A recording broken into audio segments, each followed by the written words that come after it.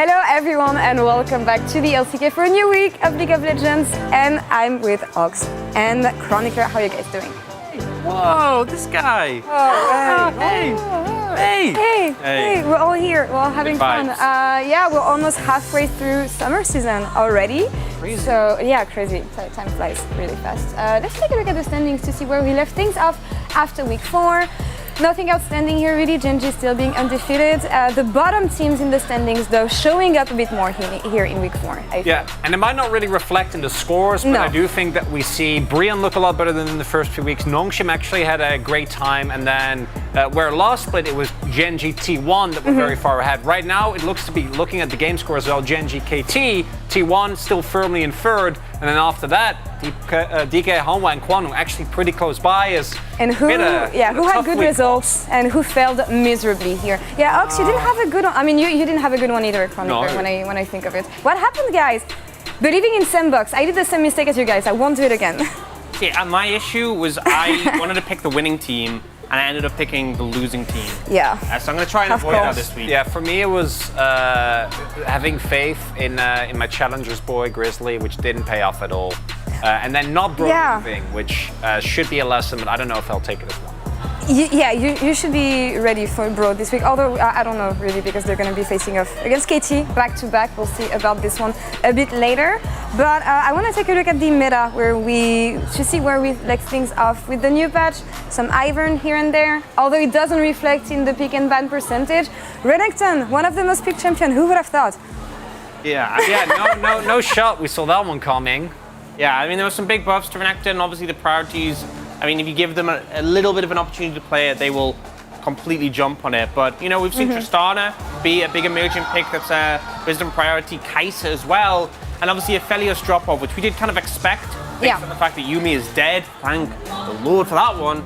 But also Milio is just so frequently banned, and those are the best pairings for him. Aphelios didn't get nerfed himself, but all his items and Overheal did, so he has suffered quite a bit, but still relevant, still being played. Yeah. Now, let's see which picks work the most. Also, as we have Annie, Braum, surprisingly, not that surprising actually, but Ivern, as we predicted, making a big return here. And Ivern, I think, is a really interesting pick because sometimes he also makes it through drafts, and he does require the player to actually be aware of how to play the champion. Yeah. Very different from what has been meta. And then the Braum being a high win rate pick makes sense because Braum is the type of champion you pick only when you specifically want it in your comp, and the one loss is for T1, which is really funny. Yeah. Every other Braum game was won because it was the game against Nongshim. That was a crazy series. Keria did not have the best time and showed the limitations of the champion very well. Yeah, they recovered afterwards. Although Aphelios, quick words on the champion, the fact that he's still present. We'll talk about this a bit later, maybe. The bait picks, on the other hand, Ari not finding any success in week 4. And yeah, mostly struggling bot lanes here. I'm surprised about the Varus though. What do you make of these results? Yeah, I mean, I think the Ari one is because, like, when you have, like, Annie, Nico, Azir in the meta, Ari just doesn't, like, it's a struggle because often you're playing Ari into those and they are such big presences in lane and also have such teamfight impact. The Zyra Khan as well. You know, I'm kind of surprised it's been doing so rough in terms of the pairing. I still think it's got, like, a decent amount of value, but also, like, Kai'Sa's been doing quite positively, I'd say. But yeah, I think Rakan is still quite strong, but I think teams haven't always been finding the right execution of it. And often if you're playing like Rakan into Annie, that is a terrible time. We've seen that picked a lot, and you kind of just get one shot.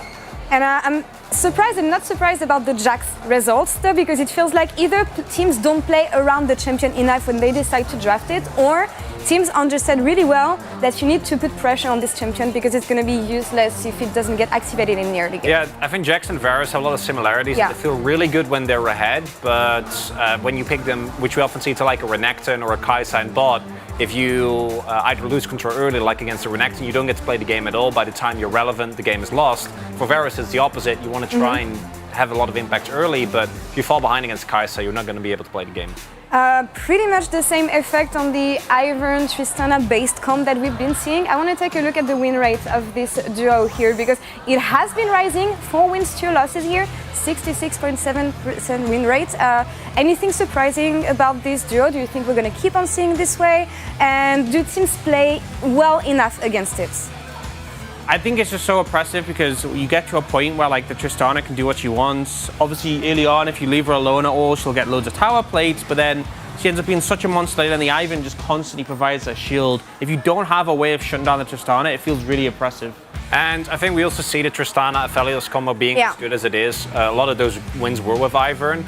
And Ivern with like 2 hyper carries makes the pick extremely strong. It's also shown that Aphelios in the right situations can still be good. Definitely lower on the priority list, as he should be after all the nerfs. But still, there are a lot of setups, especially if you have great coverage for him and you can protect him in team fights, where the pick can still do a lot of work. Hayes would like a word with you after hearing about this one. Kaisa Rel as well, a duo that I want to mention.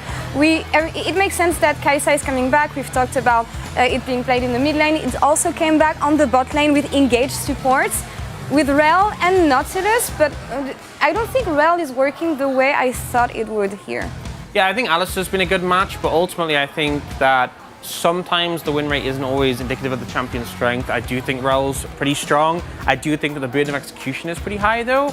But also I think that, sometimes you do see the weaker teams end up getting access to these champions, and then we have a situation where it does affect the win rate. But like we saw Keria have that fantastic Rel game where you really saw the impact of what the pick can do. I think Rel also, as Dan was saying, is very, if you go in, there's no out. With champions like Alistair, I think you have a lot more forgiveness because you can just ult and you're able to usually get out of sticky situations.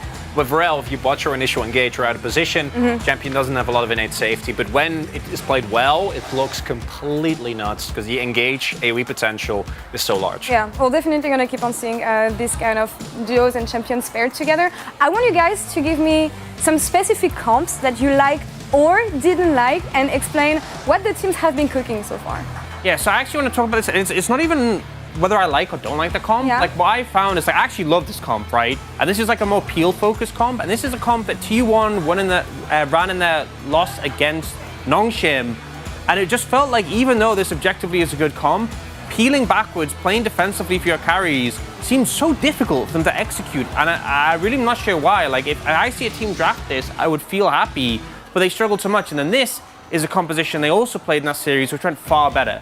And I think the big difference is we've seen teams really struggle when they don't have a lot of go buttons, a lot of agency. Even if a composition is objectively stronger, like I prefer that previous one, having the agency and the ability to start fights with the likes of like an Annie, a Rel, and having the follow-up, I think a lot of teams, especially our weaker ones, have had a much easier time executing with these sort of comps. I think we saw that last week with Hanwha Life Esports, especially just running into a wall against Genji. They had some tools, but Peanut hit them with the puppy and they just couldn't do much afterwards.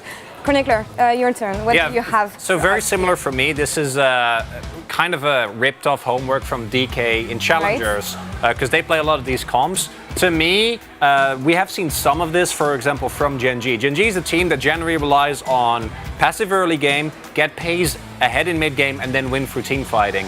But this Vi-Ahri combination, to me, even though Ahri hasn't been doing well, is still one of the strongest combos because there's so little counterplay. Doesn't matter what you play, as soon as the Vi ulti comes down or Vi hits a Q, you're just guaranteed dead. Kaisa, I think, is one of the most, maybe the strongest AD carry at the moment, provided you can get the right setup. And I think this type of comp is really good when you are confident that you're able to execute on going forward, right? And I think that, as Dan was saying, if you have a comp like the one T1 has, I think that comp will always be favored. I think a lot of front-to-back comps with the right tools can deal with this. But so many of our matches right now just they don't seem that clean, right? There's a lot of mess, a lot of chaos, a lot of skirmishing, and in situations like that, a comp that has so many tools to go in and set the pace of the game, I think is really valuable. Like we're seeing a little bit more front to back, and in this setting, it feels like if you got the initiative, if you can engage first, then you're gonna have the better comp in the end. So we'll see what kind of approach the teams can have this week and how they refine their understanding of the meta. But as we said, halfway through the splits so far, I want to see how things shaped up so far in the first round. With the most impressive team, now they would not be the most winningest team, but we saw some better sides of Nongshim, especially at the end of last week against T1, and I want to think that Kwangdong might be the best contestant right now to grab these 6 playoff spots. Yeah, I mean, there's a gap between them and the rest, and we're nearly at the end of the first round robin, and Kwangdong really have stepped up their play. Bulldog in particular, I think, has been phenomenal. Dudu's had his moments as well, so I think they're a pretty safe bet at the moment for 6th place, which there's still a lot of time to go. It could definitely change, but that would put them in the playoffs. And it's hard to see how much further they go than that, but I feel a lot more confidence in this team, and I feel like they're really growing quite a lot together. And for Nongshim, even though they didn't end up winning, I think the introduction of Gio has actually been big. Gio is a player that I really rated in challengers as well. Yeah. But the fact that his Nila was genuinely good enough to beat a, to be fair, struggling T1, right? Obviously the team doesn't look like themselves, but is a really cool sign. I think the team looks a lot better, particularly towards the bottom side of the map, and how they can continue that so that we get a little bit of fighting as well in the bottom end of the standings. And at the top of the standings, I want to see more fighting as well on the side of these two teams, guys, because when you look at T1 in spring and how strong they were, I don't feel that they're the same beast now in summer, and it's the same for D+, but for other reasons, Ox. Yeah, I mean, I think T1, the expectations are always so high on this roster, so a lot of people look at the game score and they're like, well, that's not too bad. It's definitely still redeemable, but the level of play hasn't been there. I think Gumi Yusi is probably the only player, and even then, actually, last week he had that rough game on the Ashe, and that was probably the first, pretty underwhelming game from him, but everyone else on the team has had some pretty underwhelming performances, and it's just, considering how dominant this team has been, getting to so many international finals over the course of this roster being together, they really don't look at the same level, and the hope is they bring it back to that, but right now, I think definitely struggling. And for D+, it was the hope that they would have dealt with some of their issues. But they look the same as spring. They don't look worse. They just, some matches they look amazing, and other matches they just get 2-0'd and they don't really get any form of grip in the game. We'll see what we can see from them today and this week in general. Two other teams that I want to mention is the top dogs in the LCK, in the likes of Genji and KT. Do you want to defend Genji first, maybe, Chronicle? Yeah, do they look better than they did in I don't think Genji spring? needs a lot of defending, right? I think Genji is a team that has some obvious weaknesses. That has some obvious weaknesses, most notably towards the top half of the map and some of their early games. We saw this again come up against Brion. But the fact of the matter is that when it comes to team fighting, I think they're the best in the league by a large margin, matched only by KT, but their bot lane is a step ahead, because Paze and the Light have been absolutely insane. Yeah, I mean, I think Paze has been so phenomenal, and I think obviously the team have gotten better at playing for him, which I think is a significant factor, but I think he's just so reliable. I think if you get to team fights with Paze, and especially as I have Chovy as well, it just feels like it's so easy from that point onwards. And really, as much as they have already obviously beaten KT, there's some question marks about that series. I think they're the only team who can actually match them right now. KT obviously had a bit of a slower start in spring, but it feels like they haven't had to go through those issues that they had earlier in the year, and they've just been strong throughout summer. I think, honestly, their jungle on top, the best performing so far overall. And I think the other members are also putting on solid performances consistently as well. And I do want to see who's going to be able to challenge these teams, because as we're going to go into the second round robin, I think we're going to have a lot of surprises. We've been used to seeing teams getting stronger and stronger when it comes to the return matches, also because of the championship points that we're going to mention later. But I want to keep my eyes on Hanwha Life Esports. I think Grizzly has been a great addition to the team. I think we saw that he mechanically can be really good, and given more matches maybe with the synergy going, I think they can get back to what we expect Hanwha Life Esports to be. For both D+ and Hanwha, I could see them match these teams if they play at their best level consistently, and they just haven't done that. If they can, these can be playoffs contenders, but if they keep going up and down, I don't know. Yeah, and I was saying it just now, with the championship points and the fact that you have your eyes on Worlds right now, these next games are going to matter even more. I think as well a big thing is Genji being on 90 points. Considering it's hard to see any teams right now, at least, really challenging Genji or KT. If Genji get top 2, whether they win or not, having 190 championship points will obviously put them in that second seed. So Genji, it's pretty safe, I feel like, from here on out. Obviously, still a lot of time to go, but I think a lot of Genji fans will take comfort in we have a very good chance of them not just making it to Worlds, but making it either the first or second seed from this point. Before thinking about Worlds, we're going to stay focused a bit in the LCK and look at the celebrations from our players this week. Rascal, I think, going to be my favorite, and I hope it's going to be one of the fine favorites as well. DRX, again, grabbed the momentum earlier last week. They couldn't quite hold it. We'll see how they do today. Keria with the Alistar here also.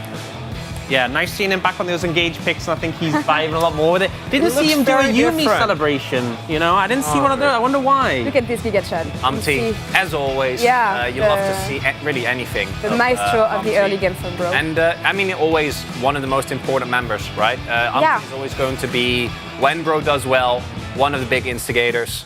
As here we have CVMX being proud of Dudu, and Dudu has been incredible, He's been playing so well. playing really top-notch League of Legends. And Doran being Doran. Well, it's just sweet. he gets, It's you know, low-key. you give it a try. Yeah.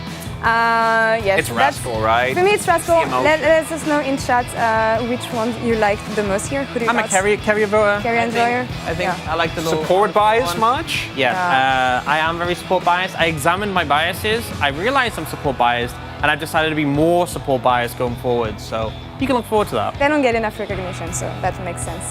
Here, it's time for us to reveal the OPGG player of this week. So again, calculated on the OPGG platform based on the player skill, death, assist, gold, and other data. And we're gonna reveal now, as I think it's not gonna come as a surprise here. It's a player we know really well. Yeah, I mean, I honestly, whenever we have these, I'm always trying to think, is there a reason I don't just vote Pays? Because he has been so phenomenal, and it's such a linchpin. Especially, I mean, we say this all the time, but rookie player had to step up and replace Ruler, and he has just managed to do it. I don't think there's any question of anymore whether he could, he has. And he's been such a massive component of why Gen.G are still undefeated. Even in games where they've struggled, even in games where they've fallen behind, you get to these team fights and he has clutch moments like this to get them over the finish line. And a lot of why Gen.G is in first place relies on specifically him. Despite that, gonna give away, I went for his partner, I went for Delight. Because I actually do think that Delight had an incredible week as well, and is a large part of why they get to be so consistent. Oh, very support bias. Well, you know, if you wanna accuse me of that after you just voted for Carrier, then that is up to you. And I love the Dudu vote. The Dudu vote is my favorite. I was my also God. considering Zeus, because I do think that Zeus Yeah. this week has really come back, and his Really did. Gnar was kind of one of the reasons why T1 were even able to win the series. As yeah, a lot of Gen.G bot lane. on the top English side. casters, Gen.G bias question mark? No, it's deserved. They're Yeah, we're very biased to the first place team, you know. Yeah, so because I think we talked about this as well. The reason why I didn't go for KT, and I think a lot of us did, is because their strength of schedule was really weak this week. Right, they had some teams that were not quite up to par. If I may, it would be a very Katie thing to do to lose to Bro this week. We'll see about this one a bit later as we check the schedule now and what we have on the menu for this week 5 of the LCK. Gen.G T1, of course, for Saturday Showdown. That's going to be amazing. What do you have your eyes on here? Which one does KT lose, Laura? I think they're gonna try for the first one and get a bit too comfortable on the second one and lose on Sunday. Yeah, I think Yeah? KT Bro has a very different vibe to Bro KT. I think I expect the Sunday as well. Sunday fun day, I think. Sunday fun day, yeah, that's gonna be. What are you looking forward to the most, guys, here? Hopefully winning let's some check the predictions, predictions. because I have been struggling, so... Uni Giga Chad? Yeah, Huni really is going off the wall this week. I also have given up my faith in Sandbox. Yeah, we all have. And I'm also That's me going though. for Kwangdong, so I'm really digging either a deeper hole or getting myself out of it. I don't really know. We'll see where it lands. Yeah. You know, when we have back-to-back matchups, the same matchup in 1 week, I would love to see someone predict differently for them. A lot of my votes are lined up with Orksto, and that scares me a little bit. Oh, thanks. I mean, you guys go hand in hand usually when it comes to failing predictions. I mean, the Kwangdong Bro is pretty based, you know? I respect the Nongshim votes. I think it makes sense. We talked about them earlier. As one of the biggest surprise, I know that people were shocked because, yeah, they're 10, but they're finally showing up. They have a better early game. They had a really great showing against T1. I think that's the vote you guys could clutch. It makes sense. We'll see. We'll see about My that. predictions have not been my strength this season. But I'm still doing better than Orksto. It's not me who's wrong, it's the teams who are wrong, you know? You're gonna follow the trend of the LCK teams and just come back in the second round robin, Ox. I know it for sure. Copium. Anyway, that's all for us here on this side of the space. You have all the keys to enjoy this 5th week of the LCK. We'll see you guys after the first game. Bye bye.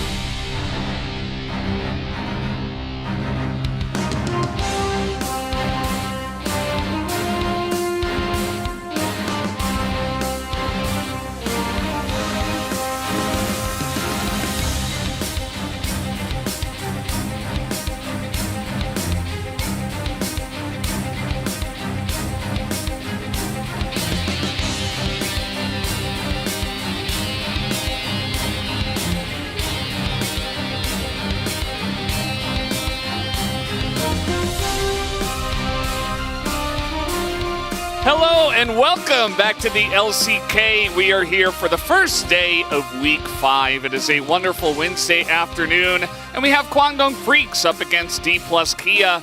And on paper, you would assume that D+ Kia, the big favorite coming into this one, but this season has kind of thrown us for a little bit of a loop here at the beginning of Summer, Wolf. Yeah, I certainly think this is going to be a very competitive series, as we have seen D+ struggle to find consistency. As you mentioned, Guangdong Freaks definitely on the up and up. I'd say they're starting to find their form and their consistency. The level of play is still a little bit of disparity, I think, between these two teams, but a few slip-ups from Canyon, maybe, could actually end up in disaster. And when you consider the match between Dudu and Kana as well, I think there's hope for Guangdong fans potentially in this best of 3. Yeah, it's definitely an interesting one that we're going to highlight a little bit later, and we're on a bit of a tumultuous patch. There's a lot of things that are changing here on 13-12, and teams are having different reads. Do we go aggressive? Do we play Ivern? Etc., etc. As Guangdong Freaks dreaming of entering the west side of the bracket, in parentheses for you guys who are new here to the LCK. DK to defend their spot in the west. We'll have to see if they can. Yeah, we will have to see. They have been faltering, as the point of the match does indicate, and been struggling a little bit alongside Hanwha Life Esports, two teams that have really been on the edge of that west side, as you mentioned, as we will see Guangdong's 2-2 versus solo kill machine Kana. Does have a lot of impressive solo kills this season. And despite, what people might tell you, he has been pretty strong in lane. It's outside of lane that sometimes problems do arise. Whereas Dudu, I mean, he is a top 3 top laner in the LCK, straight up. He absolutely is. I think you can't really argue that at this moment in time. If you try to find like a 4th top laner who's better than him, I think you would struggle at this point. And just want to point out that's a fantastic Photoshop. By the way, it's very, very nice of Dudu as Fiora. As Taeyun fired up and ready to serve. Taeyun wants to become a robot. He plays terribly as a human. Taeyun says, I want to keep living the robot life. What in the world is this point of the match, fellas? There needs to be a Twitter account that's called, no context points of the match. I'm serious about this. I did not see that one coming. You never just want to be a robot, Wolf? I want to keep living the robot life. I just don't understand. You don't feel it? It's not even the support player. That's great. But we'll see what he could do tonight as we move into our walkouts here. The players ready to go. And Guangdong, now Taeyun has been fired up. He is ready to serve if we're going to continue to go with that narrative, because he was a very weak point for this roster, but he has actually started to really turn it on here at the end of the first round robin, and this will be their final match of said round robin. Still a little bit injured, so is not going to go out onto the stage here. His team will bow alongside him in solidarity, so to speak, as Guangdong Freaks, the underdogs tonight, but I would not be shocked if we see an upset happen. This team is absolutely in form right now. Yeah, no, they're in a great spot, I think, right here to play up against DK in the schedule. So we'll see if it works out for them, as it's been 2 years since Taeyun's debut, actually, as a pro gamer. So there you go. That guy in the crowd knows, as here is D+. D+, a team really trying to find their footing. And they are a team that has had high highs, but very low lows as well. And have lost a few matches that, would shock you if you didn't watch them yourself. Like their loss to Brion earlier in the season. But I think this is a matchup that feels very winnable. It's a meta where this team can be all on the same page around engages. Kellen has played a lot of Enchantress supports recently, of course, with the way the meta has been. His Renata, perhaps his most famous, but obviously he's played decent Lulu games, played decent Karma games. But now let's see what he could do on the Rel potentially here, because that pick is so pivotal right now in this meta, the Nautilus as well. So he's switching back to more engage mode here. And maybe they can get deft ahead through the bottom side of the map with those engaged supports. As this is going to be our key player matchup here. Solo kills the only metric that Kana has, going from 0 for Dudu. He's just made a larger impact for Guangdong Freaks than most any other top laner in terms of really how much damage he's doing per gold he has. His DPM is insane. And we're not even seeing this guy play Gnar, for example, which is so strong right now in this meta in terms of what you could do with side laning. Go for Hull Breaker, look for engages. And, I mean, look at his lane stats as well. they're just insane. Best in the league, really, even outperforming Keen in individual lane stats. And this is not just, oh, we cherry-picked a few stats. So this is the end of the first round robin. He has been nothing if not consistent. Yeah, and he's not scared to play carries. He can get up there and start carrying the game for his team. He did play Fiora. The guy is pretty fantastic right now. And I think if you're going to find a weakness, a lot of people, kind of asking, okay, where's Thanatos? When are we going to replace the top lane? I think that kind of has been decent. I think he's had better days, but to be honest, I think that Dudu should be favored in this matchup going into this one. So can we play around the top lane? We have seen some teams try to do that here at the LCK and in Challengers recently. I'm going to do the Valdez giggle and read the sign because it is our dog bites. I love it. Quantum Freaks' hashtag is bite it. That's their slogan. And Bulldog being the mid laner, it all lines up. I'm hoping to see a great performance from Showmaker tonight because he and Canyon are so important for this roster, and the identity of Damwon throughout its entire history as an organization has been based on these two players, the two players who have remained as we've gone through multiple bot lanes, we've gone through multiple top lanes since Khan's departure. Deft is here. When they empower him, he absolutely is World Championship caliber. He lives up to his name. He lives up to his famous quote, the only thing that matters is an unbreakable spirit, right? He lives up to that. But if they don't play through him, he hasn't been able to make the same impact when the rest of the team's coordination falls apart. And I do feel like if you're CVMax here, you look at this series as a real opportunity to say, we've jumped another hurdle. We're one more rung up the ladder to being a serious contender for maybe making a playoffs run, because each and every week this team has leveled up. And you can see CVMax also seems to be really in tune with his players right now. And that's not something we always say about CVMax, right? Sometimes he's got his own ideas. He's frustrated with how players are performing. But he looked like a proud dad at the end of last week. Yeah. That's how you know something's going right. It helps that he has Dudu in the top lane, which he seemed very satisfied with his play last week. And it's hot nowadays here in Korea, so they're asking for a cool win, a refreshing one. And it might happen here as Quantum Freaks trying to join the west side of the bracket.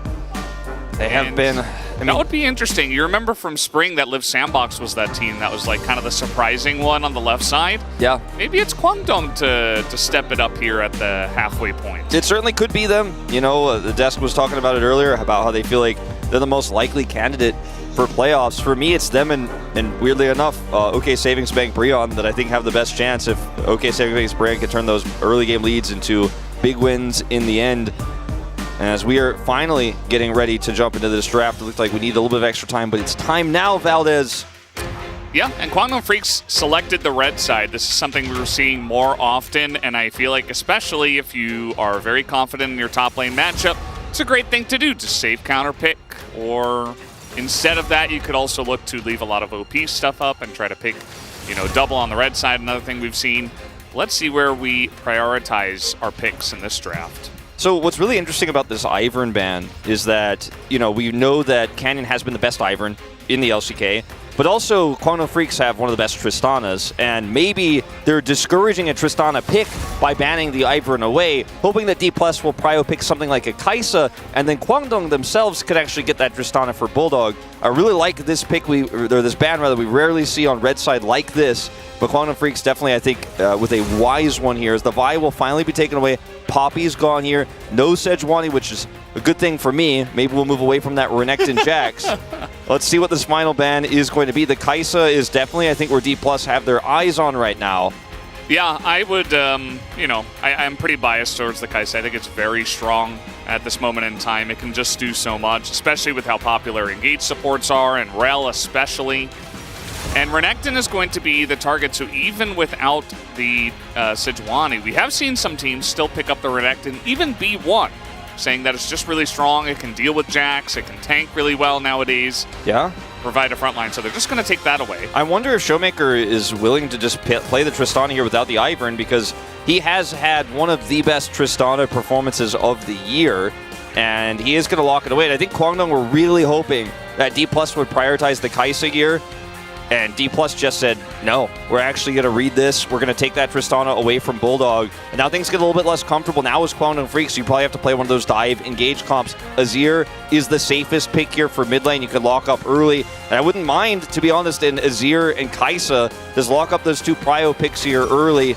We'll put the Kai'Sa down first and reset the timer. Just play Annie. I don't want to see Tristana versus Azir again. And LeBlanc is open. LeBlanc is open. Another good choice. Yeah. Tristana definitely another pick that, you know, can just pick up the Shiv, can push the lanes very fast, can deal with the LeBlanc. I just wanted to see a committal to the hard engage and just go for the Annie, but not going to be the choice here. Yeah, LeBlanc going to come through. This Tristana pick can be flexed, but very rare to see that these days. The Jax will come through now here for Kana in the top lane. A risky choice, blind into Dudu, who will find ways to exploit you. And doesn't look too happy about it. Yeah, Fiora might even just play Gnar here and be happy with the counter pick of the Gragas as well, which will take away some of his agency, but feels very safe in this composition. Looking like they're going to opt into the Rel here first, which does leave the bottom lane a little bit flexible. Taking the Nautilus instead, though, at the end of the day, to lock down the LeBlanc. This is more of a LeBlanc counter than anything else in this meta. One of the best ways to lock her down with the ultimate. Let's see what the response is going to be. You don't have to feel like you're opting into Alistar here with no Rel lock-in. You could take the Rel yourself. I think that is exactly what they are looking to do. Now, they'll probably lose Gragas for Dudu if that's what they were planning on playing into the Jax, but I still think this priority is absolutely worth it. Yeah, I think it's a great pick, especially you know what the support is playing on the other side, as you mentioned, so that whole Alistar dance, we don't even get to see it. And let's see what we do have moving into the next spot, because maybe they try to get an even better matchup for Kana, as you mentioned, you know, take away the Gragas, maybe take away the Gnar, but you can't ban everything, and Dudu does have a relatively deep champion pool, so I wonder if they will continue to go in on that, or maybe just try to lock down Youngjae and maybe get a decent matchup for Canyon as they're going to ban away Volibear, which has been popular, but we're not very convinced by its power. I'm not very convinced about it in this composition either, because all of these champions have easy ways to disengage into it, so it doesn't really feel like it's worth a ban to me here. That Knowledge Jax and Tristana could all fairly easily escape from a Volibear gank with their mobility. I like the Maokai ban a lot here for Kwangdong because it does set up D+'s composition so incredibly well. It's the best AP jungler for Tristana here in this meta. And they'll take the Xayah away as well because they're playing an engage composition. They want to deny a AD carry that can just simply disengage, so Deft can't have an easy time of things.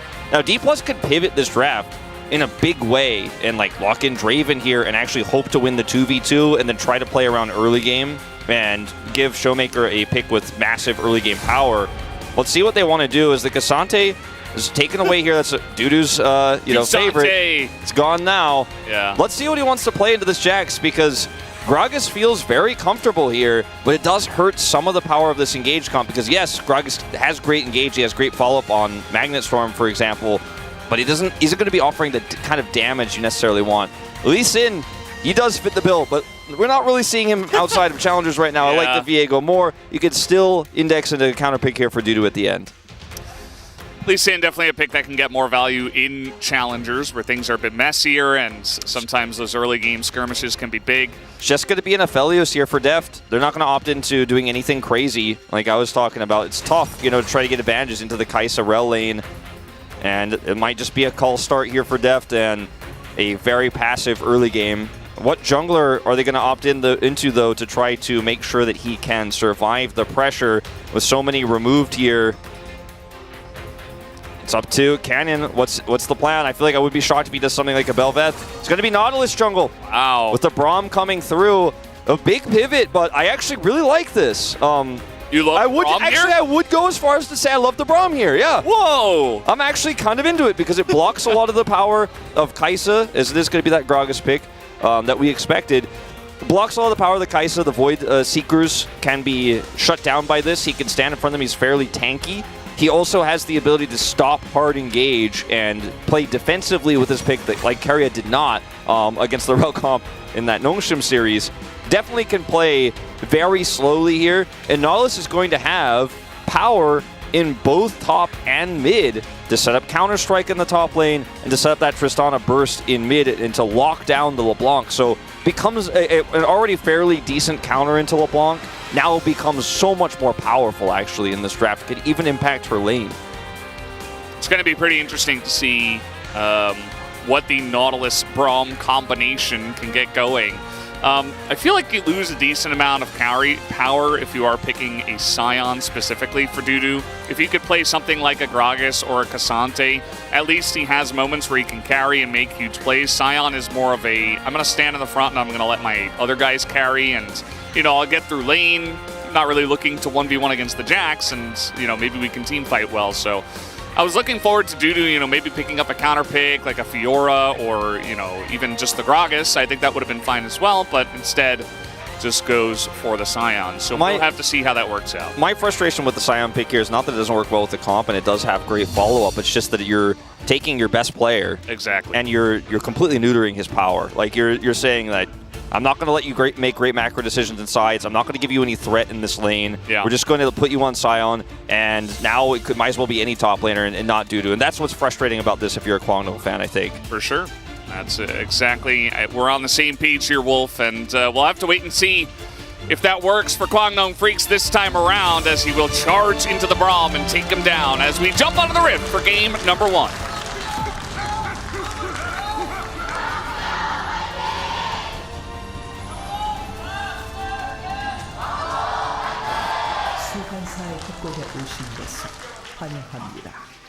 Here we are, back on the Rift. It is week 5 at the LCK. Yeah. Already nearing the halfway point. That's right. We'll be on Friday, where we'll have that final match, 45, to end the first round robin. I'm looking forward to seeing if these teams can make a big final push.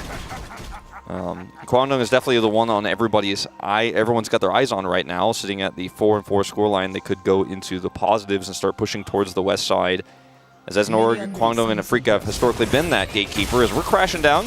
Yeah, into the Braum is kind of an interesting choice. Braum has a really amazing level 1 with his concussive blows. That is the cue to land, as June looks like he will probably get away, but that was not a good idea. Let me just say that. You should not be trying to face check in. As DK had a very good read, they were ready and waiting for it, rather. And the Braum does what the Braum does. Yeah. I love the Braum there.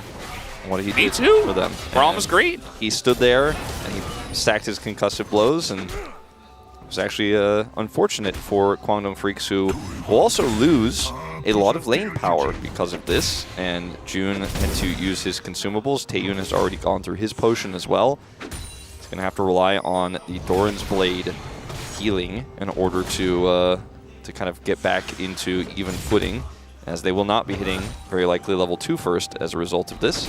Let's see what Dudu could do in this matchup, because he has taken matchups in the past that we feel are very boring or just not really one where you could show your skills, and then actually just gotten solo kills and popped off on people. And against Kana last season, in fact. So let's see if he could do it again here on the Scion. It's not the expectation. Youngjae with an early gank timing here, level 3. And they saw him. He walked right over a ward. And so the Hex flash forward. Deft is just going to flash away, as they knew this was coming, but still, they do kind of get clawed out by it against a Rel who does not have flash still. So kind of interesting how he gets the value there still anyway. Yes, so even though he was seen, he waited for a moment, and then when they see that Viego Shroud come around, they don't really know how close he is necessarily because they don't have vision. So I guess Deft was like, better safe than sorry. If he pops out of that bush with a flash stun, I may be dead here with the follow-up from Rel. So better safe than sorry. Doesn't feel great, though, if you're D+ here to lose that flash on the Aphelios early. Still got to have the cleanse at least. As Dudu playing this very well so far, trading aggressively with his Doran shield. June trying to keep this wave alive. He will not be successful, as they will push it in. Yeah, this is... take a look at the damage that he did to the minions as they're all being taken down, and Jonas Strong is losing his mind as he zooms in onto all of them. He's like, oh, lost CS! Yeah. That's what Taeyun is saying at level 2. Walking back to lane here, picked up a longsword and a refillable. That's what happens when you lose that level 1. You just have no presence in the lane, and even with the flash down for Deft, he's not happy about this one. Deft will get the free recall and all of the advantages. CS. Ana leaps forward as Youngjae is on a ward, as he does have the flash, but let's see how this one comes in. Stun comes down, but Dudu does not have his Q anymore, so yeah, Kana's just fine. Did have to use the ward to hop away. That's about the That's the extent value. of it. Yeah. That's the extent of the value that they got out of this trade. Dudu trying to do what he can with the little mana he has, just kind of living level to level, let's say, with the experience giving him enough to be able to continue to hit these minions and look to threaten Kana. Will once again just do a quick charge hit. Yeah. I'm not a connoisseur of the Jax versus Sion matchup. I'm not a top laner, but I thought maybe Kana could have squeaked out a cull first, you know, try to really hit that spike as fast as possible against a tank like Sion. Dudu definitely a respectable top laner, and Sion, if you hit all of your stuff, can be very annoying for a Jax, especially early on, so maybe he just wants to play it safe. But Yeah, I think that's the idea here with this Doran's Ring. Or sorry, Shield. Doran's Ring Jax would be really interesting tech. yeah. And by interesting, I mean bad. That's our caster safe word. Okay. Gravitum is down. June gonna poke forward as Canyon is here. around. But Youngjae, good read from him. He's in position. As they're reading the fact that they do want to go for this. The damage is there for Taeyun as here's the gank onto Kellen. He might be the first one to go down, does flash away, and now June is super low. One hit from Canyon as he emotes beforehand, and that is first blood. Gets another passive. Taeyun is dead too. Doesn't even elect to flash out of that one. As one hook could do it, Youngjae's caught, and that's 3 kills in the bottom lane. Disaster for Kwangdong Freaks, and Canyon comes down here. And yes, the counter gank is set, it's prepped, but Youngjae doesn't have vision of the Nautilus, and they're not able to burn down Kellen. He's We love just the Braum too tanky. here, Wolf. We love the Braum here. This is actually like so ironically a meme that only you and I know about, but we're gonna keep saying it on the broadcast. It's so good here. It's so good here. So our replay tool will eventually work as Canyon is unseen until this moment, right? But Taeyun decides, okay, I'm going to go in anyways because we have Youngjae here. We should have enough damage, but Kellen survives, and then still we see the flash here from Youngjae trying to escape. Taeyun gets caught by the root, and Canyon, even though he flashed, is able to lock this one down with a hook there. Too much zigging and zagging. It's going to give Canyon the time he needs to actually make sure that hitbox connects. And he's not even playing Belveth. No. The only zig and zag on that champ. To be honest, that was the champ I was thinking he was probably going to end up playing this game. But then he just decided to flex the Nautilus, which he is now flexing all over Kwangdong's bottom lane. And Deft, getting him ahead early. We talked about how critical this is for D+. Well, doesn't get better than this. 2-0 start. Yeah, it's like an Aphelios moment, if you will. Aphelios doesn't really have moments like this, like the Zeri did in when she existed, at least. But yeah, to go 2-0-1 with a cull start into an aggressive bottom lane, it's like you're sailing in the clouds. Like, you just remove so much pressure. And now they're gonna, with this release of pressure, pick up the first Drake. Yeah, that's going to be the crescendum out here for Deft, so can really burst this one down quite quickly. As Kana looking for a counter strike, Observer's caught it. Yeah, he's going in. Dudu's getting pretty low. One more hop could have done it, but nope.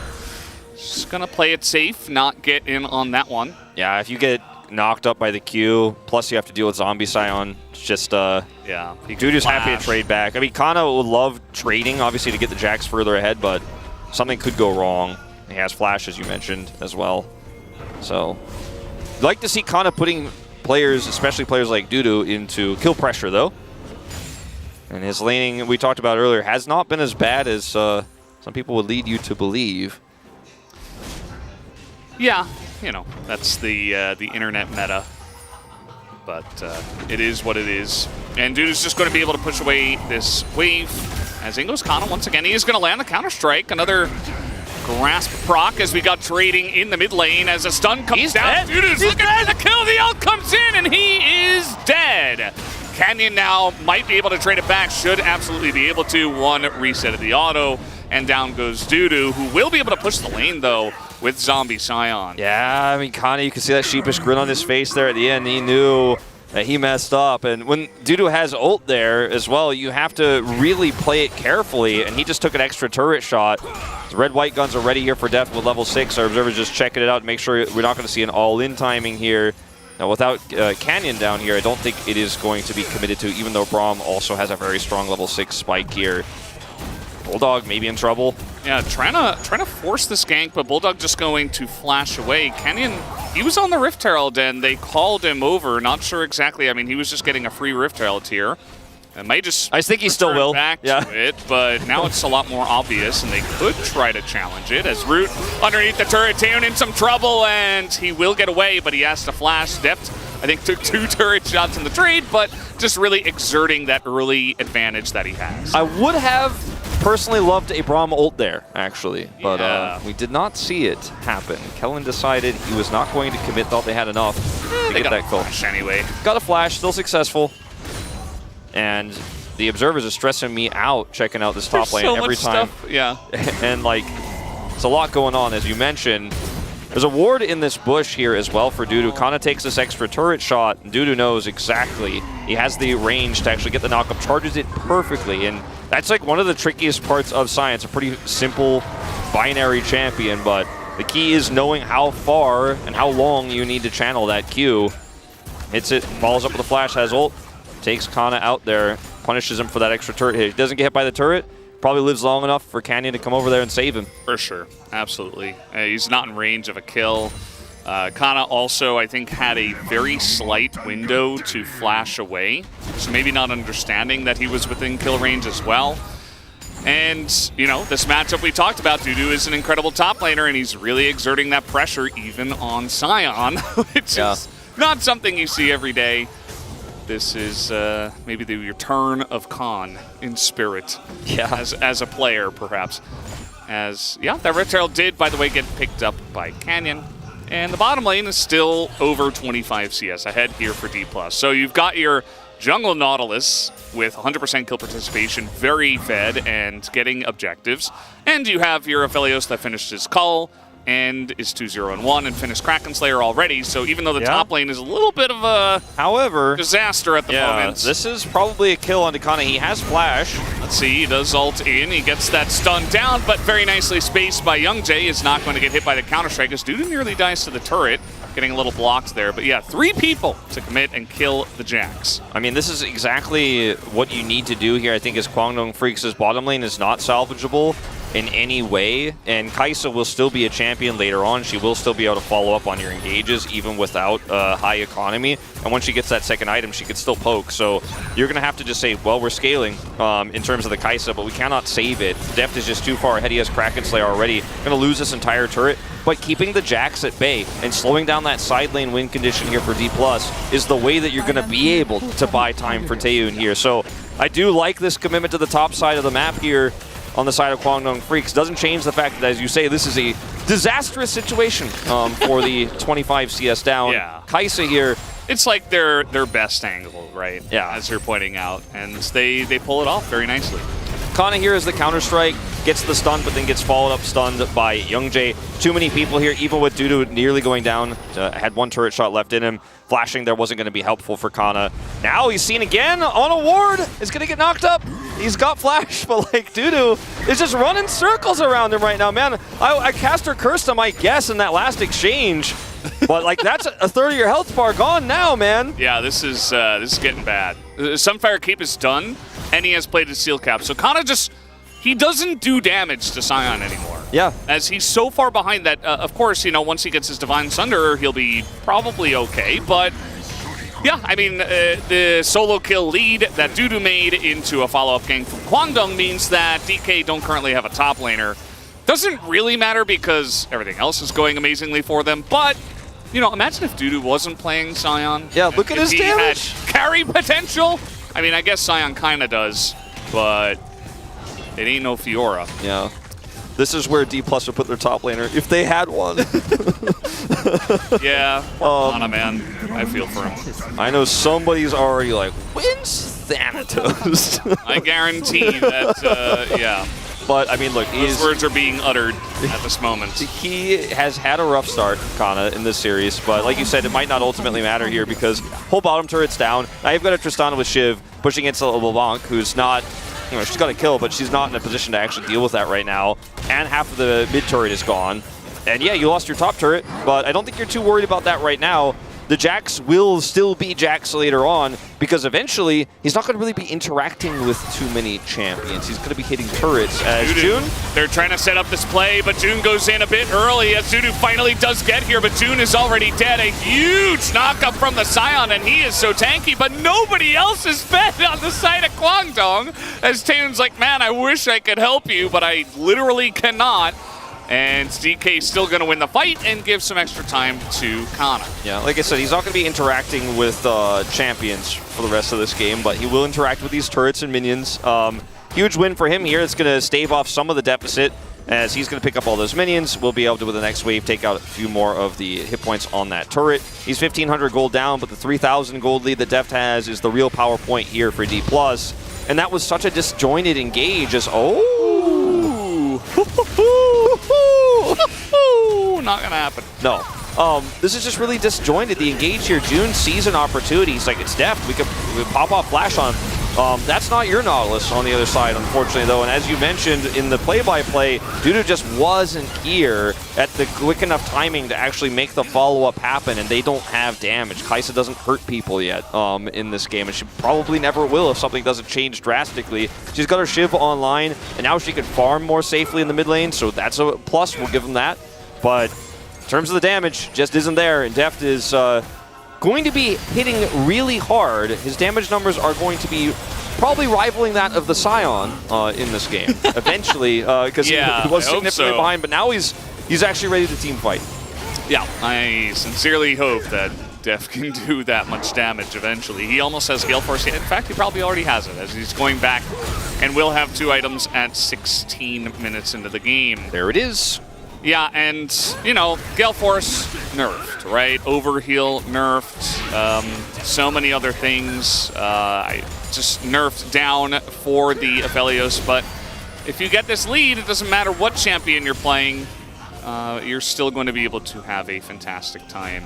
And that will adapt. Still has the same kit as the Aphelios, and now DK going to be making a play on the second Rift Herald. It looks like Quantum Freaks do want to challenge this. Yeah, they're grouping up for this. Youngjae caught. Yep, 100-0, and down he goes. That is the power of Nautilus, especially when you're very tanky with that extra money, and you can position very far forward. This is Canyon. And when this comp for Guangdong is behind, it's very difficult for it to actually work because you can't really set up for objectives, which means the LeBlanc can't threaten. His Deft's just going to casually walk to the side. He also had Gale Force, not Dudu's finest ultimate. I think he's just feeling the desperation right now. Maybe the weight of the carry lying heavily on his shoulders. Yeah, I think so. The rest of his team is just so far behind. He's like, CV Max, can I have some agency, please? Can you please not R5 me? Scion! I am Dudu. So watch this fight, and you'll see on the minimap where look at where LeBlanc is here. Bulldog, he can't really offer poke because they have no steps. So what he's trying to do is push sides as a LeBlanc, but that turret is already down. Unfortunately, you can't even get any value out of being in the top lane with a Shiv.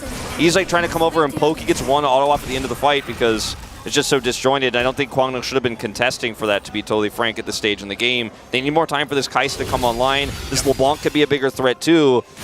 But, I mean, they're not going to be given a whole lot of time here. Quantum Freaks now facing Soul Point here, Infernal Soul Point, in 45 seconds. This is not one they can contest. So they're really, this Dragon is going to be the last one they can let go. And they don't want to. But I would advise opting out of fighting the Fed Aphelios at this point in time, the Fed Tristana with the big Nautilus engage.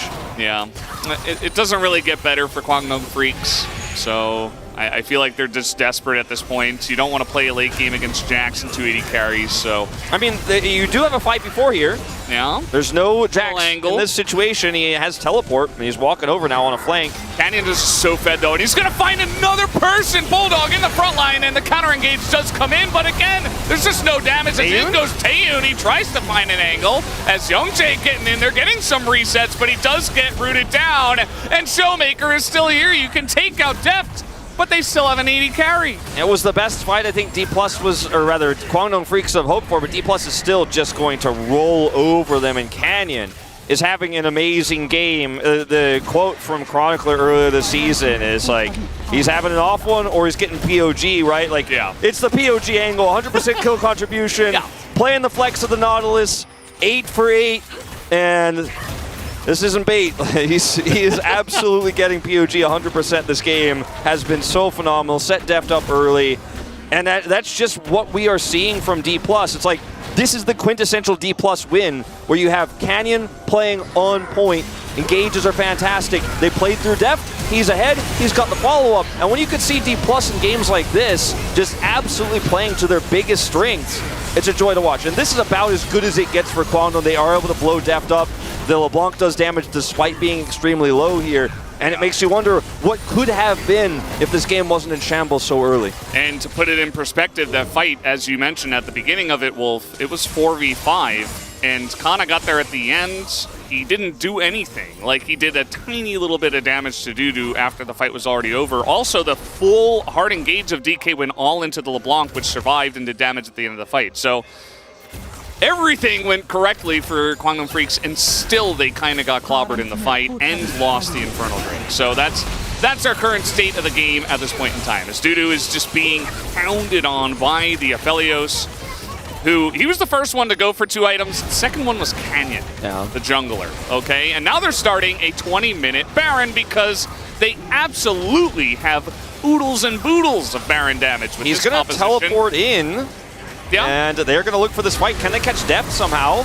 Bulldog up at the front. Putting a lot of damage into the Scion right now. The Rel engage does come in, but the damage is just way too much. The red-white is just chewing through the front line of Kwangdong Freaks. Is now down will go Dudu as well. It's a double kill for Kana, as he's happy to finally be on the board. And now, if they would like, they could go back to that Baron. They certainly will. Going to send Bulldog here. Kwangdong will to the bottom lane to put some pressure on that turret, but it's going to be very short-lived. He is LeBlanc after all, even with the Shiv build here. Now he can clear the wave, but he's not going to be putting that turret out of the map anytime soon. And this is just desperation, right? As soon as you see the teleport as Deft, you're like, okay, lock him down, give him to me. Look at his positioning here as well. Just casually, he just casually avoids the Magnet Storm. Yeah. And I mean, the best Aphelios players in the LCK just know exactly what range they need to be to avoid the engage, but while also doing maximum damage. And there you go. Simple as that. Yeah, it was perfect. And now they have Baron. So you can see here in our gold graph that Kana's still down on items probably created before, and now they're actually setting a trap for him as the chains come down. But again, this Jax does have that one item. Can they take him down? He is going to flash the wall. And meanwhile, Taeyun is just being hounded upon by himself. There is no escape for him. He doesn't have flash. There's no way out of that one, as he's just trying to hang out and farm, but he can't even do that because Canyon exists. Yeah. And Jax is just being an annoyance in the side lane. And as Doran has shown us many times, low econ Jax is a thing. You could still be powerful, you could still lose lane. You eventually get there. You get there, and you can then threaten sides. You're very difficult to kill. You've got great escapes, because that was a close call. I think this is the beginning of the end of the game, though. I mean, they might even end it here. Like, you don't have to, and it looks like they won't take that chance. But if they got like 1 pick, or even 2, like, they would absolutely go for it. But yeah, don't want to overextend. They have still just like an insane lead at this point in the game. It is just overwhelming. As you know, we've been talking about Deft, we've been talking about Canyon, Showmaker, casually, almost 3 items, right? This is what this composition does, right? With the scaling of it. As Canyon, he finds Taeyun, and that was the end of him. Yeah, this Nautilus pick just ended up being so fantastic for D+, and you know, I think a lot of people might have looked at the draft going, well, it's a bit of a high prio on that one, but good into LeBlanc. And that's kind of our take, but also kind of like, well, does this pigeonhole your draft into a weird place? You know, are you going to be able to play some of the other scaling AD carries? Do you want to play Varus, Nautilus into the Rel? Like, that sounds a little bit rough. But no, they flex it. They play Braum, which was a great pick here. Hasn't been, you know, the high impact that Braum often is. I think Braum always looks better when you're actually playing a losing game and you could turn it around than when you're actually winning this hard, and his relevance is just not very high. But they flex the Nautilus, and it's so good into LeBlanc. It's so good at setting up picks. It's so good in a win more situation that Canyon has transformed this game into his own. Still has 100% kill contribution. That number hasn't changed from 100 start to finish here. Yeah. And I mean, D+, all they really need to do now is kill a dragon, and the game is over. Yeah. And we're pretty much already there. As we saw a little gank brush set up here from Kwangdong Freaks. Looks like they've totally forgone the macro angle of this game. They're like, well, hopefully we catch someone and maybe Bulldog gets some objective bounties. Otherwise, we're just not going to win. And it's honestly probably a good read. It's like, do we go for the 99% loss or the 100% loss in this one, right? So DK, they just totally ignore that. They're pushing bot as a group, and we'll look to shell this inhibitor. Yeah, that's what they always tell you to do in pushing bot schools, push as a group. Yeah. And find your buddies, you know? Yeah. Make sure you have 4 buddies with you when you push bot to end the game. Yeah. Or 3 minimum, you know? Yeah. That's the 4-1 is for advanced bot pushing class, Valdez. Yeah, that's bot pushing class 101. They'll teach you that in 1-on-1. They certainly do not. So they're just gonna back off, take the Infernal Soul for free. Yeah. As Kana is making sure that they have another lane to push through as they're threatening the dragon here and that top final inhibitor. And D+, they can wait for this Baron to spawn in 2 minutes, or they can walk towards the Kwangdong Nexus and proc Infernal Soul repeatedly and win the game. I think they will probably choose to wait for Baron, but I think they want more KDA. So I think they're gonna wait, do the Baron, wait for Kwangdong Freaks to challenge them and like get 5 more kills instead. It's probably the angle they want to go for here. We'll say the best thing that Taeyun has going for him is using the Jackie Love skin. True, yeah, it's a very good skin. Yeah, that's what I use, so whenever I see it, yeah, I'm happy. I was watching Challengers last night. You should too as well if you are a fan of fun times and casters talking to chat. Studu might be dead here. Might have to put that idea on hold as he will flash, and yeah, he is Scion, so it looks like he might get away as the hook is going to miss. The damage still insane, but again, the Scion very tanky. But yeah, DK, they went for the perfect round robin. They didn't drop a single game in Challengers. They went 18-0, 9-0 first round robin. And this game kind of feels like the games from yesterday, where they were absolutely bopping their opponent, and Atlas and Chronicler were like, we can't even talk about the game. Like, the game is so over. And there's like 0 angle, and what else are we going to talk about?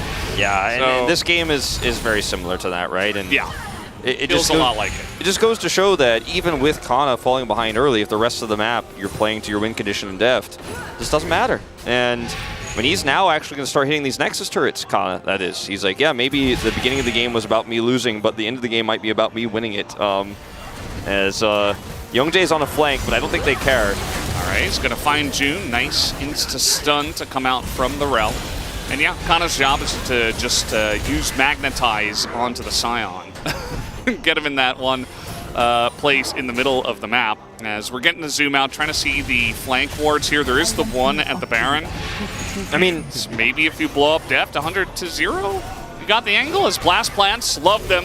Nice try. Huge amounts of action.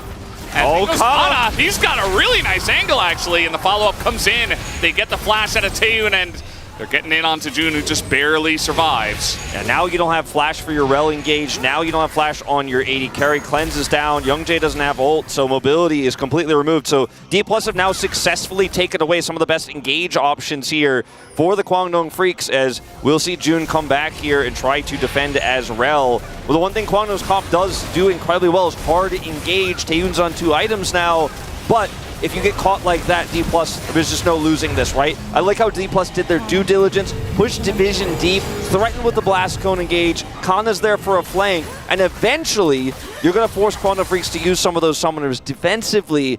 Then you're not worried about them fighting or flipping the Baron. You don't have to worry about the Rel coming over the wall as long-range engage to then, you know, crash down, flash Magnet Storm on your entire team. Just get to take the Baron for free. Not that they would have lost a fight if they had to take one, but they don't want to give Quantum Freaks any chances to have that magical, lucky turnaround in this game. Just doing everything right. Yeah.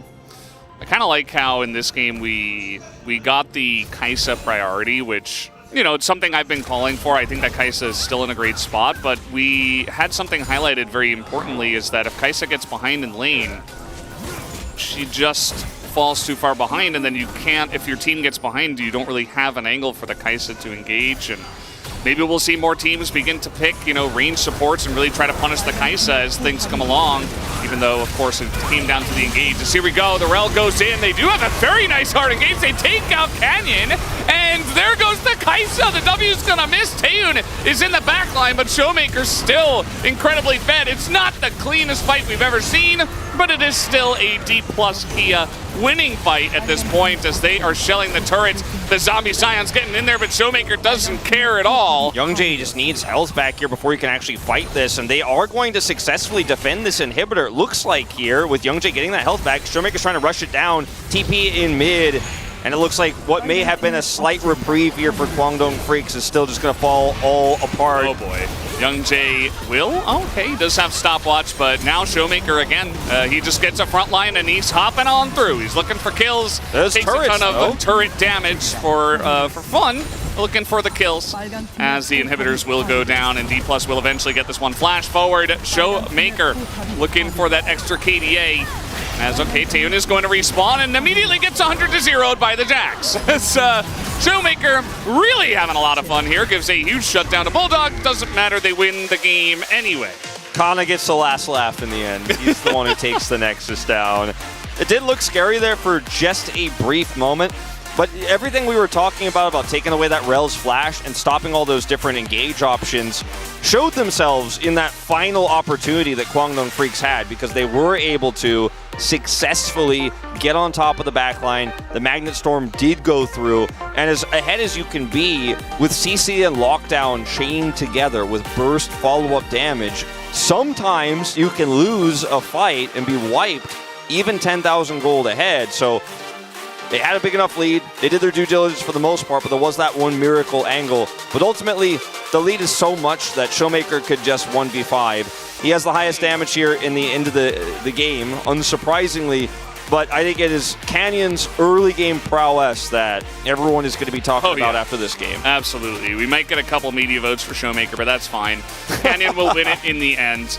And I swear that in the past, 1,000 DPM used to be a very rare and crazy thing, right? Well, nowadays, I feel like we get it almost every game. So Showmaker's going to pick it up this time around with 31K in 30 minutes. And yeah, wasn't the cleanest, you know, finisher for DK, but they got across the line anyway. And Quantum Freaks definitely have to go back to the drawing board with this one, especially the Scion, please. As we'll go to a break, guys, and we will have the space, and we'll have to see what they have to say about this first game, and we'll see you after that break.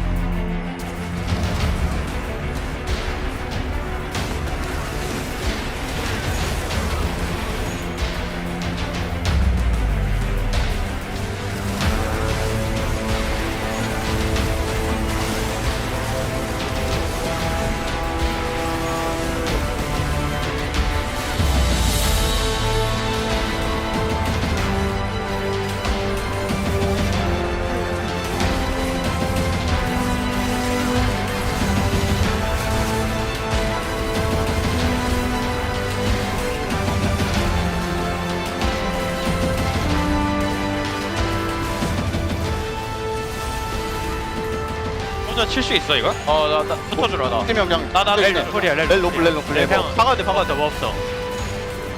나갔어? 렐부터 와봐. 애들 15초 15초. 피 없다 피 관리해라. 피해 팔타 8초 1초. 나 끝난 듯? 1초. 나 지키면 끝나다. 나만 지키면 끝나. 3초. 카이사 궁 없어.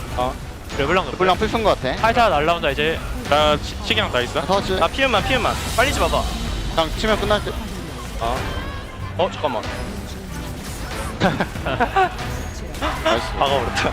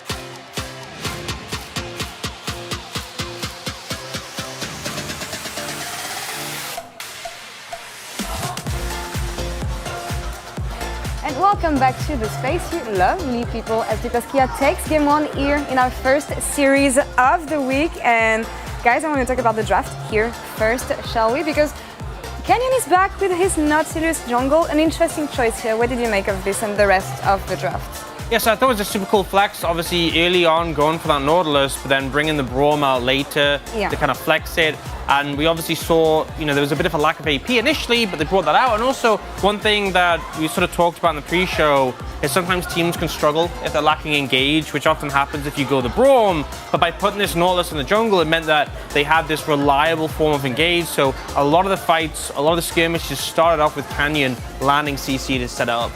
It's also simultaneously a great look for D+, when it comes to what we often like in D+ drafts. It's a draft where they use the flexibility of their players to the fullest extent, give a lot of agency to Canyon, and he really delivers on it. And it's also on the flip side, a rough look for Kwangdong, because they end up with Dudu on Sion, and even though he tries his darndest, you're not going to be able to do a whole lot. And Sion is a pick that, to me, stands or falls by how good the bot lane is doing. The bot lane was not doing well, even remotely, so there was no agency for Dudu. We know that Taeyeon and June have definitely been the most struggling on this roster when it comes to all the players. So you have your best player stuck on Sion, Bulldog, who doesn't come online onto 2 items, and D+ took that early agency and really ran with it. Yeah, and Canyon was one of the instruments of this early game. I think let's roll the first clips here that we have, because Chronicler, we've been talking about this. When Canyon has good days, this is great series for D+, and here he put the rhythm in the early game with his Nautilus. Canyon really is, and this is the reason why I think he'll pick up POG. It's so interesting because you can see some games like Canyon this split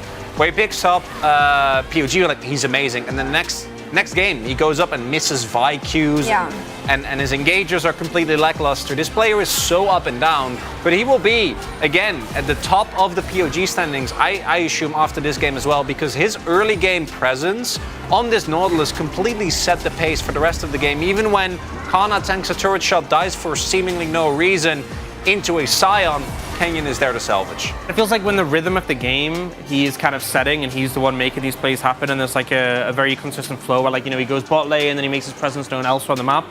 It feels so free. It honestly feels like that unless you're one of the top teams, unless you're like the likes of KT or Gen G, you just can't match up with that. But the question always is, will we see this over the whole series? Will we see this across 2 or 3 games? And hopefully, that's what we're hoping for today and as the split goes on. Yeah, we've seen them go from like 2-0ing Hamad and then getting 2-0'd and not looking even remotely competitive against T1, right? Yeah. So they're so hot and cold. We're still looking for that stability on the side of D+, and we're still looking to see if Kwangdong can pick up a win against one of the strongest teams, because they haven't so far. And I know that in the pre-show we've been talking about this Kai'Sa Rel bot lane. Kai'Sa looking to be one of the strongest AD carry we have here. But Rel, as we said, if you fall behind, if you go in, it's the kind of champion that there's no going back, and you just end up looking bad at team fights. And in this meta, front to back, you're the first to engage. If you're ahead, you're more likely to pick up the fights. Yeah, and this engage here was honestly not too bad from the Rel, but just in a longer fight, like the Rel gets deleted pretty quickly. You have the double AD carries, you have the Braum stack in the passive. And I just felt like even if you found a decent engage from the side of Kwangdong, you just didn't have the fall through. The LeBlanc, it doesn't have that much DPS over the course of the fight compared to other picks. The Viego's kind of relying on resets, but was struggling to get them. And you got the Sion who's there, but wasn't able to do enough. And then after that fight, right, they're able to set up another Infernal Drake. And the key thing to me, that was a 5 versus 4 that was lost by Kwangdong, right? Kana came in at the end, wasn't really able to do anything, but it didn't matter, and it really signifies how far ahead D+ were very early on. And we saw them trying to find these engages even at the end of the game. It was a bit too late, but Kia picks this one. Let's reveal player of the game. We said it should be Canyon, sending up the pace in the early game, but let's see if the rest of people agree. And it is in fact Canyon. I'm relieved to see this. I am shocked. Not even slightly. He completely dictated the pace of the early game. It was a super neat flex that came out with the Nautilus, which is a pick we haven't seen that much of recently, but kind of showing what it can do in the right situations. And you can just look for these fights constantly. He's just being the one to engage, being the one to pull the trigger. And I think the rest of the team did have pretty solid games across the board, but he really set the pace. And it just leaves us wanting. That's the biggest thing with me, because we've seen a lot of hard carry performances of Canyon this split, and all that we're looking for is that he just maintains this level of form, because I still argue that even with him being on this many hog points, often it feels like if he doesn't have a game like this, he's completely invisible and actively unable to link up with the rest of his team. And it's one of the big reasons why D+ feels so hot or cold. But we saw Canyon having amazing years and consistent years. Yeah. I'm just wondering what happened here on this side of his player. Hopefully he can keep it running here in the second game. Learnings on the side of Kwangdong though. They will stay on red side. We saw them being dominant in the early game. As I said, they're still yet to pick up a win against one of the strongest teams. How do you want to tackle D+ Kia in the second game? But your strengths, your solo laners are definitely the strength of this team, and you end up going for a Sion for Dudu, which honestly, he even got a solo kill as well, but it's like you're not going to have that agency. Let bot side lose gracefully, right? And then play through your strong solo laners and look to find an advantage there. I think on D+, Kana is probably one of the weakest pieces, so punish that, find an advantage there. And while I didn't mind Bulldog's play necessarily, I do think that you want him on something that is early agency. One of the big reasons why the Tristana works well is because he has been able to, against better teams, KT in Spring comes to mind, been able to generate early leads and then run with them. If Dudu and Bulldog are not popping off, I don't see Kwangdong winning. All right, they have what it takes, and the solo lane have what it takes. We saw some feedback coming from the side of the coaching staff. Let's see if they can implement all this in the second game. Casters, back to you. Thank you, Space People, for that awesome breakdown as we get the big zoom in on the big POG for game number 1. As we also zoom in on Young Jae. Didn't really get a chance, as they were saying, you know, to hit the resets. The team was very far behind. I think the comp from Quantum Freaks was fine outside of the Scion, and if they do it again, I fear a similar result. Now, here's the thing. Here's a counter argument. I think the comp worked functionally when they did engage, despite being behind, right? They obviously did not win those fights, and Canyon often was pulling the trigger first, but when they actually got to take fights on their own terms, it worked decently well. You're not going to face check a bush at level 1 this time around, lose lane control, then get absolutely destroyed in the bottom 3v3. So if they run it back, the same problems for Dudu still occur, but maybe you actually get to play a game on even footing in the AD carry matchup. And this is a CV Max draft, so we know it's probably going to happen. Renekton's going to get banned here. See what that first pick is. We're going down the same path. I think the answer is probably yes. Tristana first. And what you could do here as Kwangdong Freaks is try to set up a different bottom lane, you know, potentially. But I think instead we are going to see that Rel come through. We are going to see the Kaisa, and it is going to be the same situation. CV Max is talking a lot, so that usually means not that he's come up with a new plan, but he's inspiring his players to trust his old one. Yeah. But it's a new plan! It's a new plan! It's the Aphelios coming through, and the draft identity is going to change. They're going to grab a Maokai here early as well. Okay. And maybe, yeah, they're going to lock it in. And this allows, like, Bulldog to play Yone, for example. This game could get wild. Well, Canyon might play Nautilus again. DK, they say we have no reason to change anything. Azir. Okay, so Maokai with AP mid. Definitely not something you see every day. The ability for Maokai to lock Tristana down can be quite nice, so that you can follow up with the Azir ult. Can also counter Tristana all-ins with that ult. We've seen a few fail moments for the Tristana trying to all-in the Azir, then just getting knocked into the turret this season of LCK. Let's see how the bans shift here as well now, because you're not really interested in banning the Braum away because his comp doesn't really call for it. They'll take away the LeBlanc because with this draft setup here for D+, could be Tristana Rel bottom lane as well. So with the Nautilus jungle, that's still a possibility. I really like that they're putting some strong consideration on that. Now you know that it's not going to be the Rel, at least, as that one's banned away. Yep, Rel's taken off the board. Still no sign of Annie. Seems like these teams have forgotten about her, which is fine. I mean, Azir is still very strong in mid lane. Tristana is kind of like the S tier right now, so I thought it was kind of funny how they were able to get their hands onto that multiple times, especially because Showmaker's playing well. I think they can give over Renekton to Kana. I think this is a Cassante. Based on the play from the solo laners. Agreed. They banned the Fiora, and this is what you were potentially calling for, or, you know, saying we could have potentially seen in game 1 to give Dudu some agency in the matchup. I think that Cassante will be the pick of choice for him now since they banned the Fiora instead. Doesn't have a lot of functionality in teamfights, this Fiora, though, whereas the Cassante will be fine in lane and will be huge in teamfights for setting them up, and it has great synergy with the Maokai. I think this Fiora ban is actually a mistake, but maybe a lack of confidence for Kana. Now, the pivot I talked about last game that D+ could have gone for, looked like they were considering it there with the Draven, but will ultimately decide that they are going to be the hard engaged comp this time around. Oh, Ash coming through. Yeah. Milio. Insane amounts of agency and engage, and that's a very strong lane for the bottom side to play into the Aphelios. They take the Milio away as well. I do like it. Final pick will be support here for June, and it may just be something that, well, I mean, Milio grabbing is what we're looking to do here. I was going to say maybe something that gives you a little bit more engaged potential, but it may also just be something that allows you to stave off the pressure in lane like a Lulu. But it is going to be that Blitzcrank, so maybe Taeyun can live his robot life from the points of the match. He enjoys being a robot. He wants to continue living the robot life. That's what we learned from the points of the match. Yeah, I don't know exactly what it means, but it does mean that Kellen has to play very carefully. And it does mean that Tristana all-ins can be turned against you. Same with the Nautilus, right? You outrange the Nautilus, so you can grab the Nautilus if he tries to set up an engage, or if he is trying to get into position to ult, you can pull him. And he's very tanky, obviously, because he's got money since he's going to be in the jungle.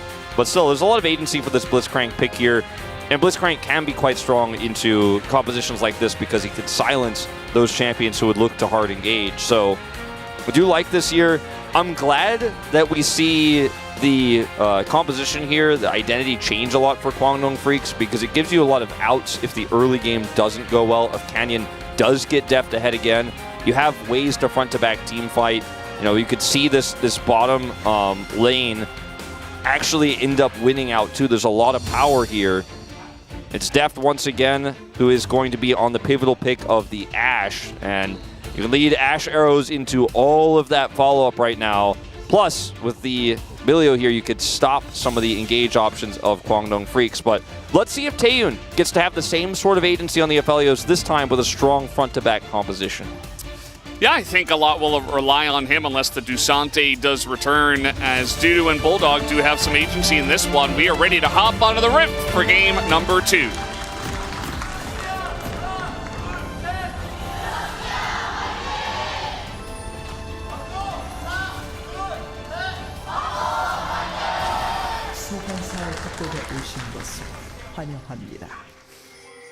And we do get the Milio coming out here, and it's with the double 80 carry once again. We were seeing this even before the Ivern, and Ivern is getting banned, but it's fine. You don't need Ivern to play double 80 carry.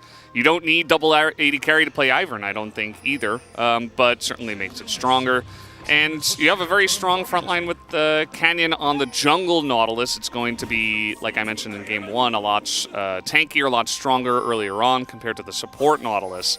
And hopefully Kana doesn't get very far behind this time, because he can even be part of these team fights. No, he certainly can. And you also gain, with this Tristana Jack, something we didn't really talk about last time around, insane side lane pressure, because obviously the Tristana can push and destroy turrets very quickly, especially when she has Shiv. So you can 1-3-1, you can 4-1, and that's very likely going to be the option, because you can 4-1 while also threatening insane long-range engage with Deft. He's just like, all right, well, I arrowed somebody, they're going to die now.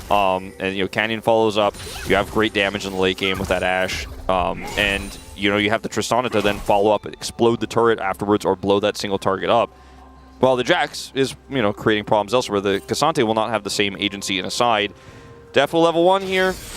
Did take lethal tempo in the Halo Blades or anything like that. Just going to look for the W. And he's hooked. That's the hook. Def doesn't care. He's just moving forward with the W here from the Milio, the Cozy Campfire, and taking an aggressive trade. And, yeah, I mean, it takes a big chunk of damage, but it's fine. He's got the Doran's Blade and Biscuits as well in this build, so you're just trying to exert as much pressure as early on as possible. Yeah. And definitely, you're definitely looking at this glass half full. For me, I'm saying, you know, maybe don't Don't walk towards the Blitzcrank without any minions. Could be a problem Generally later. not a good idea. Generally not a good Yeah. idea. In this case, it will be fine at level 1. That is a great hawk shot here Caught from him. Deft. As Youngjae will be caught setting up this ward, and they will back off. See if June can make another hook happen. He has flash, but I don't think he wants to be flashing for this. Would be amazing if he's able to steal Deft's flash early on. Not going to commit. And, you know, Deft is stabilized here. Obviously, he has the Milio for a little bit of sustain. And another cookie in his inventory. Now the shield's locked in. Deft can come up here, look for a little bit more poke. Dudu in this matchup, he is very comfortable in it. He has shown that he is very well versed in it. Youngjae is still coming down. Yeah, I mean, it's a couple of immobile bot laners as Deft uses his W backwards. If they, yeah, that's Kind of questionable. confusing, but yeah, I mean, Maokai and Blitzcrank together can get some crazy stuff going, especially if Gravenum could somehow be hit. Doesn't He's flashing for it. Yep, the flashes are coming in. Ghost used by Deft. Flash away from Kellen as Youngjae not able to W on anyone until that hook does come in. That should be first blood onto Kellen, but the shield comes through, and they can't take him down. They don't have the damage as Kwangno Freak's not able to take out the DK support. June also activated his E super early and didn't get the follow-up knockup because it actually faded away before he got the grab, so he didn't have the Q into the knockup, and they are not able to secure this kill, committing a flash on the Maokai for this play, and Deft just ghosts away Kellen, able to get away with both of his summoners, and now, you know, you're still sitting in this lane, you're still Ash Milio, and unless a hook hits, you're going to actually just be feeling very nice about this exchange here. Really unfortunate is, you know, if his rocket knockup, or the punch, whatever his E is called, actually knocks him up there, I think they have just enough Rocket damage. Punch. Yeah, maybe that is what it is called. It's like rocket punch, rocket grab, you know. We should ask Atlas. He would know. He would know. Wait, he's not here today. But he's probably shouting the answer at the TV. Yeah, he probably is. Yeah. And yeah, I mean, note how Deft he feels so safe. He doesn't even use the 2 biscuits that he has. He's like, well, I can just save that for next time I come back to lane because we're not under any pressure. And Canyon, meanwhile, with all the shenanigans of Youngjae getting very aggressive in the bot lane twice, he's just power farming. He didn't find an angle in any of the lanes. He comes in here, he steals away the Grump as we're slowly zooming in closer and closer. He will be able to smite it away. So yeah, I mean, he's going to be leveling up as soon as possible, and we'll be looking for some ganks a little bit later on. Yeah, when your early game Nautilus has this much power, stealing away camps, being very aggressive, you know, something is going right on the D+ side. Now, it's only a very marginal gold lead. Showmaker's just going to look for a leap forward here to put that charge on Bulldog. This type of aggressive trading is very standard in lane. Didn't have level 6 until now, so didn't have the follow-up to look to push Bulldog out of lane, force him to an early teleport. Youngjae is just going to cover. And Showmaker in a lot of trouble here as he is trying to just get damage on the Bulldog. Maybe he's not in trouble at all as hopping forward again, Showmaker stays calm under the pressure of the 2v1 and takes the kill. I was a little bit surprised by Youngjae coming over here. He's only level 4. And while, yes, you can look for the follow-up route if there's no reaction on the Emperor's Divide, you can see that Showmaker is really not in any danger. As speaking of danger... Oh, hello. He's going to hook the minion. That minion was definitely had no chance. Minion didn't have flash. Destroyed that minion. Minion's flash was down. It's just so quickly. No escape. Scary moment regardless. Canyon going to start up the Drake here. Yeah, I mean, I think they definitely can, as there's just no pressure on the map here anywhere. Flash burned for Bulldog. He is taken out in a 1v2 solo kill for Showmaker. And this is looking like D+ back to form. You know, it was mentioned by Ox, like, are we going to see that form from game 1 extend throughout the series, at least so far with this very similar draft? The answer is yes. Will it continue through round 2? D+ fans are hoping. As Bulldog has no flash and Showmaker, he is just looking to put that damage in on cooldown. Every time he's got his jump, he's going to jump into charge range. Yeah, I mean, Tristana mid has been a thing for many, many years. I mean, off and on, of course. Going even back to the days of AP Tristana, she just has so much agency. You have the ability to hop forward, hop back. Obviously some changes like 3 years ago to like reset hops and stuff like that. We do have a hook here as Kellen just puts up a shield, and unfortunately they just don't have enough damage. As now Taeyun getting run down. He's probably gonna have to flash away from this one if he wants to survive. There it is, flash forward, one more auto would do it, and he gets it! Def picks up the kill. Showmaker? No hook comes in, and Showmaker's in the bottom lane somehow. And DK are just wiping over them right now. So look at this from Showmaker's perspective. Hex Flash timing is perfect here with the Emperor's Divide. But guess what? He has Leap and he has insane damage. He just put like 7 autos into the Azir. He's like, you can't hurt me at this point in time. Your ult doesn't do that much damage. Maokai doesn't do damage. Whoa. Canyon's just like, he's basically not even watching his jungle, man. He's just spectating this moment. And then over here, you get the hook knockup, but now your support doesn't exist. So Def's like, cool, I'm Ashe versus a level 5 Aphelios who's trying to prep his red-white guns. Too bad he didn't have red-white for the damage he needed to actually execute there on the punch. And when you grab knockup and the Ashe is walking forward, there's nothing you can do as a Blitzcrank. You just have to sit back and watch your AD carry get obliterated. Absolutely, and I'm glad we're seeing the power of the Ashe as well coming through. This champ got buffed multiple times, and now it's finally having an answer, or a chance rather, to come out here and get played more and more often, and Deft having a very successful time so far. They are going to get zoned off of the turret as Kellen just going to flash the grasp. Canyon has flash. Could they re-engage this? Maybe. Absolutely. There he goes. June going to have to flash away. And June, I mean, he's probably going to be happy to trade that flash, to be honest. Has the Hex Flash. And that means that, of course, he lives. So he's going to be happy with that for now as Showmaker continuing to look for these plays. Bulldog, even with the Emperor's Divide, not messing with Showmaker at this point. And from a narrative perspective as well, it's really interesting to see Showmaker take on, the first Tristana mid that we had this year, essentially, as Bulldog picked it up. And then he was playing it in some counter matchups against like some of the scaling champions we had, like the why is the name not coming to me? The scary rift walking champion that jumps from Kassadin. Yeah, that's the one. He was playing against that guy who hits level 16. Yeah, his name wasn't coming to me. Yeah, he was playing against the Kassadin, right? And then now Showmaker has come in as arguably our best Tristana player. Dudu in trouble. That's a lot of damage. Ult comes down, Counter-Strike, and Dudu has to flash it, and he just gets bopped on the head. Kana gonna pick up his revenge in a solo kill on the top lane. Yeah, I don't know. I don't know what footage he was watching on the monitor in the break. We had a shot of him sitting alone, but whatever he watched, whatever the coaches told him, he is bouncing back in a big way, and arguably a matchup that Dudu has looked more comfortable in than trying to play Sion into Jax. Gets a solo kill, now going to take out turret plates, and this is a massive lead here for the Jax. And this is the one part of the map that D+ did not have advantages in game 1. Now they have it in all 3 lanes, and there is just no coming back from this one. I mean, you're only 1,500, 1,700, I guess, technically gold down here as Kwangdong Freaks, but you don't have Prio anymore. Showmaker can always all in, and you're just never going to get to fight a Drake, and you need to buy time. As you can see, the Showmaker also putting out some calls here in the chat as well. Like to see that. Kind of cool. Even Kellen on the Aphelios flash. Flash timer is writing them down, so exactly when they will be back up, 12:30, 12:10. Yeah.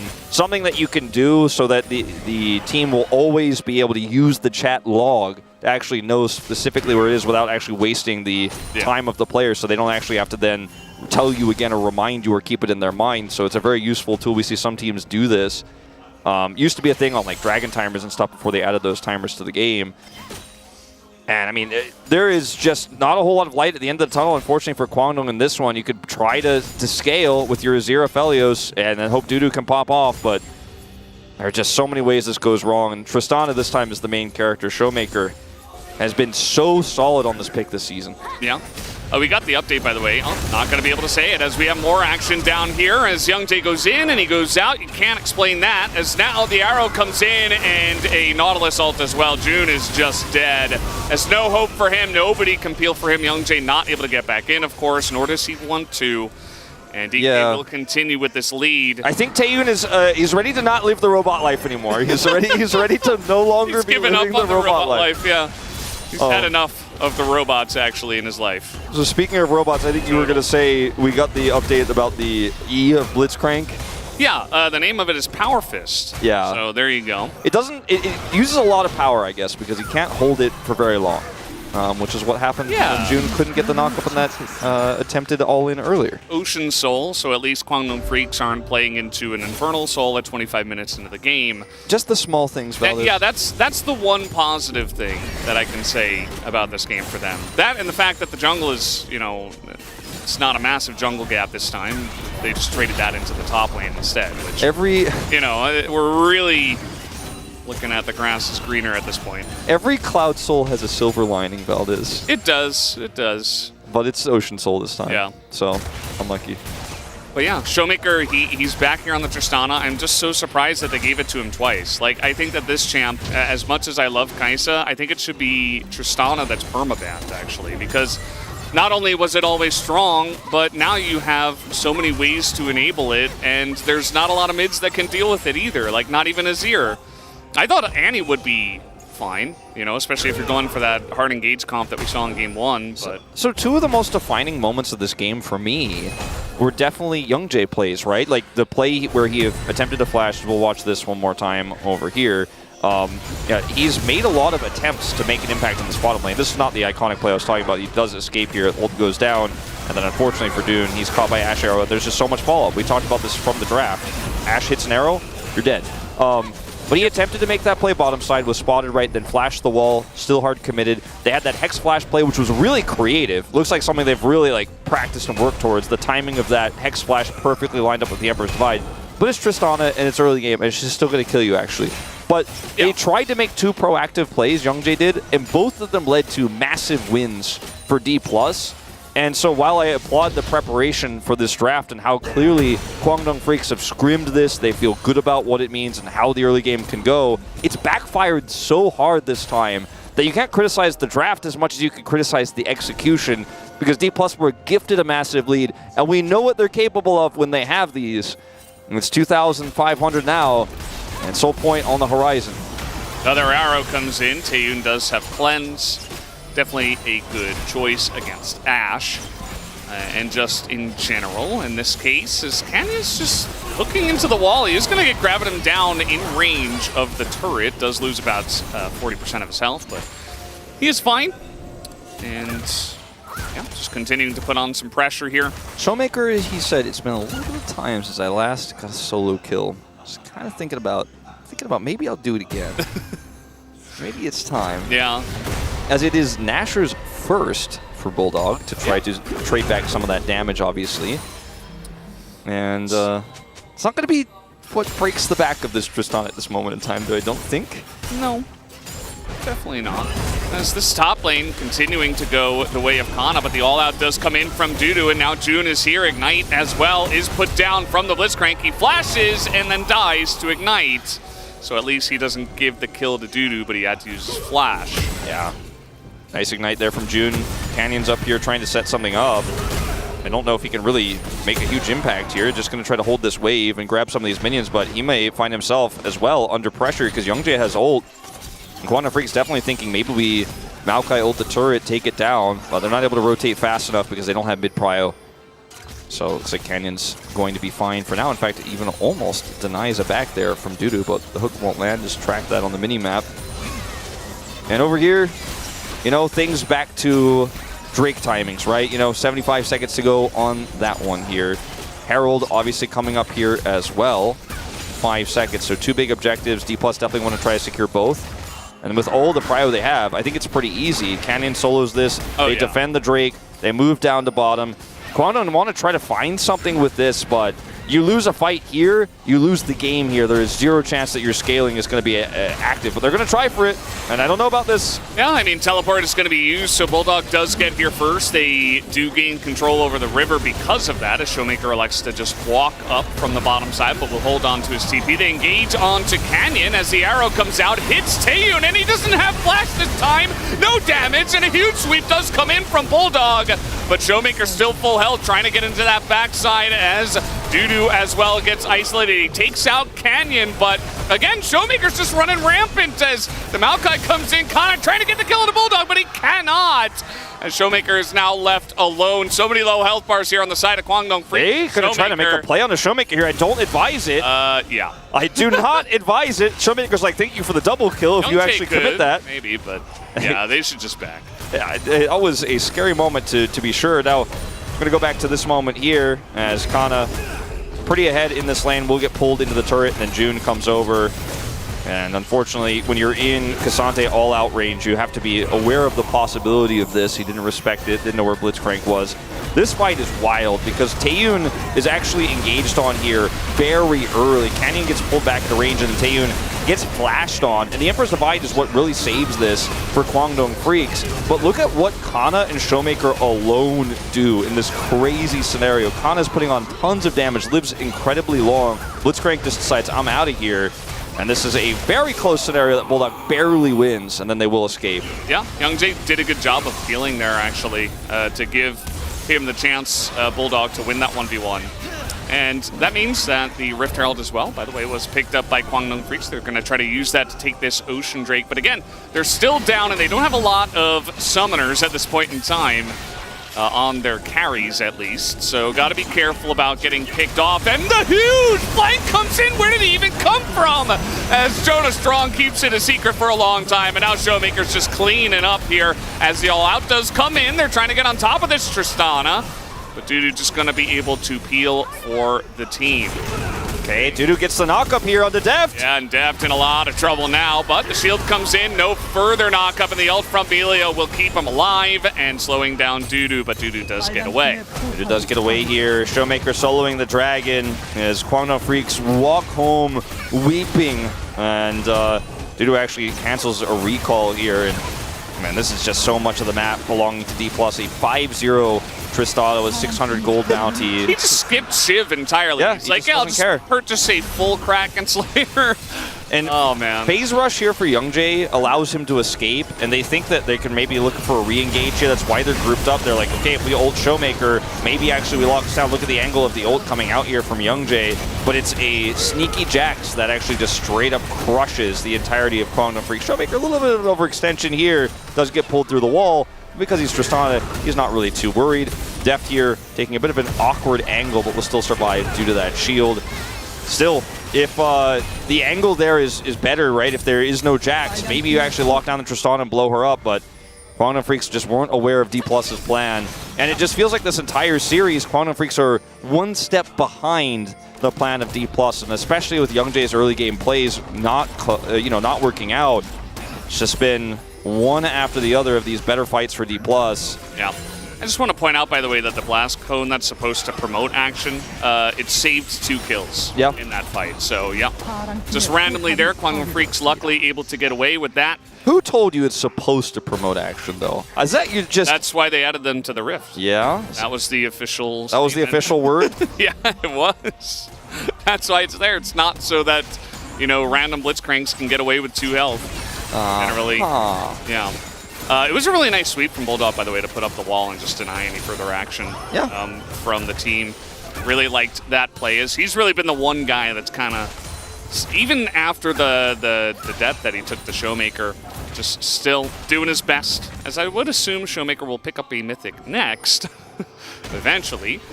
They're trying to shut down this turret here, and he doesn't have Flash, but he's going to get the shuffle away.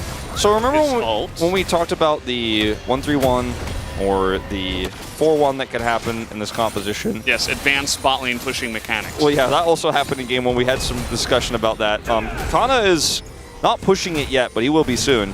But the Tristana just goes up top with some friends. Deft is just free farming mid. No one's threatening him. And he's just getting farm. He's clearing the jungle vision. And they just go up and take the top turret. Just casually, you know? Just trying to maximize the gold on the map for the next 2.5 minutes. Ooh. As Dudu is aware. Honestly, he's aware of it. Yeah.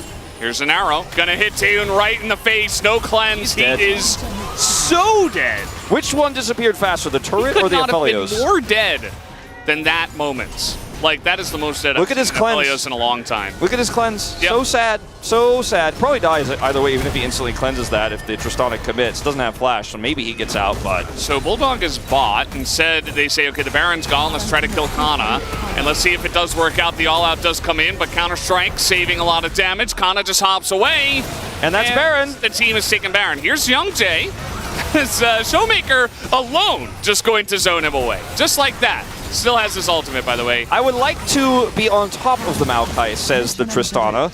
I would like to get him away from this Baron, says the Tristana, as they know 2 champions are bottom. So there's no one to defend the Maokai, so he's just like, let me look for the jungler. As this arrow from Deft, just long range, super long stun, Showmaker just deletes him with the charge coming through and all of that auto damage. And it's getting closer to, looks like an IE potentially, no? To come through as his final item, sorry, Quick Blades, that is to say, which is the item of choice. And I mean, I don't know how much worse this can get for Kwangdong Freaks. Unfortunately, I mean, it's not the biggest gold lead, but no ability to move around the rift, and even chasing down that Jax and getting the bottom turret feels like a drop in the bucket that is D+ Kia's massive gold lead. Yeah.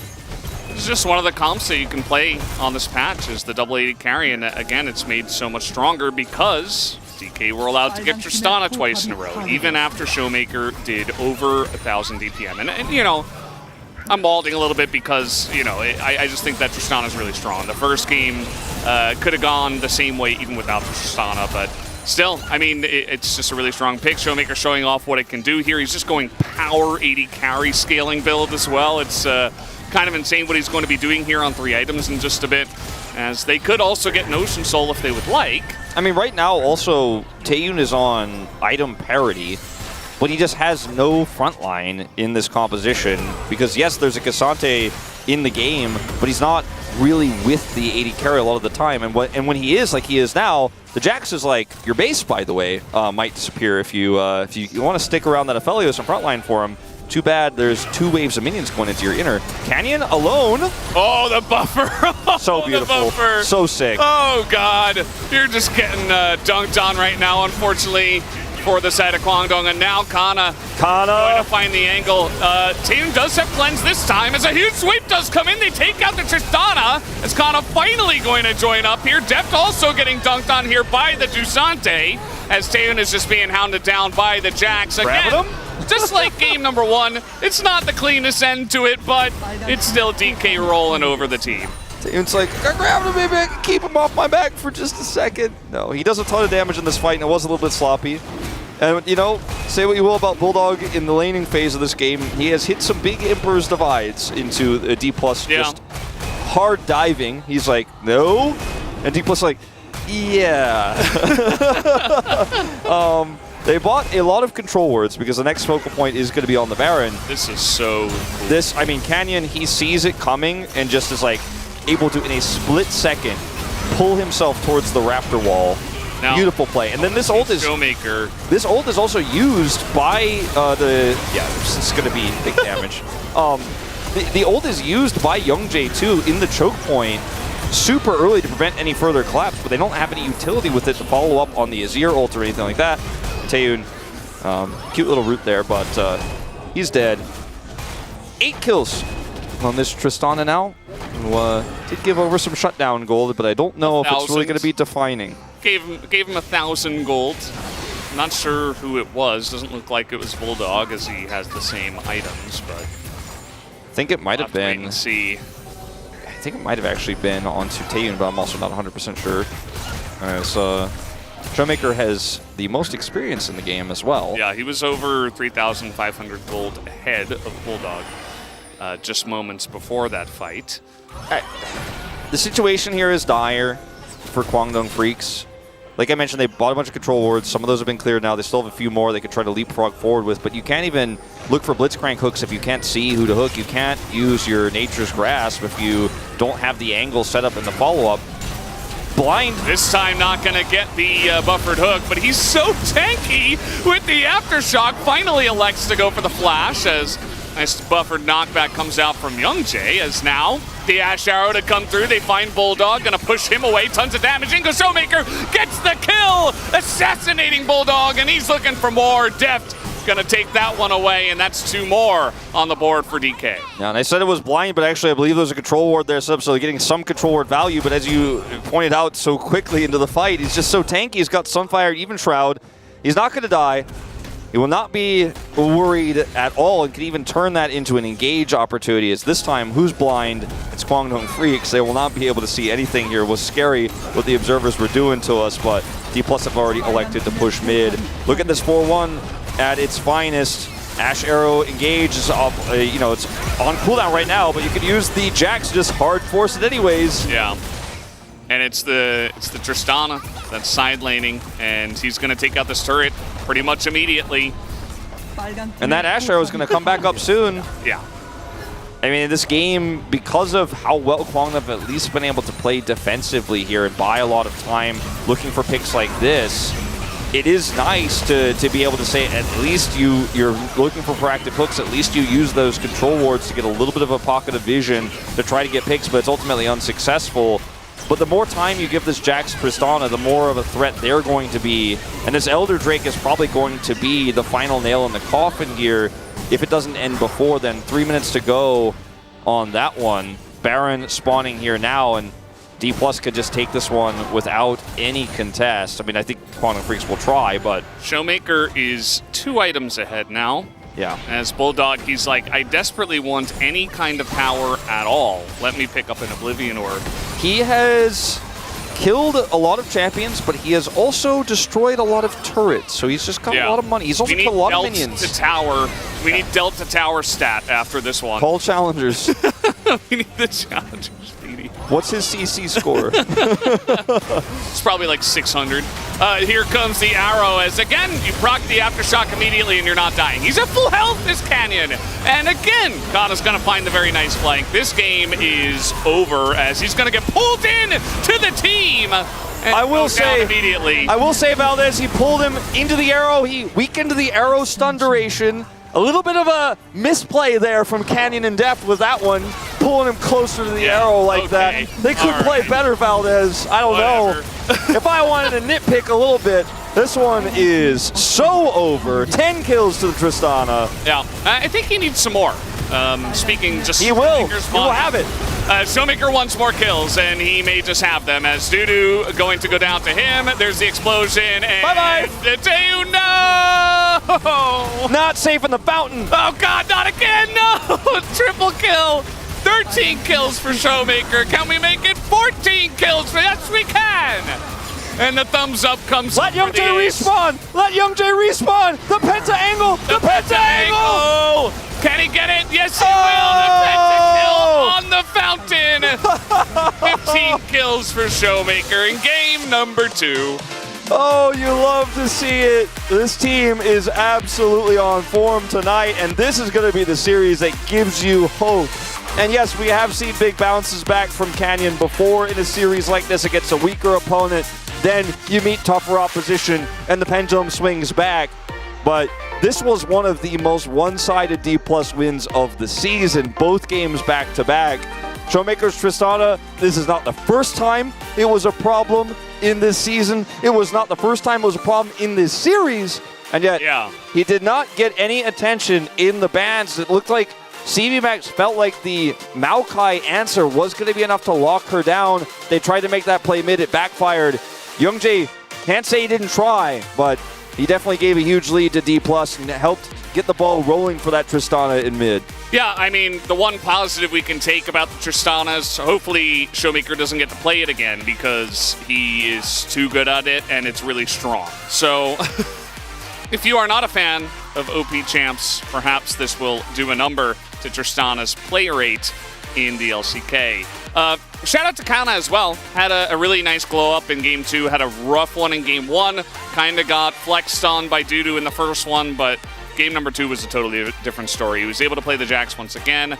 Totally turned around his lane, picked up the solo kill, and Dudu was not able to have nearly as much power in game number 2, even on his Cassante.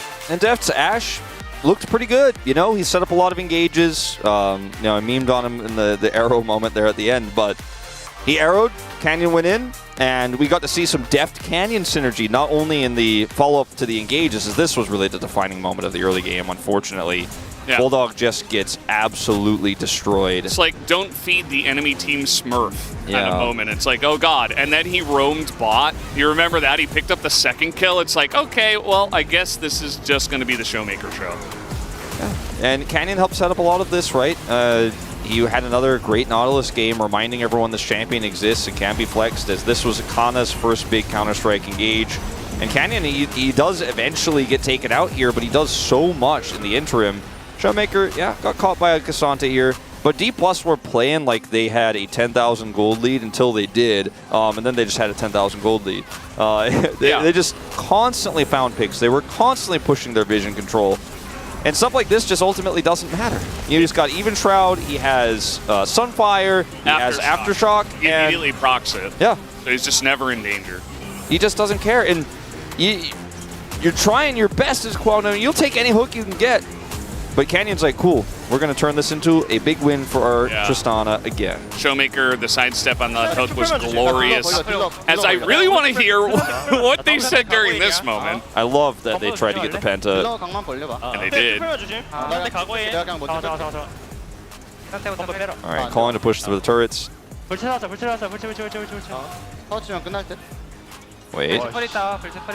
Here we go, it's going to happen. It's going to start talking about it. Yeah. The other players are like, gotta end it.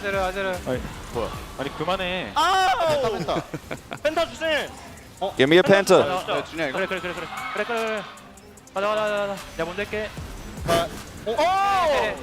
Let's try for it. They try for it. He gets it. It actually was like kind of just very casual. The whole team is just like, well, he is going to get a Penta, so we don't really need to talk about this that much. Just go kill him. The second game of over 1,000 DPM in a row from Showmaker's Tristana. This one, yeah, don't give him Tristana anymore. Yeah. I think that's one thing we can learn from the series. Just one. There's many learnings from the series, I think, but that's the biggest one I think that will stand out in my mind. Proactive play from Kwangdong. They like to play their early games aggressively. Backfired in a big way. Hopefully we could see some better drafting for them in their second series of the week. Well, guys, we are ready to hop over to the space and see what they have to say about game number 2. Let's go over to that right now. Yeah, that was quite a quick and fast 2-0 here on this side of D+. Kia showing up today really, really strong. Quick hit on the draft maybe to see the improvements on Kwangdom's side. We give some advice saying that we want to see more agency for the laners, and in the early game, as this is when they show up usually. Is this the kind of stuff we want to see here? No, okay. No. I also think, because I don't know about you, were you 100% certain that Tristana Nautilus was a problem? Because I think Kwangdong were like, we'll give them another game. We'll really make sure that Nautilus Tristana is a problem. I just don't know why they didn't ban that. Kind of crazy that Milio got all the way through the second rotation, but then again, they invested heavily in the bot side. They went for this counter matchup in the Blitzcrank. They tried to make the gangs happen, and they got outplayed 2v3. And it just felt like Showmaker was once again unleashed. Again, a good matchup, the Tristana into the Azir, and he got so fed and just took over the game. It's also, I think Kwangdong in that second game looked so much worse than in game like individually. Like Kana getting a solo kill on Dudu in a matchup that at that point is still Cassante favored, right? Because it like turns similar to Renekton, early levels are Jax, then Cassante for a while, and then it goes back to Jax basically forever. But him getting solo killed, Bulldog looking really rough, Youngjae having 0 early impact, and his ganks actively backfiring like repeatedly. The entire team just looked kind of lost, and I don't know why. I get it, Kana's good at Renekton, but have some faith in Dudu. Like, I feel like he's earned it, and just bend at Tristana, because D+, when they are on their groove, when they're good at something, you gotta cut it out as soon as possible, because this is, to me, probably the most streaky team we have in the LCK. Like, the difference between D+, when they're on a streak, like when they're feeling good and when they're not feeling great, is so humongous. And you give them the same draft effectively. And you know what blows my mind is we had the same thing last week when Hanwha Life Esports played them and gave them the Tristana Ivan 2 games in a row. And it's like, we all watched that game one, right? You guys played it, and it's the same. It's just I don't get it. You know, it's frustrating. It's it's clearly an issue. And then I don't remember who D+ are playing, but like the next team they face is going to bench Tristana and they're going to get 2-0'd. Yeah, they even tried to pick Kesante until Showmaker. It was not quite enough here, of course. You know what, Chronicler, you've talked enough about this game. I think we have a pretty good sum up of what happened. I want to focus on what's next here. Okay, we can take a look at this. That's a classic. Yeah. Is it? We have the clip. Yeah. I was like, I mean, maybe the best approach Quandom can take is take Kesante, tilt the guy in the mid lane. It was not quite enough. As he picked a pentakill on Tristana today. This is Showmaker's wrath. That's actually what we witnessed here. This is cathartic. This is like seeing. You remember when Viper and Live picked Zeri Lulu or Zeri Yumi and they got smashed? Yeah. That's the Showmaker's moment. I would recommend. I would recommend everyone to watch Showmaker's stream. They are hilarious, but so relatable. Focusing a bit more on what's next. As I said, I don't think it's worth discussing this game a bit more. I want to focus on what we want to see from D+ Kia in the second round robin, because as we said in the pre-show, they're supposed to be one of the top teams we have in the LCK. We know the potential they have, especially when we see them play today. What do we want to see? How do we gain consistency from this team? I mean, my big thing is strong mid jungle. I think the drafts and the games I've seen the most lifeless for this team are when Showmaker and Canyon are on picks where they don't have that impact. The Cyan Azir. Yeah, and I think often if one of them has setup and the other has like a good carry, it works perfectly. So we have like Annie Viego is like a strong combo they can do. Trist Ivern, Trist Nautilus works well, but just ensuring that they can challenge the 2v2, make plays, get momentum. I think if D+ do that, that's when they'll look the most on form.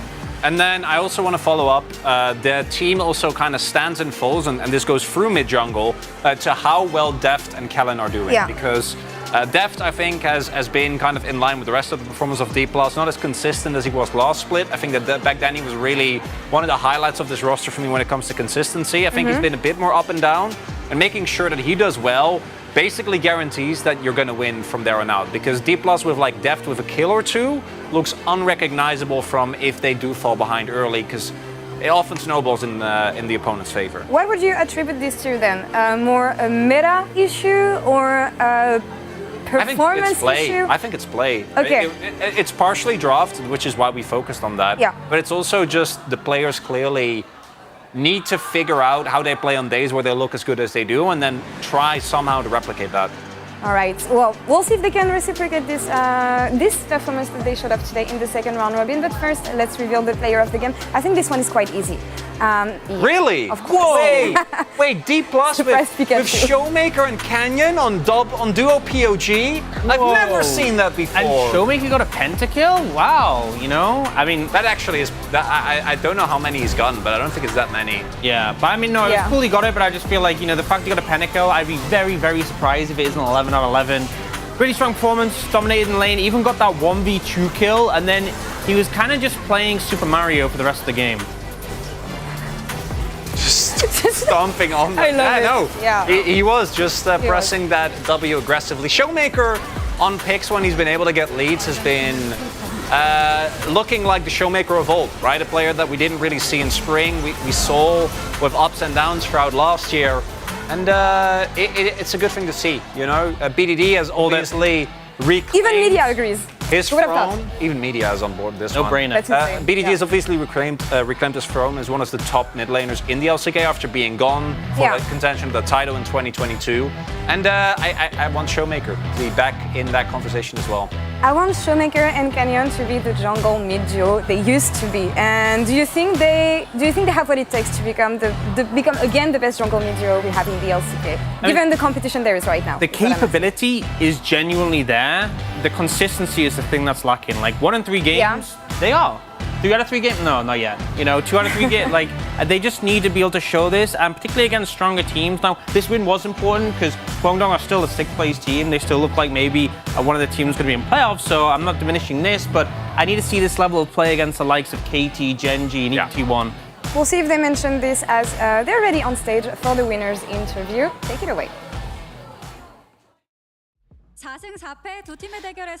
Thank you very much, guys. This is Jason for the PUG interview translation, and we are here joined by Kenyon and Showmaker on the side of D plus Kia. Congratulations on the win. How do you feel about the win, Kenyon?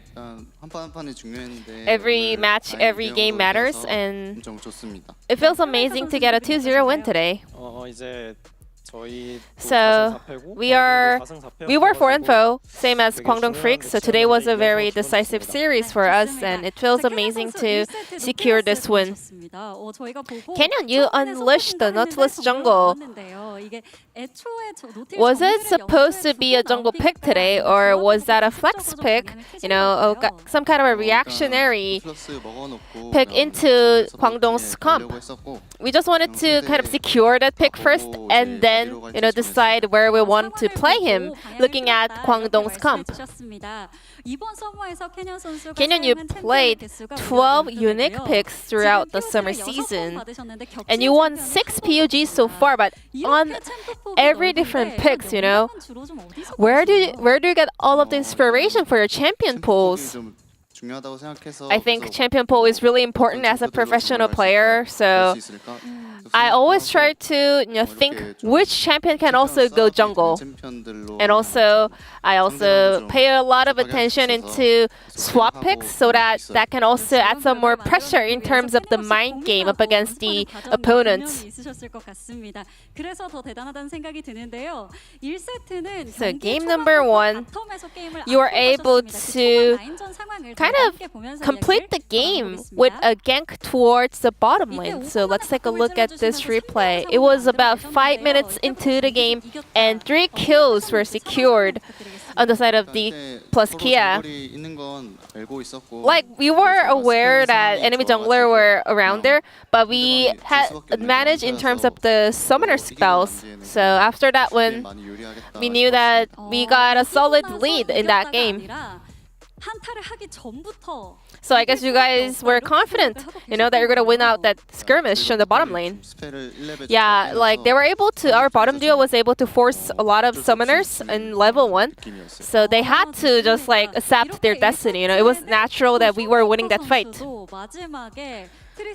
And then Showmaker, also, you are just popping off in the late game on Tristana too.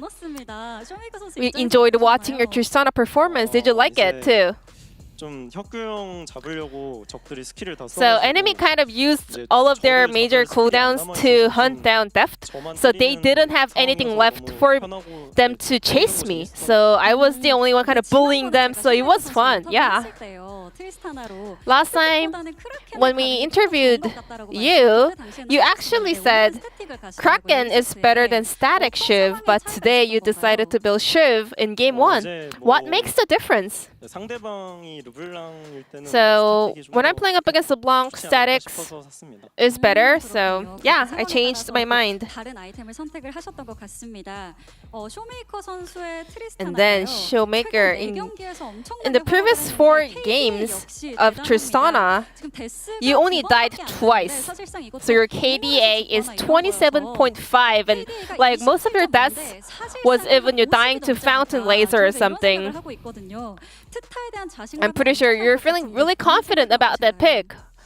So I think Tristana right now, Tristana itself is really cute. It's a cute Yordle, so it's really fun to play. And also, she's got great tools to escape. She's got the rocket jump, so I kind of prefer playing Tristana for sure. And then you were able to actually make a perfect counter play into the enemy gank. So my jump was on cooldown.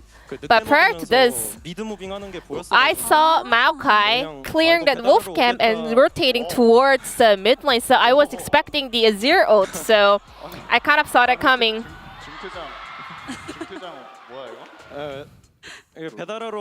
Yeah, so I knew that Azir was gonna do the streamer shuffle for sure. And then even if I take all of the skills from the opponents, I was pretty sure I will be able to survive. So I was already focused firing on that Azir to get a trade kills.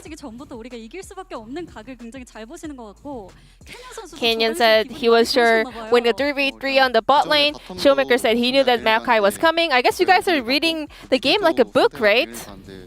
So like we are always paying attention to the map, and I was actually rotating towards the bottom lane, and then I figured, you know, mid laner was winning 1v2, so it felt amazing for sure. And then Showmaker, you close out the game with a pentakill, and Kellen and Kaden actually sacrificed for you. Any message over to them? Thank you for sacrificing for my penta. And this is my third penta, but Def never got one so far. So next time, maybe I will donate a penta for him. I was actually gonna ask him the same thing. Def never got a penta so far, but you guys both did, even Kenyon as a jungler, and it tips to get a penta for Def. Well, to be honest, AD carry is the easiest role to secure a penta. Like, he said he got a lot of pentas in the LPL. So, it's a bummer, but I will maybe, or we will maybe try to help him out to get his first ever penta in the LCK career. Maybe. Showmaker, what about you? I mean, yeah, it's a bummer. How can an AD carry never get a penta in the LCK? Shocker. I hope he works harder in the future. Just kidding. Next time, we will make sure to give him a penta. I'm wondering if Deft is listening to this interview in the backstage. So this was the final match of the first round robin. 5-4 is the total scoreline. How do you look back on the entire first round robin of the summer season? Yeah, definitely not, you know, satisfactory for us. So we will make sure to win all the matches in round 2. Yeah, 5-4 for the first round. Doesn't look good, you know, but we're gonna make sure to win a lot more matches in the second round in order to make my fans happy. Now, this will be the end of the interview from Showmaker Kenyon on the side of D+ Kia, and back to the space. Thank you. Thank you so much, Jason. I love the low-key flame on the side of Deft, backstage just molding because he didn't get a pentakill. But Slacking. yeah, just slacking, just play better, man. Be better. That's easy, that's easy. Jokingly, of course. But yeah, let's take a look at the standings. D+ Kia and the first round robin on a good note, even though they lost against all the best teams in the league. Don't go there. Genji, KT, T1, and Bro, of course. 4 Titans of the league. Yeah, right. Managed to take down D+. So I feel like their spot there is quite fitting. And that's the thing, although they looked good today, although they've had some strong performances, still unsure if they can match up to those teams above them. And that is the key challenge for this team, is that they always need to play like they play on days like today. Because if they're able to maintain this form against some of our best teams, this team can contest, right? Towards that top 3 spot, towards maybe in the future challenging KT and Genji, but right now the consistency just isn't there, and if they don't, it's going to remain that way. Kwangdong, obviously a tough loss, but I still would rate them, even with performances like today, if they can get rid of some of the drafting tendencies, to be that main contender for playoffs. Yeah, looking for them to rise in the second half robin for sure. Next match is going to be a tricky one, guys, because as you may have seen on social media, Faker is going to take a break, wrist injury that he needs to take care of, and Hobby is going to show up instead and play for him in the mid lane for T1. Against DRX, what can we expect here, Chronicler? From this player who has to step in at a difficult time. Poby is fresh out of academy, and it clearly shows. T1 challengers in general was really struggling right now, so not the best time for him to get called up, but hopefully he can rise to the occasion. We've seen some academy players, Paddock comes to mind as well, really step up even without proper preparation. Always interested to see new players in the LCK, of course. We're going to take a break now and we'll be back for the second series of the day in a bit. In the meantime, you can enjoy Hawk State. We'll see you soon.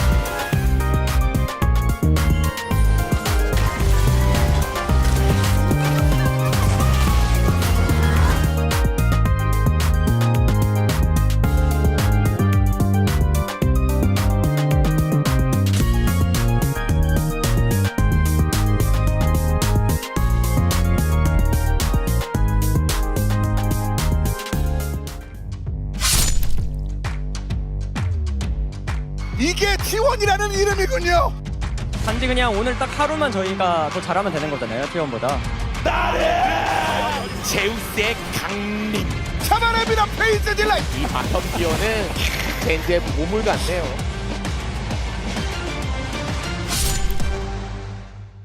Walk through the fire.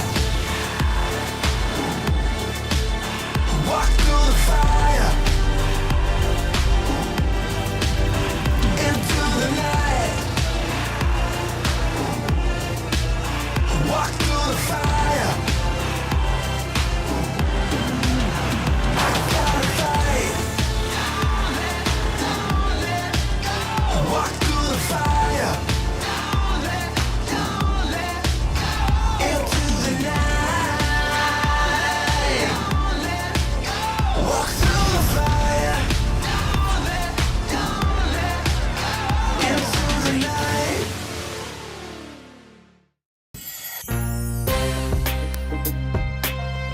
Hello, Poggers, and welcome to another episode of The Pog State. I'm Atlas. I'm once again joined by Valdez, but we have some new faces that we'd like to introduce to you. If you've only been watching The Pog State and you haven't been watching the LCK, this might be a new thing. That would be a very weird thing to do, though.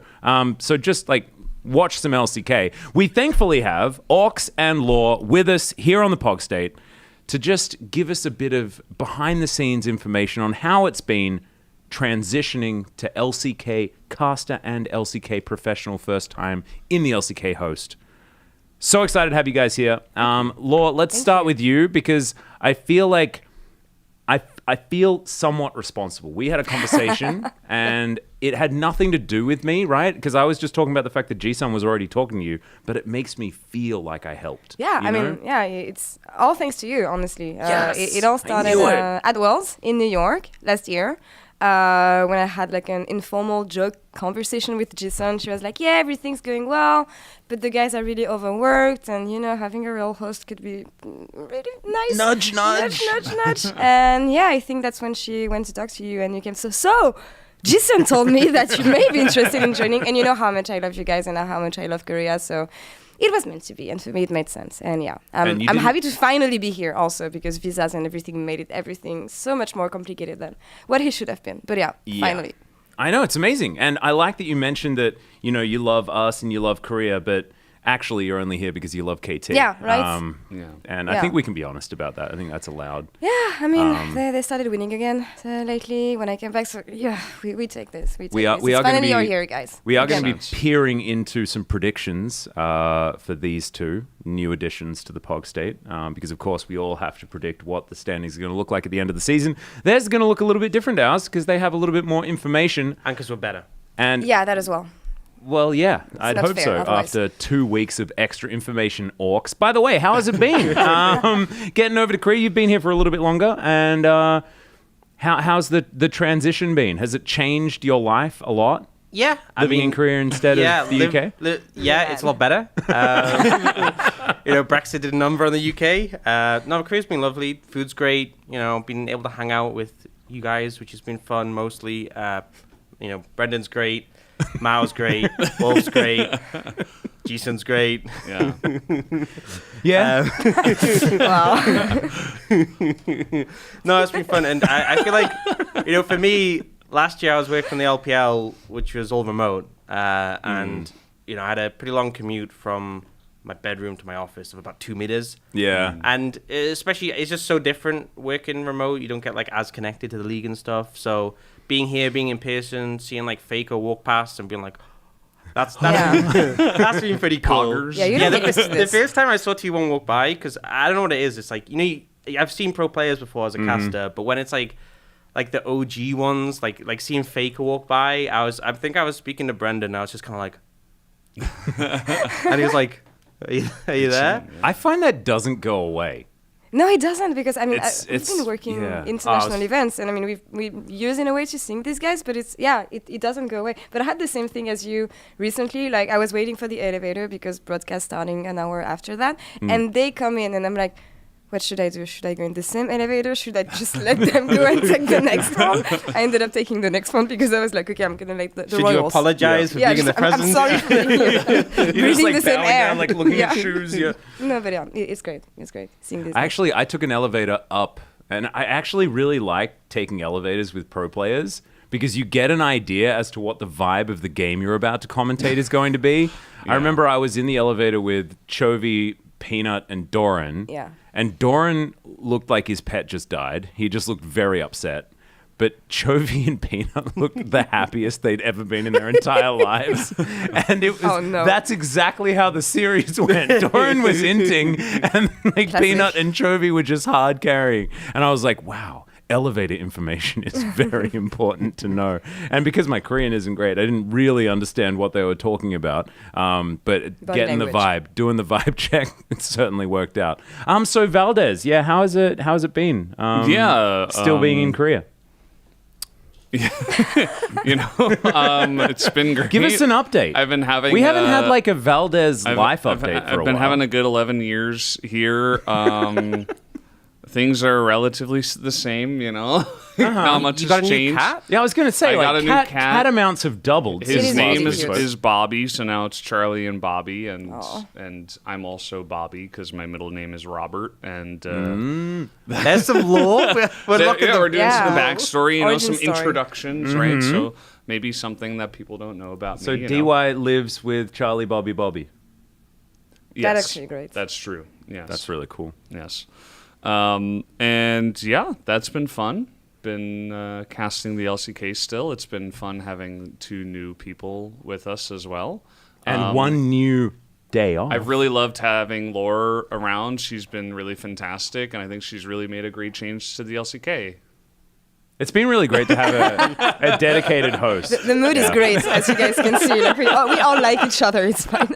And Ox is okay, cool, I guess. He's we can edit that awkward silence. We'll edit out. Don't worry. We can fix that in post. I forgot. We talk about fixing things in post a lot. Do you? And you guys know that because Ian just leaves it in. We look stupid. And I think that's become part of the show, which makes me sad. But that's okay. All right. So we've done some esports, some career introductions. Maybe for pure LCK diehards, you guys could give us a bit of information as far as like backstory and where you came from and what got you into origin esports story in the first place. Where did you come from? Where did you go? I reckon right, Law went first last time, so Yeah. Orcs, you can go first. As long as you say nice things about me this time. I'll try. No promises. Atlas inspired me to be a pro. Sorry, you can. You. It's your story. Not really. I used to play as a pro player for XL. This was before they were in the LEC, and we won the UK National League. And then, pretty cool. Faker's never won it, so You're a champion. Wow. Yeah, Cool. and then. True. I had an offer to go to uni, and I didn't think, I was like, I don't know if I'm going to make it as a pro player, so I went to uni, and then I started casting, because I was like, I want to keep involved, and then casting went really good, and uni didn't, so I dropped out of university, and I cast the league I used to play in, which was the UK League, and then that's now the NLC, and I did some EU Masters, and then I got an offer to cast the LPL, which is remote, and that started like a year and a half ago, actually 2 years now as a guest, and then I transitioned to full-time, but still remote. And then, now I'm here in the LCK, which has been great because back when I was a player, I used to, like, every morning, because it was obviously morning when I was in the UK, I'd wake up, I'd watch the games, I'd be like, oh, look what they're doing, look at this sick stuff. And then, I would try it out, wouldn't go well. Like, what am I missing? What's the difference? Kind of the process for, like, every aspiring pro player. But, I guess enough of it worked that I won. There you go. Then quit while I was ahead. And then now you're here. So you're at the pinnacle that you were watching and being inspired by beforehand. Yeah, I and call I think, that success. I think realistically, if I was to continue as a player, I don't think I would have made it to the LCK. I don't think that was in my career trajectory. So they haven't had a lot of European imports. Yeah. Yes. Well, technically, I'm from the Yes. UK. Yes. So. Yeah, true. There's always time. I don't know how many UK imports they've had, but I'm not going to look at that stat. I'm just going to focus on the positives. It's very niche. We did import an entire team that one time in 2012. When How did that go? I mean, it went to 5 games. Okay. You know, like CLGEU did pretty good against that one, yeah. against Frost. Oh my goodness, I that's was a there. lot. Yeah, That's you, a long you time were ago. there with Mole Trap and Double Lift. Yep, we cast that final. 2012. Wow. That's a tricast. Yeah. That is a tricast. If you guys were there and you watched it, Speaking of, OG's true. You know, meeting your heroes. You were sitting That was right one of them, next right? to one. Yeah, I was like, what am I doing here? I'm not supposed to be here. This is weird. I don't get it. That's how I feel in the LCK. Yeah. Isn't that when you were like still on the side doing like Diablo content for Azubu and stuff? Yeah, pretty much. I was someone who spoke English and was good at League of Legends, so they were like, we need a fill-in now for Torch, and that's So how I got cool. it. Yeah. So Origin story in episode 4 of the Pog State, by the way. cool. Yes, so you want, you can definitely go Back back in the and we day. can, yeah, do a little bit of a. It's like 3 years ago. Yeah, we I was trying to remember. I'm like, oh yeah, I remember that episode. No, I don't. I definitely don't have absolutely no recollection. It's back there though. You should just watch all of them if you haven't watched all of them and you want to see Right now. Valdez's backstory. You can go there. But now it's time to hear about Laws. So, what got you into KT fandom? That's a question that every KT fan should be asking themselves. Honestly, We all because- ask ourselves this question. Yeah. Should have been therapy instead, I guess. But no, I mean, it was, I think before KT, it was the LCK as a whole, or OG, and back then, Champions. I started following Korean League before Western Leagues, actually. So it came pretty late, 2013, 2014 by then. And yeah, I mean, I was playing the game. I was really bad. I'm still really bad. But I wanted to see how people who can actually play the game play it at the highest level. And I just got hooked. I was never like a sports fan or anything, but esports is what got me into competition in this sense. And yeah, I just fell in love with League. It was a hobby at first. And then I realized that it was a hobby that could actually become a career. Because, I mean, back then, you know, I was a rookie journalist and we were not getting paid. And it was just, hey, here's a keyboard for the 200 article you wrote for us for the past 6 months. And it was fine. It was fine. And I was, Keyboard? yeah, right? Did it glow? Right, yeah. It was like shiny lights on it. Yeah, and I loved it. But yeah, over time, it became my job. And then I met you guys when I came for the first time in 2018. And I think that's the moment I realized that I wanted to work here at some point. And I was like, it's cool to watch the LCK from home. I wake up, I have my breakfast, I watch the LCK, I watch you guys, it's great. But I wanted more. And so yeah, when the opportunity came last year, I was like, okay, might as well seize it. I think it's been enough waiting. And yeah, working for a loser's region for 6 years, it didn't bring me anywhere. So, okay, yeah, we won MSI that one time. Yeah, that was great. Half a year, yeah. We don't They made talk it about to the this. finals. You won Worlds. What are you talking about? Yeah. Like, Does that count, At though? one point in time, you were the only region to have ever won Worlds. True. Yeah, Fixed no basement. one can take this away from us. Absolutely. Yeah. True. I Yeah. still use that The Janna first skin. ones- All right. Well, that makes one of us. You play Janna? Yeah, I was going to say, no one's picking The up on only the fact Janna that I player. never play Janna. If I was to play Janna, though, or like, that can I A-Rap do Janna. like the Gragas. It wasn't the Suche Gragas. Yeah. That was his that skin. was- There's a lot of And good Karthus. skins, I you know, but like, if you want to mix it up, What's it's your- got a good belly on it. Yeah. You know, I think Scuba and Hillbilly are my top. I love Scuba Gragas, man. bangs. It's so great because it's such a rare skin, No one uses it. and then when you use it, it's terrible. Yeah. The splash is awful. The in-game animation is disgusting. Just don't play this Spooks game, used to guys. use it all the time. Wow. All the time. And I respected him for it, but it was terrible. But still, Hillbilly for life, because we're score fans, here, right? Yeah. That's how it goes. Is it difficult, as a KT fan, to, like, separate fandom of players who were iconic to the team at lots of different moments in time and fandom of the team? I think it was at first because I always was like a biggest fan of Score. Score, Arrow back then, up until the point he went to NA.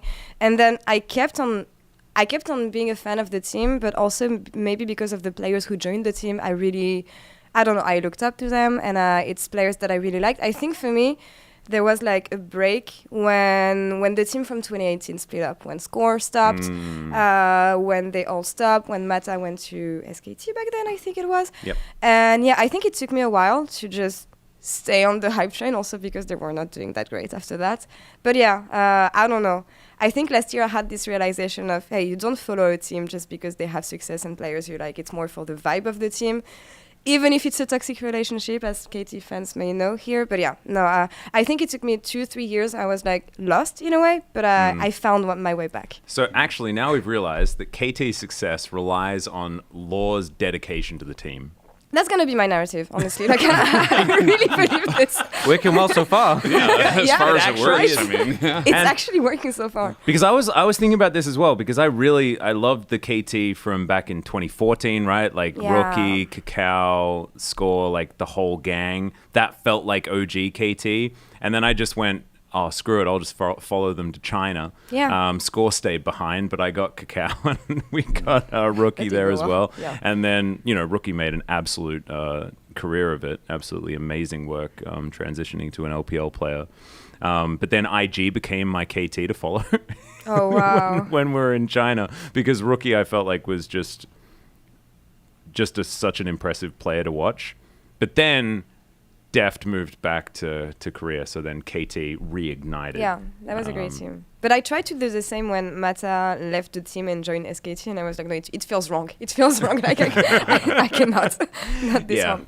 Okay, so this is enough about about KT and just fandom in general. What we need to do is have a bit of a conversation about what life is like in Korea, because it's been a long time since, as we mentioned before, that Valdez and I have been to Korea. How has it been transitioning into Korean life now that you've been here for, a little while? Should I take this one? Yeah, you can start. Right. I think for me it wasn't that hard. I mean, it's the 5th time that I come here. I mean, I came in 2018, 2019. I feel like it has been COVID. an annual thing. Yeah, no, but Law that's what it was. comes over as an annual thing. And then COVID ruined the whole party for us, and then I couldn't see you guys for 2.5 years. And yeah, and the second I could, I came back. But you guys were in Europe for MSI when I was here last year, so it was, anyway. But I've been doing enough sightseeing and being a tourist here for the times that I was here. So I'm actually happy because I know where I like to go. I know what kind of food I like. I'm still discovering some stuff because, of course, I have just visited here. But yeah, the fact that every visit and tourist stuff is already got out of the way, I'm actually having more of a living here experience, groups of friends.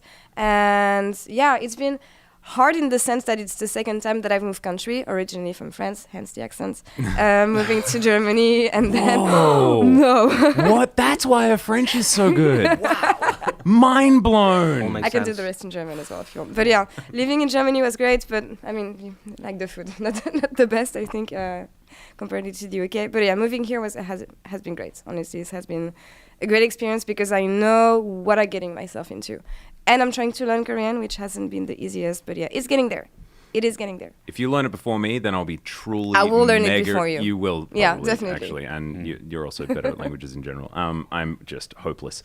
Dan, how about you? How's it been settling in? Yeah, it's been good. I think there's obviously a lot of getting used to, a lot of cultural differences as well. But Brexit kind of ruined the UK, so it's nice being in Korea. Just get it out every time. I keep bringing it up. I can't help it. No, it's been nice hanging out with people. I think as well, with the LPL being remote, all my coworkers were in different countries or far away, so it's been nice being able to hang out with my coworkers. We've got to do our little board game nights and stuff, go out, and the meals as well we have, when we had meals after the finals, that was really nice.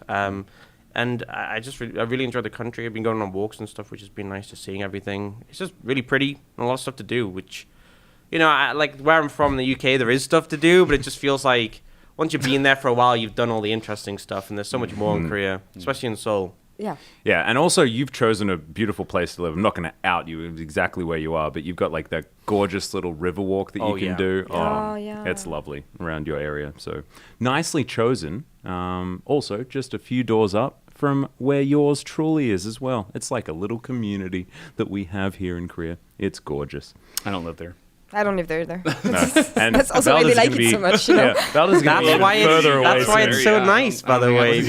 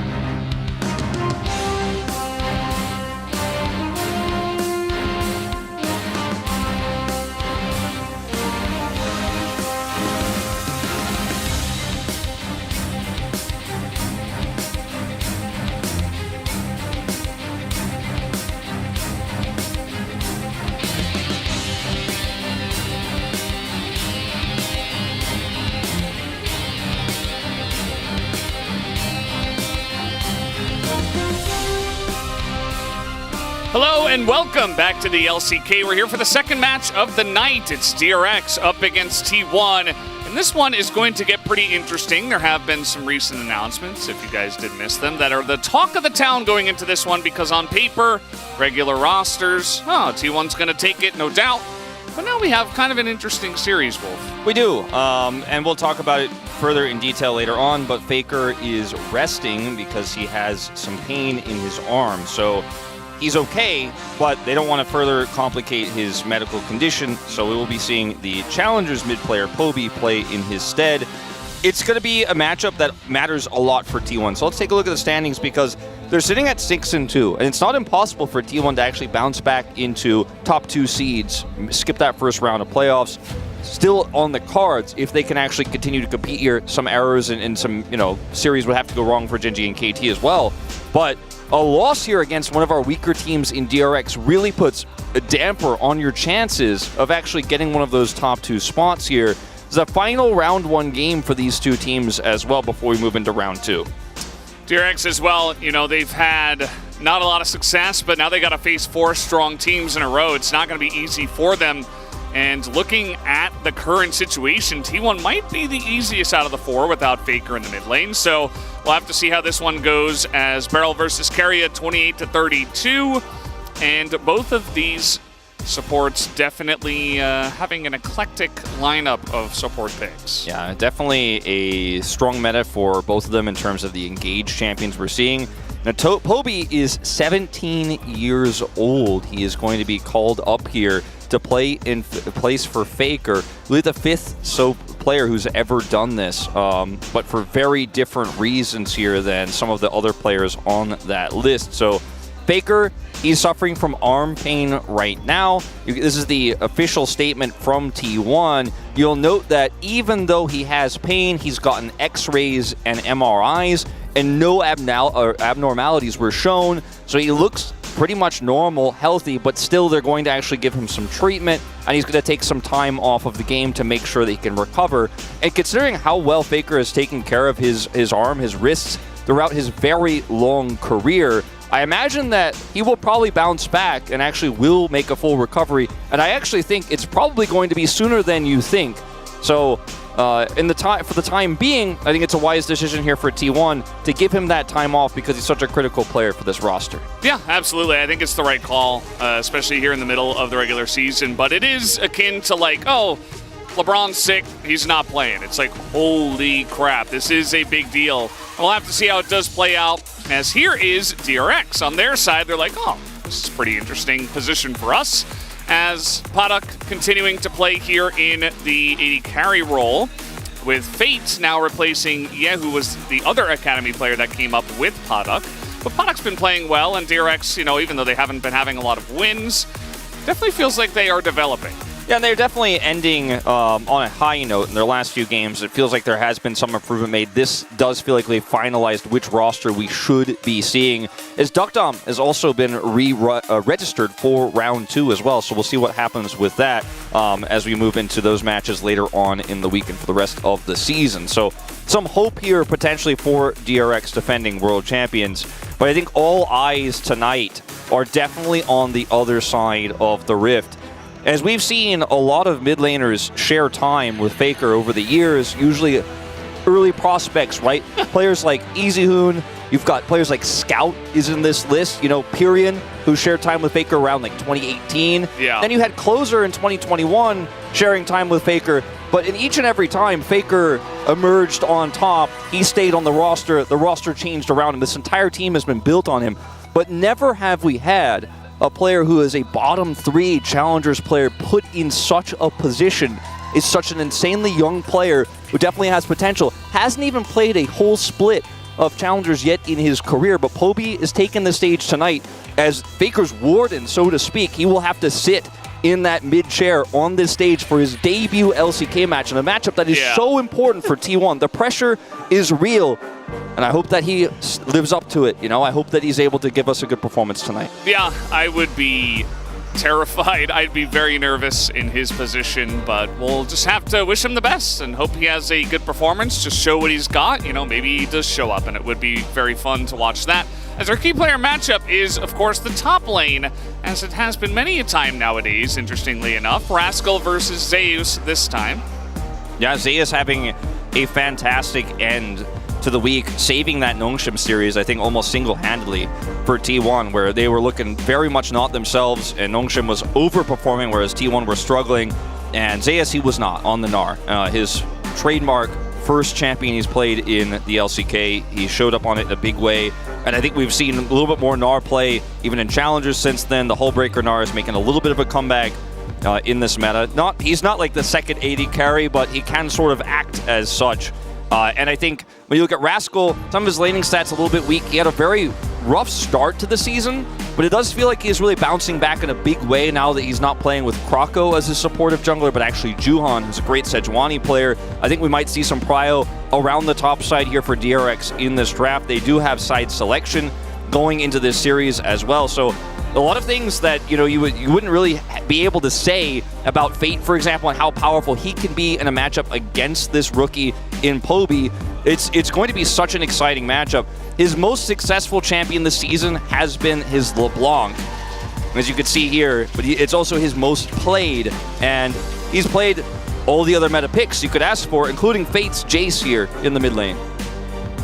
Yeah, and as you see, there are definitely a lot of losses on that list. Actually, T1 Challengers nowadays not really in a great spot. Last split, they had Bay in the mid lane. They kind of had more leadership, but now they're bringing up some of their younger players, including Poby, and it's been struggle street. I believe they're in like 8th or 9th. It's not a good time. So, he's coming from that, and now he's playing against DRX in the LCK. So we'll wish him the best again, but I am expecting Fate to win this matchup, to be very honest. Now, that being said, T1 do have a lot of other pieces of the puzzle. It's not just all about Faker, even though the team is often built around him, as you mentioned. Yeah. And DRX still have to overcome all the other pieces, including Poby, who hopefully isn't just, a pushover. And I think the fundamentals of T1 are why ultimately I still think that they can take this series. I think that when 80% of this roster's moving parts is still the same and Poby can listen to shot calls here, I think that T1 should be able to cross the finish line, but we'll see if Fate can get a massive advantage or if something goes wrong on the top side, if Rascal can get a lead there. The meta is so good for him. Both Jackson and Renekton key top lane picks right now with that Sejuani pick that Juhan really enjoys playing.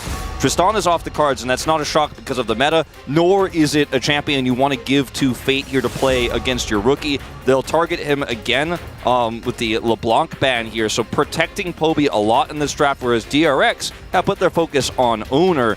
They do not want to give him the opportunity to carry around top side. Yep, another ban towards the mostly jungle Poppy that we do see most of the time. And let's see who this final ban is going to be. Still a lot of stuff available because of a lot of this targeting. Nico seems like the best choice in terms of OP picks, but that does leave Sejuani available. And now Rascal can either play Renekton Sejuani or Jax Sejuani here. And this T1 will take the Renekton away.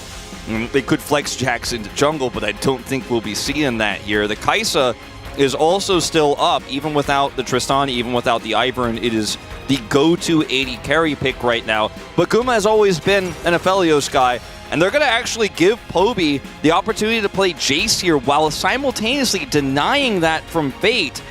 And this means that it's very likely going to be Maokai as the jungle pick here for Owner, and because DRX already locked in Sejuani, there's no way to deny this. But they'll be able to pick up the Kai'Sa and that Jax here if Rascal wants to opt into it, into the Renekton. Could be, of course, a Renekton flex mid as well, but I don't think they want to put that pressure on Poby. No, I don't think you should. Renekton's really happy in his current state in the top lane, as they're going to ignore the bottom side of the map here. They're not going to probably pick Kai'Sa for Paddock or anything like that. Could have gone Kai'Sa Rel as another angle if you wanted to focus on the bottom side, but with some really strong solo lane picks in this meta, they are going to go for Azir and Jax, which are two of them. And Maokai will get locked in here, teasing the Karthus pick, but it will ultimately be Maokai. The fact that Poby's doing hovers, that's a good sign for his confidence going into this one. So we'll see the Ashe band now. Kai'Sa, I think, will follow. And the Milio for Aphelios Milio going to be taken off the board. So weakens the Felios pick there in the bottom lane, which of course would have been picked blind if it is locked next. They could just ban both. And Draven is also still a possibility here for T1. I think it's very strong into what DRX are running, and they have a comp to set it up extremely well, set up those picks. They'll ban it, however. And yeah, even the Korean commentators a bit surprised by that, as are we, what with the strength of Guma, but it seems like he doesn't want to play that, and does mean that perhaps they are saying, okay, we're going to play Kai'Sa. What are you going to do about it? You're not going to punish it with Draven, at least. Yeah. I think a Kai'Sa ban here is warranted. I mean, it's not a Kai'Sa comp necessarily here for DRX. They don't have to play it.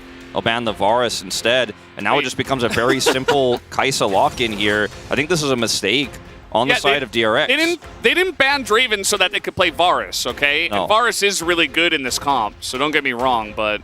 I think the Kai'Sa fits the build, though, a lot better, and it's just a stronger champion right now. And they're opting into Xayah Rakan to round out this draft. It's still pretty strong, and Xayah is arguably a counter pick for Kai'Sa, as well as directly the safest AD carry you could play in the pool. And they'll actually go for the Rel here instead. T1 are expecting this carry, has already got the Alistar hovered, and it'll be an insta-lock response here. So T1 have a very fantastic dive composition here, where the Maokai sets up, you burst with Jace, and then Kai'Sa follows up with the Renekton to kill a single target. Xayah is great into this. Rel can be played defensively to turn engages with the Jax here. And, I mean, they're putting Poby on Jace here in this first game. It's a pick he's played already this season. He did take a loss on it. T1 Challenger's not winning a whole lot at the moment. I like what DRX have put together here, but I think when you consider Zeus' prowess, Owner being able to set this Jace up, it becomes very simple for Poby to land Accelerated Shock Blast and follow up with those burst engages. And Guma on Kai'Sa is a classic.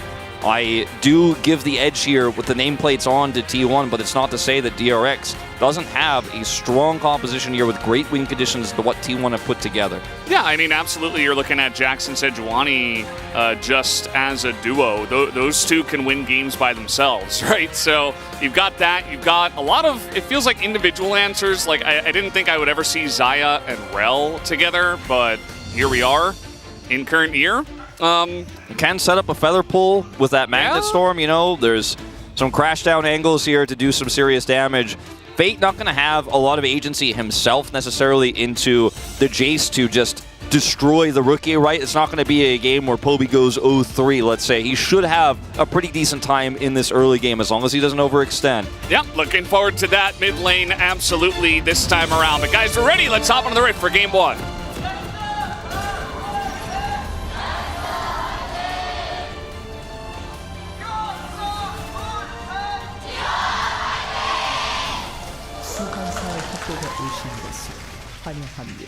Here we go, on to the Rift, game one. If you are joining just now, and you missed our whole lead up into this one, unlike Challengers, this is a very opportune moment to ask, where is Faker? In Challengers, we get that all the time, and it's funny because people just don't understand that it's the Challengers stream, and of course Faker doesn't play for the Challengers team, but Poby does. And he's filling in for Faker, who has a bit of an injured arm and is resting it at the moment. We're hoping him the best and hoping that he can recover very nicely. But for now, Poby is going to be subbing in, and we're looking forward to his performance coming up from Challengers, the T1 Challengers roster. That's right. And wishing Faker the best. As he also said in a press conference that he had been experiencing pain for about 3 weeks before that matchup that they did play against Nongshim. Didn't have the greatest performance individually that day, and then decided he'd make a statement. And Faker, usually not the kind of guy to say stuff like that. Poby's going for a level 1 here. What is this? He's bringing a Challenger energy into this game. Gets a huge cheer from the crowd. And I mean, I'm excited. I want to see new players do this. Yeah. I mean, Poby just playing his heart out here already at level 1. He's going to miss the Shock Blast. If that connects, Fate's down to a 4th health. Still going to be a positive interaction here for Poby. Makes it happen with that approach angle. And a ward there that he's also able to set up here in the Raptor camp. So we'll be able to see Juhan's timing coming over here. And starting things off with a fire. Level 2 comes in. Do we get the gate? He's waiting. He's poking. There it is. Fate down on health. Does have biscuits, and he is Azir, but he should be fine, but this is the energy I like to see. He's continuing in. Another Shock Blast going to land, another auto.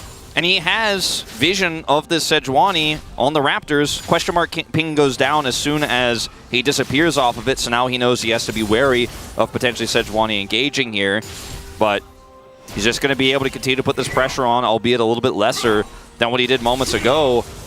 But man, he is bringing the energy. And you love to see it because Challengers is a different type of tournament it's where a hectic league, we could say. it is constant action, constant fighting all the time. Way more solo kills than you'll see in the You LCK. win on hands more than anything else in Challenger. Yeah. Right? So I love this. Different people deal with stress in different ways. Poby comes in here, he's like, I might be nervous, so I'm going to go insane on this guy. Yeah, he's also like, this is my chance, you know? Yeah, Like, true. maybe he's coming in here saying, like, I can prove that maybe my team in Challengers is at the bottom of the standings, but I can actually pop off as an individual. Not because of me. There it is again. Another Shock Blast to the face. And this Face is not gone. this is not a matchup that the Azir default wins. Obviously, Azir wins a lot of matchups why he's so strong and why he's so staple, but usually you do not get pushed out of lane at level 4, down 9 CS, forced to teleport early. Now Juan's going to make a play up here topside. Ooh, nicely handled by Zeus. Notes it's coming in early. The second that Rascal's got that Counter-Strike and he's moving towards him, he knows, and he's able to flash away. But now he is down a flash. DRX top and jungle able to get that out of him. Let's see Maokai over here potentially setting up for something. Owner going to go around those Krugs, and if Poduk and Barrel try to, with level 3, look for a crash down engage. Uh-oh. Ooh, Keria kind of messing that one up, but is going to get the flash out of Barrel at least, as Owner in a rough spot. Might have gotten like stunned mid-combo. Didn't actually see it because they were all the way on the right side of the screen, but either way, able to get out of that bottom lane game. Fate will avoid this Shock Blast and get the cannon. Zooming in on that exchange as Poppy is just going to go to the skies, and this is not the trade he was looking for, unfortunately. That is a maniac! Like, what is happening? I mean, he picked up a Corrupting Pot, and he's going to be able to continue to put the pressure on here and heal through these types of trades, whereas Fate's going to be more reliant on those temporary consumables. Got to be careful about walking through those Sand Soldiers, though. It's like Sand Soldier doesn't bother me, just sprints through it. Yeah, he's not taking good trades anymore, and he's on vision, so I'm not sure if he knows about that. But yeah, he's getting low. He does have a lot of support from his team. Yeah, I think he's trying to potentially bait this. I can guarantee the Raptors with this, and then maybe set up for something here. Fate does not have level 6. This is a very thin timing window. Keria's going to Hex Flash. Yeah, gives him prio in mid at least, and gives him safety to push it in and get out of the situation that he's in. Just using the win in bottom side to translate into moving it up the map. Very nicely done by T1. You love to see T1 helping out the rookie and coming in here and making sure that, you know, some of his over-aggressive play isn't super punished. Fate doesn't put himself in harm's way there, so there's no pressure for a kill, but definitely, as you say, guarantees he gets a save back in, as both of these millers already used their teleports. Yeah, we're not going to get a replay of what happened with Keria's pull of combo attempt because nobody died, but it was quite critical that Poduk and Barrel are able to just walk it out. No summoners really expended here. The critical ones with Barrel having Hex Flash. And end of the day, dust settles. It's a small lead here in the top lane, and that's it. Here we go again, but this time Tuon is here, and he does not respect that. Has to flash away after doing a huge amount of damage to Fate, at least. But Juhan comes in, a simple flash takeaway. And that's something that you'll note if you watch Challengers very often, is the players in the LCK are much more respectful of like jungle pathing, what could be happening. That's why we see a lot of passive play, because they don't want to really play into that. Challengers players, sometimes they don't think about that. They're like, well, I have an angle, I'm going to outhand this guy, I'm going to get the damage, and then it's like, oh crap, there's a jungler here. Guma is going to get crashed down on Glacial Augment, going to slow him. Maokai here, he is going to elect to cleanse rather than flash, and now the Dragon's getting in on it. Takes a pot shot at the weakened Kaisa. That wasn't very friendly. No, certainly not. And that's going to deny Dragon, as well as now they're going to get some extra lane prio here. And I think the best way of putting it to kind of sum up what you said is, okay, hold on. Poby I don't know if there's anybody in there. Owner's going to check it out. There was, yeah. He has 6. That was scary. Yeah, they could have actually double ulted there to blow the Jace up with Flash Liz. But Owner and Keria again are in the mid lane, helping him out. It feels like Keria's supporting 2 lanes right now. Yeah. But going back to your point, you know, it feels like in Challengers, what you don't know, it feels like it can't hurt you, whereas in LCK, you're like, if I don't know, it's going to hurt me. Yeah. You know, that's the difference in attitude here, is we're going to have an ult go down, but nothing coming of it. And it is so true that while the LCK teams often play too passively around that type of vision, you can lose games over it, so it's good to be respectful. In this case, they're just going to give him some bodyguards, and I think if Juhan pulls the trigger a little bit faster there, maybe they actually make something happen, but they don't commit. Yep, guess who's here again? It's Maokai and Alistair coming in, and even Zeus is here. Like, what is going on? There's like 4 people hanging around the mid lane. Yeah. Just keeping them safe. Just wanting to deny. Yeah, and even if this isn't like, oh, we're going to help the rookie, it makes sense to play around one of your lanes that should have prio early, right? Yeah. To get your Jace in a position where he can put on the pressure. And like, the way that T1 is playing this out, where they're just leaving Guma by his lonesome, and he has a CS lead, like, he doesn't need extra resources to be ahead. He is going to, as Kaisa, be able to use his futures market. I believe he took it, didn't actually catch the runes. But he'll be able to use that to quickly get the Shiv online and then push towards 2 items here. And this is a very different way than T1 normally plays. They normally try to play to get Guma ahead early. This time, he's kind of done it a little bit on his own. And then they're just going to try to make sure that Poby has a safe early game here. And I like it, you know, just completely changing the identity of a team with essentially, basically about a day or 2 of potential practice time. You know, we know that there were a lot of reports of Keria playing scrims and actually playing solo queue games of mid, so there was an assumption that he was going to play and Bout would come up to replace him. But that is not what T1 decided, and it seems like whatever they did with Poby early, because they had Nice in instead of him in Challengers, has been working out, at least in the outset. They already seem to have some idea of how to empower him and make sure he doesn't fall behind early. Yeah, and we're going to take a look at, you know, some of the stuff. We got an update from Chronicler, it's not our space. futures. Yeah, he didn't go futures market. Oh, he has cookies, of course, yeah. Yeah, cookies and cosmic. So a big trade up in the top side once again. Zeus clears out the wave, but Rascal's going forward, but now just able to zone him away with the Counter-Strike. And Juhan's been hovering the top side of the map all the time, as honestly he should. As now, Zeus in a little bit of trouble. He is going to get the plate, but this Jax might come back to bite him, as here comes Sejuani. Very nice flash, but Zeus is able to slice away. Unfortunately, there is an ult that comes in, and Blast Plant? Nope. No Blast Plant to save him this time. So nicely done by DRX on the top side. They finally are able to get some value out of that top jungle duo. Yeah, Sejuani Jax here. You know, this is what you gain with the Sejuani priority, and the ult is good. Zeus down flash, dead. Doesn't have teleport, so Jax is going to not only be able to absorb that 400 gold from First Blood, but potentially a plate here as well, as Owner's trying to defend. They're on the top side, which means now you know where the enemy jungler is, so you can continue to put this pressure on here as Podak and Barrel. You know Maokai's top, and you are free to continue to be obnoxious here and try to get some additional pressure done. And over here, same can be said. They're just going to drop the Rift Herald down for Fate. Yeah. And he's going to pick up some plate gold himself. Fate's in a good spot.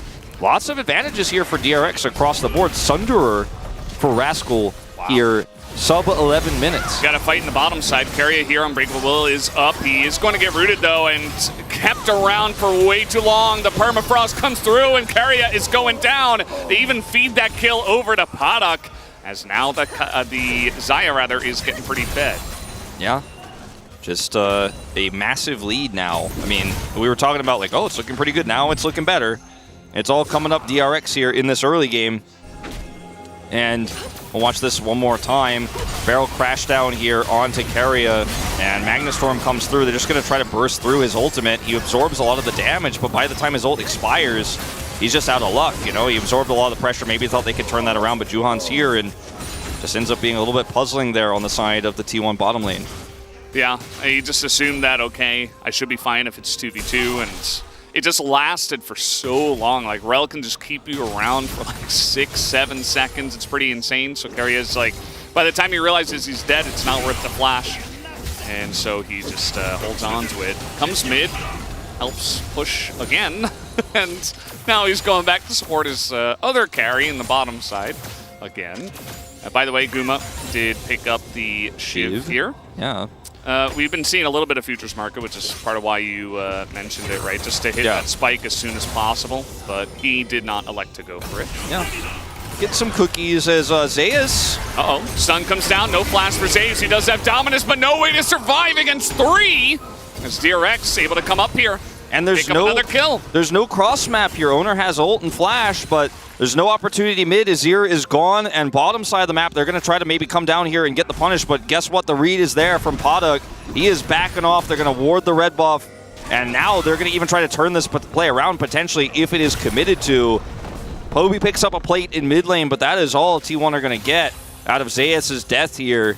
And right now, DRX just playing this early game very nicely. And, I mean, things are still going to start to go better for T1 later on as this Kai'Sa comes online, and she is going to be able to free farm in mid once that turret does go down and once they decide to swap those lanes back, but it's just not the lead you're looking for here. Going for a little walk, puts down a ward. A windy walk, Valdez? Yeah, a little windy walk here. Breezy. It's been a little breezy, what with monsoon season starting here in Korea. A bit rainy, obviously. A lot of rain, especially last night. Yeah, not very, not just a bit, is what I meant to say. T1 trying to hold on to coverage of the Drakes now. Yeah. With all the focus on the top side of the map for DRX, they say T1 does that, well, they should be ours, as Fade is going to take a shot blast to the face. And that might be able to get them enough prio, but they're not going to go for it just yet. Yeah, just going to try to push that wave in. Demonic Embrace is done for Owner, so he is going to be able to put on some slower damage in these neutral fights over the objective, trying to get control in prio, but not doing it just yet. Just going to take these Raptors away. He's got a sapling set here, and they have the control of the Scuttle. This is pretty massive, as Guma doesn't have 2 items yet, so the poke is going to be negligible, and Barrel's holding the choke. This is a very awkward situation here for T1, and guess what? Rascal's down here with Flash too. Yeah. This is a really awkward spot for T1 to contest, and I think they should definitely just walk away. This comp is so strong, and if you force your way into it, you will regret it. And they just walk away. Hextech Drake comes through. It's Infernal Soul here with the lead DRX has right now. It's not good news for T1. Yep, everybody's going to be fighting over the individual Drakes, and T1 with that, they just select to give up the 1 Hextech and go for the Rift Herald instead. And yeah, we're definitely going to be getting to a spot now where there will be a lot of action in this game, as T1 actually pulling off of it now. Rascal trying to make his way in. Let's see how this one's going to go as the ult is thrown into Zeus, who doesn't really care about that. Just hit the eye one time, they say, as a big counter-strike does come in. As Keria tries to get the counter-engage in the eye, he will pick it up, but will have to flash this wall just to survive. Doesn't look like he should be able to either with counter-strike again. That should be 2 kills. Oh, the headbutt comes in. Rascal does have flash. I mean, they could force this. Oh, Rascal is just on a tear right now. Zeus in a lot of trouble as he's ticking down. The minions trying to help out, but Rascal will survive. Ward goes down here, can leap into the brush and get away. And man, 5 kills to 0 here. DRX in full control. And T1, they're trying to hard force on the Herald. Keria has to pick up the eye. You're just looking for any gold you can, any sort of ability to stave off that early game pressure, pick up some money, but you're going to come up empty in this case, walking straight into that counter-strike. 3 kills for the Jacks. It is going to be a bad time. Zeus, unfortunately for him, he's going to have to just play the weak side Renekton. Never a enviable position, and he might even be getting more and more pressure as Juan is looking for another play on the top side, and he might as well. There's no Dominus or Flash this time. As Juan incredibly tanky, they are looking for it. He's tanking up the turret, and yeah, there's just no escape for Zeus as Juhan even gets the aftershock, and Zeus once again just being bullied up there. The Jax has the Sejuani, the Renekton does not, and with a lead like this, there's just not much that Zeus can do. Can't even speak ill of him. He's been camped, and all of the resources went to Poby in the mid lane. Speaking of... Okay, crash down, but here we have Keria now, the Magnus Storm, just to try to survive, and a big knockup comes in from Keria as, Gonna be pushed away by Fate, and Povey just barely able to survive after that. They do get another charge here on the Rift Herald as a little sniperoo comes in from Guma, but doesn't look like he's gonna R into that one. Rascal also gets the top side of the map. Excuse me, guys, something got in my throat. But Guma's lucky here. Yeah, nice sidestep. Unfortunately, Juon is just so tanky at this point in time that there is no recourse, and he can just run at anyone on the side of T1. And we're going to take a look at the replay now on the Rift Herald, which DRX, they absolutely wanted to stop. Yeah, so ult comes out here early, so Rascal has full agency here. He's not going to get rooted by this Maokai. He just forces his way in with a leap counter-strike. And while the headbutt comes through, it's too late, and Keria sacrifices himself, picks up the eye, will ultimately be killed by getting flashed on. And then we're going to go up here to the top side again, where Sejuani Jax with a lead like this. Another fight, and Zeus, he is able to get the turret, but he is still fighting against Rascal, so he gives over more gold, more XP to the Fed Jax. He did pick up the turret, and, you know, might have been a calculation in his mind where he's like, okay, I'm not worth as much now. Maybe I should just take this turret, but yeah, now it's 4-0 yeah, I mean, Rascal. I think it was calculated. I don't think that Zeus thought he was ever going to win that. No. If anyone implies that, maybe like rethink your life. But I do think that he knows that he needs money quickly here because his relevance as Renekton is going to fall off very soon in terms of what he could do for backline access and the damage that he needs to put off here as he's working on his second item. But, I mean, the Jax is already ahead. And like you said, he's not worth as much gold here anymore. So, yeah, Jax gets a kill. But Jax is already a bigger problem than you're ever going to be able to deal with. So you need to actually shorten this game and pick up that turret money as the thought process here for Zeus. That being said, yeah, take a look. He didn't have vision of Rascal here, but he knows, okay, I'm going to kill this turret. And he has Dominus, so he's like, maybe I can then use that to stun and then double dash away. But he just gets counter-struck. Could have played it better, you could argue, but he knows he's dead here. Yeah. Not much he can do. Just a calculated risk he took, as Rascal does not have vision of his jungle that is littered with T1 members. Throws up a question mark sign as, I swear, Owner and Keria are always right next to Povey wherever he is. Now he's in the top lane. Both Owner and Keria are right there, even with this Infernal Drake about to spawn. Povey's taking a fight against the Fed Jax. Definitely not the guy you want to go for. As now we got TPs coming in. DRX are hounding down T1. Teleport interrupted by Renekton. Nice. That is a very important interrupt, but still Keria is going to go down. Rascal getting lower and lower, but he does have that Divine Sunder. Knows that he just wants to keep the T1 members around. As the Hop is going to come in. Doesn't even need the flash. Has stopwatch. And is buying a lot of time as the team comes over, but a little bit too little too late, as Povey's going to get the big shutdown here on the Jax. Yeah, definitely need to be careful about these ones, DRX. So Povey getting a lot of money here on the first kill of the game. And they're going to be able to hand it over to Juhan at least, so yeah, you do get some money into your Jace, but still a bunch of kills more over to the side of DRX. My biggest issue with this play here from DRX is not that they overestimate their chances. It's just simply that Rascal thinks that like, his eyes are bigger than something. He's already so ahead. Don't use your flash there. You're going to need it for a team fight, especially a critical one like this Infernal Drake fight. If you have flash here, you can set up a multi-counter-strike. They're chasing the Jace. He'll pick up a bunch of money, and while ultimately DRX still win the fight, they don't have that Jax here for this one, as he is going to teleport in, but won't be able to flash for the engage. And T1, still, regardless, will respect this squad, knowing that Rascal has teleport, and they walk away. Povey wasn't alive either, so if they were able to buy like 8 seconds, Povey would have respawned, and maybe he could like TP in, and perhaps they force something, but instead, he's just TPing to the top side. He says, everybody's on the Infernal Drake. We just saw Rascal TP in, so I'm going to get some value over on the top side of the map. Has Demolish as well, and we'll be able to take a big chunk of that inner turret. Yeah, it takes about 2/3 of it. As we go back to this fight here, Juon sees an opportunity as we, in live, a little bit scared about what might potentially happen here with the Rel floating around. Turret also going down. This is a pretty heavy overextension here, but they also are under the assumption that Fate will join them, but he teleported within range of the Renekton, who just W's him and denies it. So got a little bit messy here, and the Rascal wants to hard commit us. It's going to be a bit of a longer replay here. Knowing he has the ability to flash onto this Jace who wants to make something happen here, but will, of course, end up going down. Poby still dies for this. He buys enough time for DRX to come over. They're doing the Baron. Yeah, this replay is long. So we have no idea how this was set up, as owner just selects to give it up. They're just not in position to take it down. Maybe Guma got chunked, we don't know. Went back and bought an item, and DRX is just going to pick up a free Baron. They absolutely have the damage to do it with Xayah Azir and the Jax, not to mention. The Jax is huge. So that Baron just melted. Let's see if he can buy... Okay, he grabs an Amp Tome here and turns into a Codex, actually. So he had enough money for Codex. So he's like halfway to Zhonya's. You know, he has the broken stopwatch in his inventory.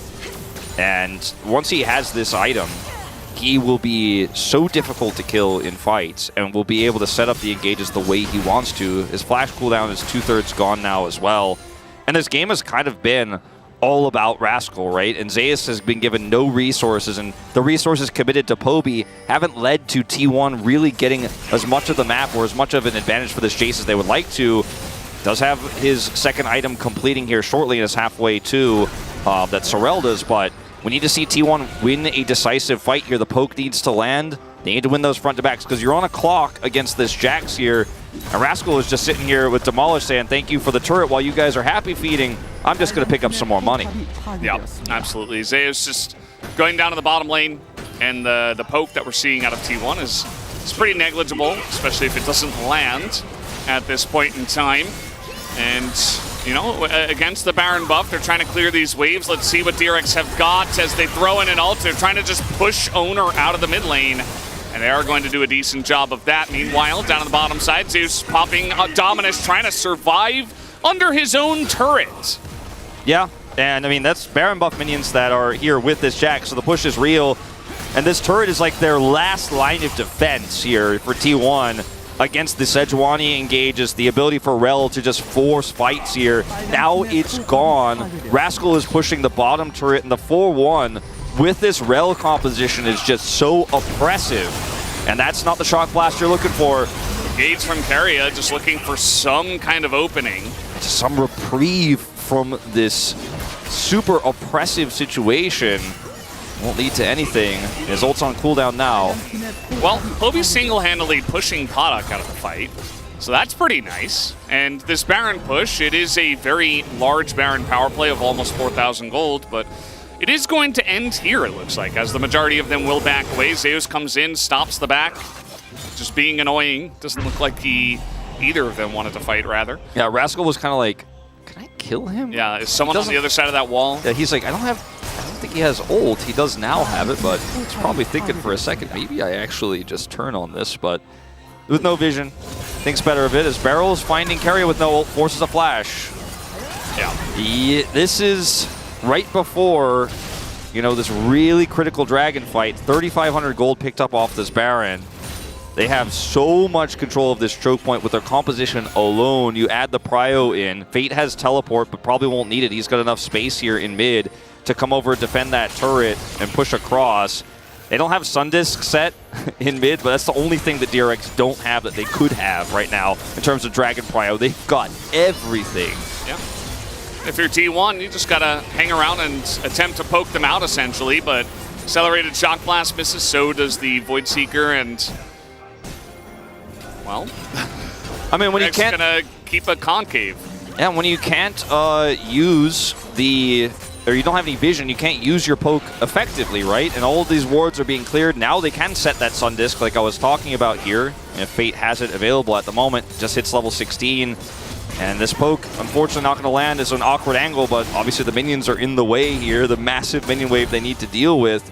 And they're going to actually split attention between Drake and Baron and do everything. Look at the ward control over the Drake, so they know they can two-man this. They'll maintain a little bit of presence around Baron, so T1 can't T1 it. And then now they can put 5-man on the Baron. And it's really difficult for T1 to answer now. It's a pretty clinical game of DRX with a lead. You love to see it if you're a DRX fan. You know, we've seen this team struggle sometimes with early leads, but not tonight. Yeah, it seems like they have a pretty good read on the situation. You know, they draft certain things that it was somewhat reactive, but the first part of it was not at all, right? They got the Sejuani first, and then they picked up the Jax and Azir immediately, and they said, well, we're going to play around the top side, and we're going to make sure the bottom lane doesn't lose or fall too far behind, and that's exactly what they were able to do. They played around the strength of the Jax, and now we've got 3.5 items for Rascal. Yeah. As the only damage that T1 is doing is Poby into Pada. That's it. He is going to, Rascal, soon have a hull breaker. Then he will break the hull. That is the process. Even more than he already was. He's like, hold on. He Google's like, how to kill the Nexus. He's like, all right, I'm on chapter 4. Build the hull breaker. 4-1. Break the hull. Okay, got it. This seems pretty straightforward. He's like, I just need a little bit more gold, and then I can finish that item. He has teleport and level 16, and he is ready to crush T1 in a team fight if they do not push him away. And unfortunately, this Maokai is so good with this composition because it allows you to see and poke very well and gives you vision, but when you're this far behind and control wards are creeping through, you have to use those saplings defensively against the Rel. So you're always blind, and the Jace damage numbers here aren't going to be as high as they could have been if it was an even game state here for Poby to actually land some of that poke. But he's mostly just hitting the Sejuani now. Control ward here in the pit. Juhan's got the edge controlled, and this is an easy Baron call here with the damage they have. Yeah, they're going to start it up. Let's see if T1 can get in position for this. The Nature's Grasp comes out, and DRX just pull off of it entirely. Another big shock blast into Fate. They're looking for an engage a little bit late to the party, but they are going to get it onto Poby, and there's the Magnet Storm into that backline, but the damage is not there. As Beryl goes down, it looks like the T1 support will as well. Meanwhile, Zeus is just dead. Not sure why he's taking that fight there, but maybe Rascal able to... We'll get a replay. Yeah. We'll get a replay. It doesn't necessarily answer your question. Should be Baron, though. But I mean, it absolutely will be. Still up, but we'll have to wait and see as Poby now elects to go down. Rascal is like, this is my game. This is my Rift. I'm level 18 now, and kill the Maokai. It's going to come down to a smite fight, but Owner's not going to be able to get it.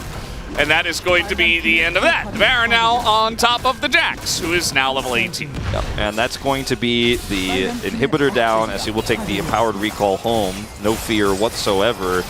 And I think a lot of this Baron fight, I loved how DRX were so extremely decisive. The Nature's Grasp comes out, like you mentioned, and we'll talk about that after this, where, yeah, he was just caught in this choke trying to see if he wanted to see if Rascal was teleporting or not, and he dies for it. He's like, is this Jax TPing into the fight? I want to communicate that to my team. Oh, he's not. I'm dead. We're losing the fight also. Yeah. Well, that was, yeah. This one is just, he gets jumped on. Poby's trying to help defend this inhibitor. Just trying to clear the wave before the Baron buff comes out, perhaps. But DRX moved away from Owner's ult there. And once that's down, that's the biggest enemy of DRX's comp. If they're all rooted in place, they can't combo. So Poby is a victim again. Yeah, Magnet Storm should be free as he's trying to trade back a little bit. Fate gonna take that kill. As this is becoming a landslide victory now to the side of DRX.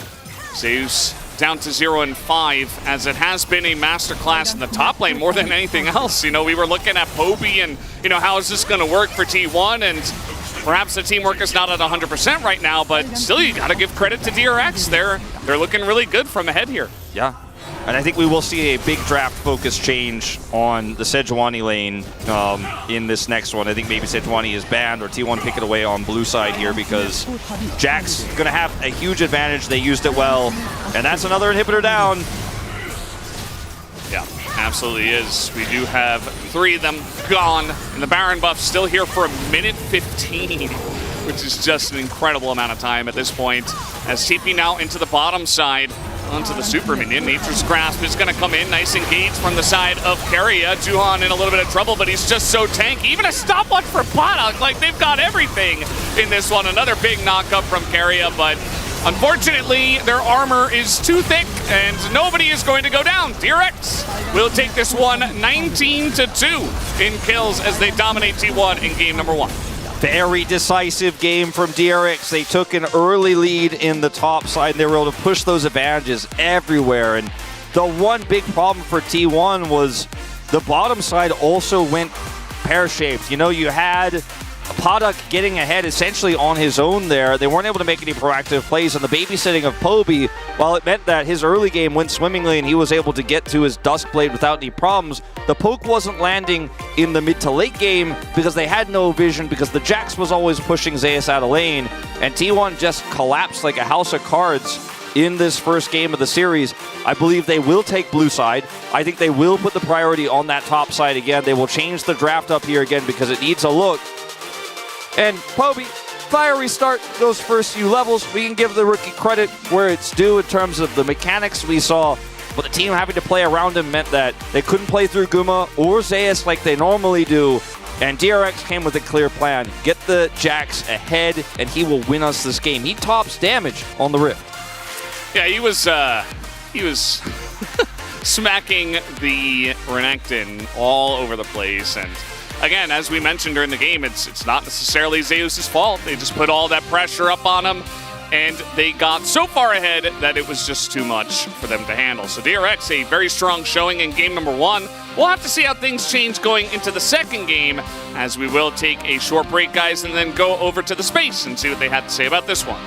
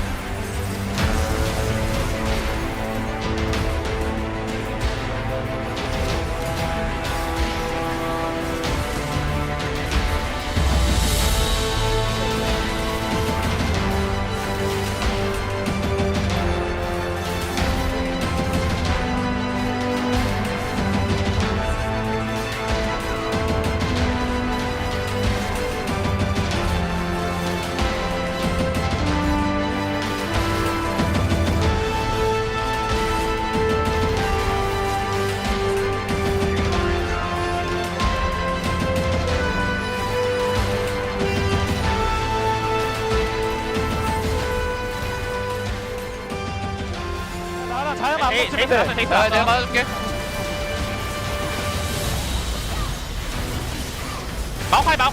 마오카이. 그냥 마오카이 뗄게. 레넥톤 노플. 앞에 거 앞에 거. 나이스. 이거지, 세조하니. 멋졌다, 디모티. 나이스. 다음 판 잘해보자.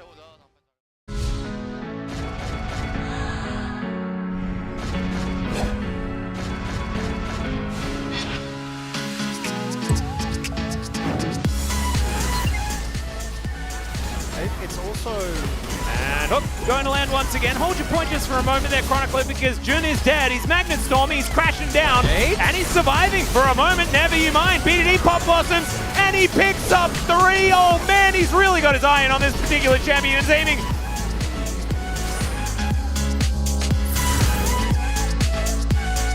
A melee minion, but he's going to switch into a couple of versions of himself. There is the pop blossom, still lands onto 3. Still Taeyun is going to explode! They look to take down aiming, but he's got a GA! Dudu has no health back!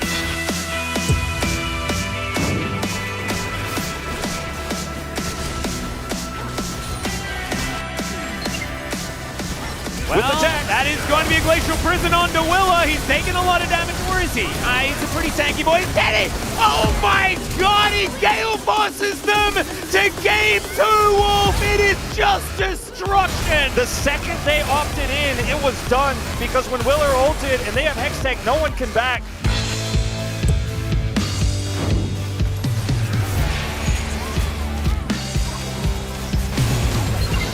Tibbers going to get a teleport on as now it's Grizzly's turn to pop off. He's now a Xayah, picks up the double. Grizzly just wins with a team fight. Grizzly comes in and carries that team fight completely. This is the brand new guy from Challenger. Man, he's looking good here in this particular moment. That's going to be the triple.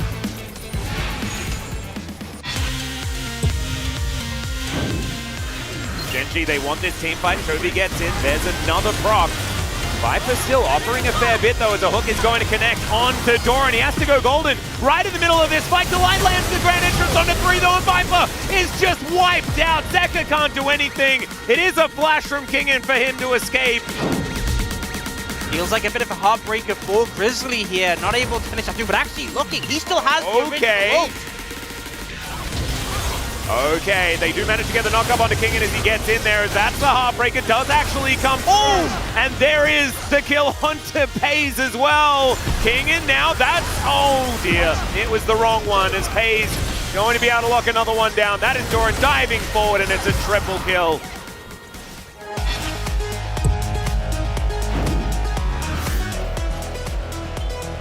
W's here from depth.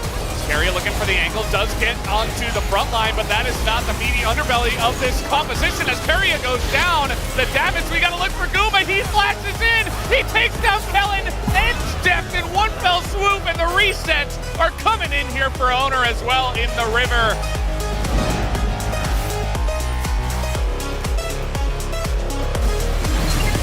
Lock down the Herald, I'm pretty sure, as he dives forward, finds the 3-man. Nah, Featherstorm comes in from Tiwu, but Peter will be the first one to go down. T1, welcome back. Gumayushi claims his life there as now Dundun in trouble as well. Zeus throwing houses and rocks, and there's Magnet Storm. Carrier finally finds his moment. It's a triple kill for Gumayushi as Faker was taking so much damage.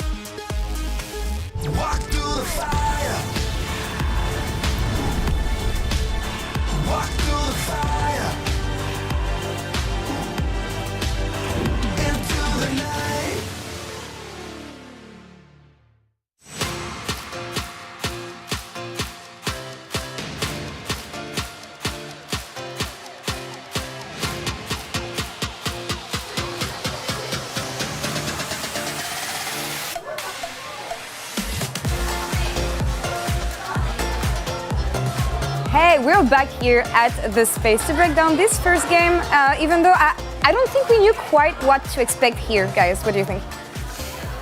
Well, Poby wasn't the problem. That part was nice. You know, he did okay. Well, yeah. And the thing is, I don't even think the problems T1 had here were new. I feel like this is kind of similar to the game they played against Nongshim game 1. The composition is different, but it has a similar sort of vibe where it's more about peeling, playing control, using the fact that you have this Jason Kaiser with so much poke. It was the Luden's Kaiser, so maintain distance, and things fell apart far before that. And then it felt like they really struggled to ever find any setup where they could effectively poke. Top lane was an absolute disaster, I think it goes without saying. Yeah. The whole map seemed to fall apart after that. And I think, honestly, Poby was fine, Gumisi was fine, but Carrier, Owner, and Zeus all had really rough games. Yeah, and looking at the draft here, the draft that DRX got was fine, right? Like, I think the only thing I didn't love necessarily was the Xayah, who in theory will struggle into the amount of range and poke that's available there for DRX. But outside of that, great draft. We know exactly how this plays out. You have strong topside 2v2. And I kind of want to echo what Ox was saying. I think that Zeus made a really big mistake early on when he overpushed and got counted, and after that he didn't get to play the game. But Owner and Carrier in particular really missing the mark here for me, because if your Renekton is getting bullied that hard, something else needs to happen on the map, and T1 just wasn't in the right place at the right time. I mean, that's the thing, like on paper, that's a good comp. It's just the execution that was missing. And in the pre-show, we were saying that it's not quite the kind of draft that we want to see T1 playing, and especially with a new mid laner, again stating that it was not his fault here. We previewed a bit probably what to expect from this guy before the game, but for people who weren't watching with us, Chronicler, can you intro the player for us, what he's used to playing and what purpose he serves usually in his comps? Well, it's really hard because we have very little tape on Poby. Because Poby, obviously Bay was playing before, and Poby has only played with the team for like 4 weeks. and T1 challengers this summer have looked really rough. I don't think that's specifically up to Poby himself. It's actually very similar to the issues that T1 main is having, where even though the individual performances are clearly not up to par, it's also the fact that it just looks very, very uncohesive and they don't really know where to go, what to do. And in a situation like this, I think Jace, even though Poby mechanically played it well, to work that out in a team comp requires, I think, a lot more synergy than T1 have right now. I would much rather see anything ranging from like the Annie to Nico, right? I don't remember the bans from the top of my head. Obviously, Nico would be banned, but anything that can like try and play aggressive early, even something like an Ahri, something that's very straightforward and has some pressure, because this didn't work out at all. Yeah, we'll see what kind of adaptation comes from this side of T1 here for game 2, but I feel like one of the main issues I saw with T1 right now, and especially in the Nongshim series, was the early game. And here I really want to focus on Johan and what he's been doing here. Yeah, and this is actually a Johan reel. That man had a wonderful game. Zeus, this is a really big mistake. I think the rest of the errors are not necessarily as attributable to him, because at that point you can't play. But that was really big. He had no vision, his wave was crashed, he had zero business being that far up, especially with Dominus down. And then on the flip side of the map was also being won by Juwon, right? Picking up the early kills, Carrier also having a really rough game. And then look at this, like the amount of prio that DRX was able to generate and the punish that they found consistently made the game completely unplayable for T1. And you know, this looks straightforward, but we actually looked at the stats at the start of the day, and Jax has a pretty weak win rate so far on the patch, despite the fact that Jax Sejuani is really strong, especially when Renekton is so prevalent. But I think the main thing is this is how it should be played. This is a great example of Juhan not only getting that early lead, but then continuing to mount the pressure, and it made Zeus a complete non-factor, like 0-5-0 on this Renekton, and the Jax was just impossible to handle. So I love that he knew exactly what he needed to play towards and never relented, never let up that pressure throughout the game. I mean, that's the thing. It's one thing to lead the pace and control in the early game, but this leading to a comfortable mid-game and bringing the victory in the end, that's not something I would expect from a team that had been struggling for the majority of the splits, but they kept the pressure and they stayed proactive on fights. And with the lead that they get, this is really just a backdrop. They also don't hesitate, something that DRX has been, I think, struggling with as well, similar to Brion. Yeah. Just start up the Nash, right? Set up vision, you have the hard engage, you have the go buttons, set it up, take it, and then from this point on, there's like a few fights left or right, but there just isn't anything that T1 is seemingly able to do, even after some like slightly over-aggressive fights because of how dire the map state is.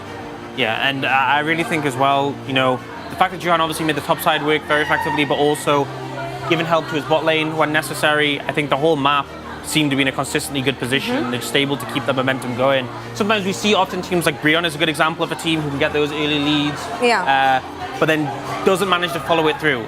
Yeah, there's a glow up on this side of DRX lately. We'll see if it can continue here. As we're going to reveal the player of the game, I'm curious to see who's going to get this one here. It's Rascal, yeah. We went with Juwon, so well. But I think it's the classic. Rascal was set up and then he really knocked it out of the park. I think that Rascal went ahead, has the potential to be one of the best top laners in the LCK. Yeah. We've seen what this guy can do. We saw it last year on KT. He was one game away from making it to finals, World's Finals in 2021 as well. And we don't get to see this Rascal that often because obviously the struggles of DRX have made that hard. And it's always a pleasure to see him, particularly on picks like this that can apply such consistent sidelane pressure. And you love to see the confidence going into Zeus and be like, yeah, I'm going to stomp him into the ground, which, being honest, was what was done. And makes complete sense. Yeah, I think it's completely fair. I mean, again, we went for Johan because we felt like he got the early momentum. And often sometimes you see players, they're the ones who set it up early, they get the favor, but I think really Rascal took that and pushed it so much further than your average top laner would. We'll see if T1 can come back here in the second game as they will play blue side for this one. Casters, take it away for game 2. Thank you, Spacers, for that wonderful breakdown as the Rascal and Juhan combination come together for the win here for DRX. Now, the question is, can they link it into a second win? As T1 definitely looking a little bit lost, what with the issues and some old issues as well. But they will have blue side coming into the second game. They will, and this is what we expected. Even though red side is quite strong right now, I think when you consider how that last game played out, Juhan, one of his strongest picks, Sejuani. They played through Rascal, strong top laner. He has his Jax. They will not be allowed to do that again. It will be instantly banned here by T1 on blue side. And something like high priority for the Kai'Sa won't be as heavily punished necessarily here by DRX. Tristana, also off the board. Let's see if DRX continue to go down that jungle path. We saw the Vi, Viego, and then the Poppy banned in game 1. And it looks like very likely we'll be seeing those 3 again.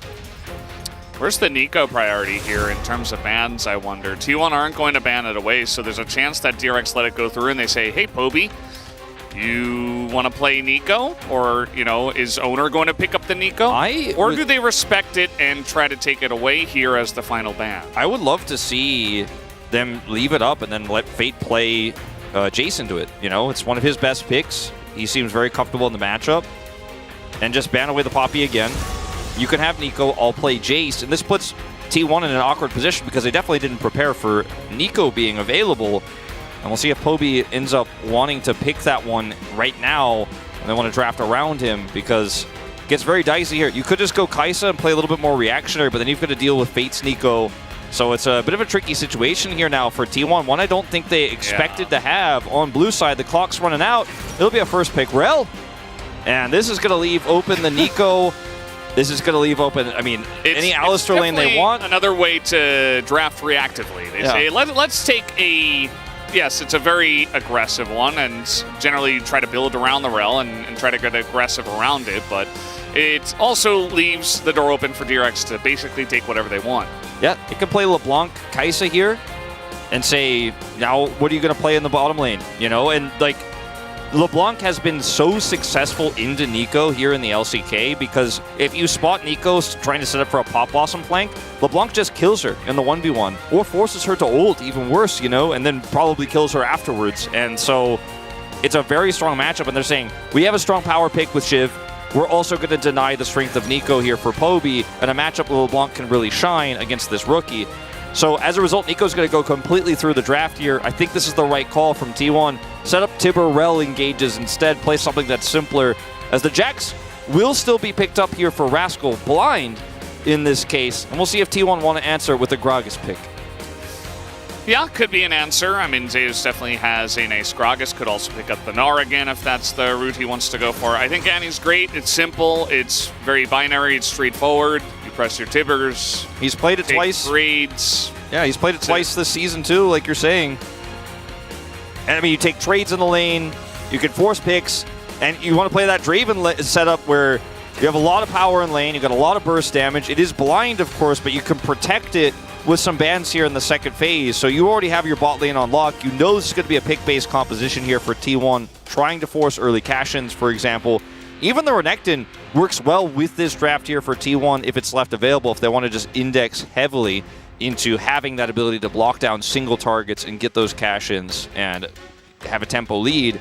For DRX here, you have a strong win condition in sides. Okay. Nocturne time. Nocturne time. It's been hovered a bunch. And, I mean, we know what it can do. You turn off the lights. It can be good in that way against some setups and engage, but also its ability to hit level 6 and gank some lanes that have priority and gank assist is going to be very nice. Also, Rel doesn't peel very well for Draven, so if you can blow Guma up and you lose your life for it, doesn't matter. You stop those cash-ins and job's done, you know, mission accomplished. It also empowers the Jax in the side lane, because if you want to chase down that Jax, you're going to have to deal with Nocturne because he will always be there, no matter what, with his paranoia. You can't actually gang up on Jax 2v1. He'll just turn into a 2v2 instantly. Now, they can protect the Rel with the Alistar ban. You see these single target blow-up champions in the Kha'Zix and Lee Sin denied from Owner. He's arguably the best Lee Sin player in the LCK. 2 picks that empower those cash-ins now off the board. We'll see what else they want to ban away here from DRX. Could just go for an 80 carry ban. The Kai'Sa is still available, even though it doesn't necessarily work with this comp super well. It is just so strong right now with the poke that it offers in neutral. It's funny, a lot of teams start having trouble with it, start losing, and all of a sudden everybody's like, maybe we don't want to play that. And into the Draven, it can be pretty risky, so I think that's part of the reason why they leave it up as well. Beryl might just get crushed in lane, so... He has a really strong opinion about this, a lot of conversation, and I think the Ezreal pick with how safe it is, well, it's the opposite of Varus in terms of what I was going to say. So the Ezreal pick's very safe, has an escape, very long range, can avoid these crash down engages, can avoid Annie and challenge her in a lot of ways that lower range AD carries or AD carries without any mobility can do. Varus, low mobility. Very much a pretty easy target to blow up, in fact, if T1 find him ever. So a risky choice to say the least. And Wukong, he is all in on the circles. It's a circles comp now, like completely. Yeah, lots of circles, even the blades from Draven oftentimes forming circles. It's just a Gragas angle, isn't it, where you have every single champion here has a form of CC, albeit Draven's is not as big, but you have so many ways to kill any single target. I mean, the Braum here going to help against some of that engage, can stand in the front, but yeah, I actually much prefer something like this. To be honest, Beryl is iconic Heimerdinger back from the Damwon days. He's going to lock it in. My problem with the Braum is that while he can tank a lot of damage, he usually buys time for a re-engage, which is not necessarily what DRX comp is going to be perfect at here with this LeBlanc Varus. And if he dies, that's a cash-in every time. Whereas the Heimerdinger gives you much more strong objective setup, gives you an easier laning phase. Yeah, I mean, this is something, you know, way back before we realized it was really OP.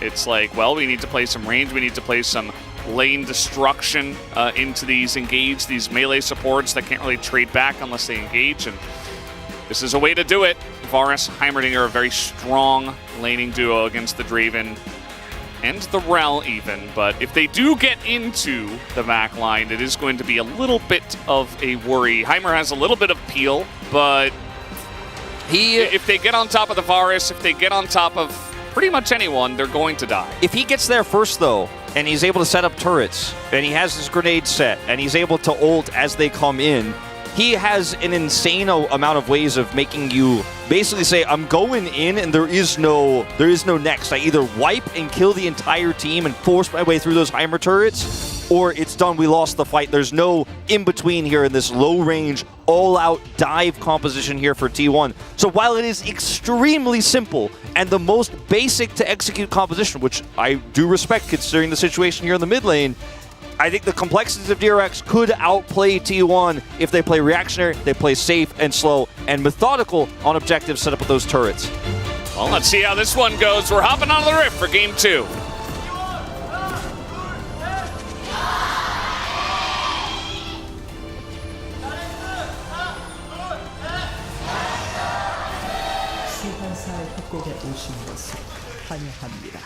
Very curious to see how this Nocturne is going to play out amongst everything else. You talked about simple compositions, and T1 definitely have one, but doesn't feel like DRX have nearly as easy. It feels like it's a medium to advanced version of a composition. You've got to play around the LeBlanc. Going in and out, you don't have that much peel, but as you mentioned, there's a lot of trade back potential from DRX.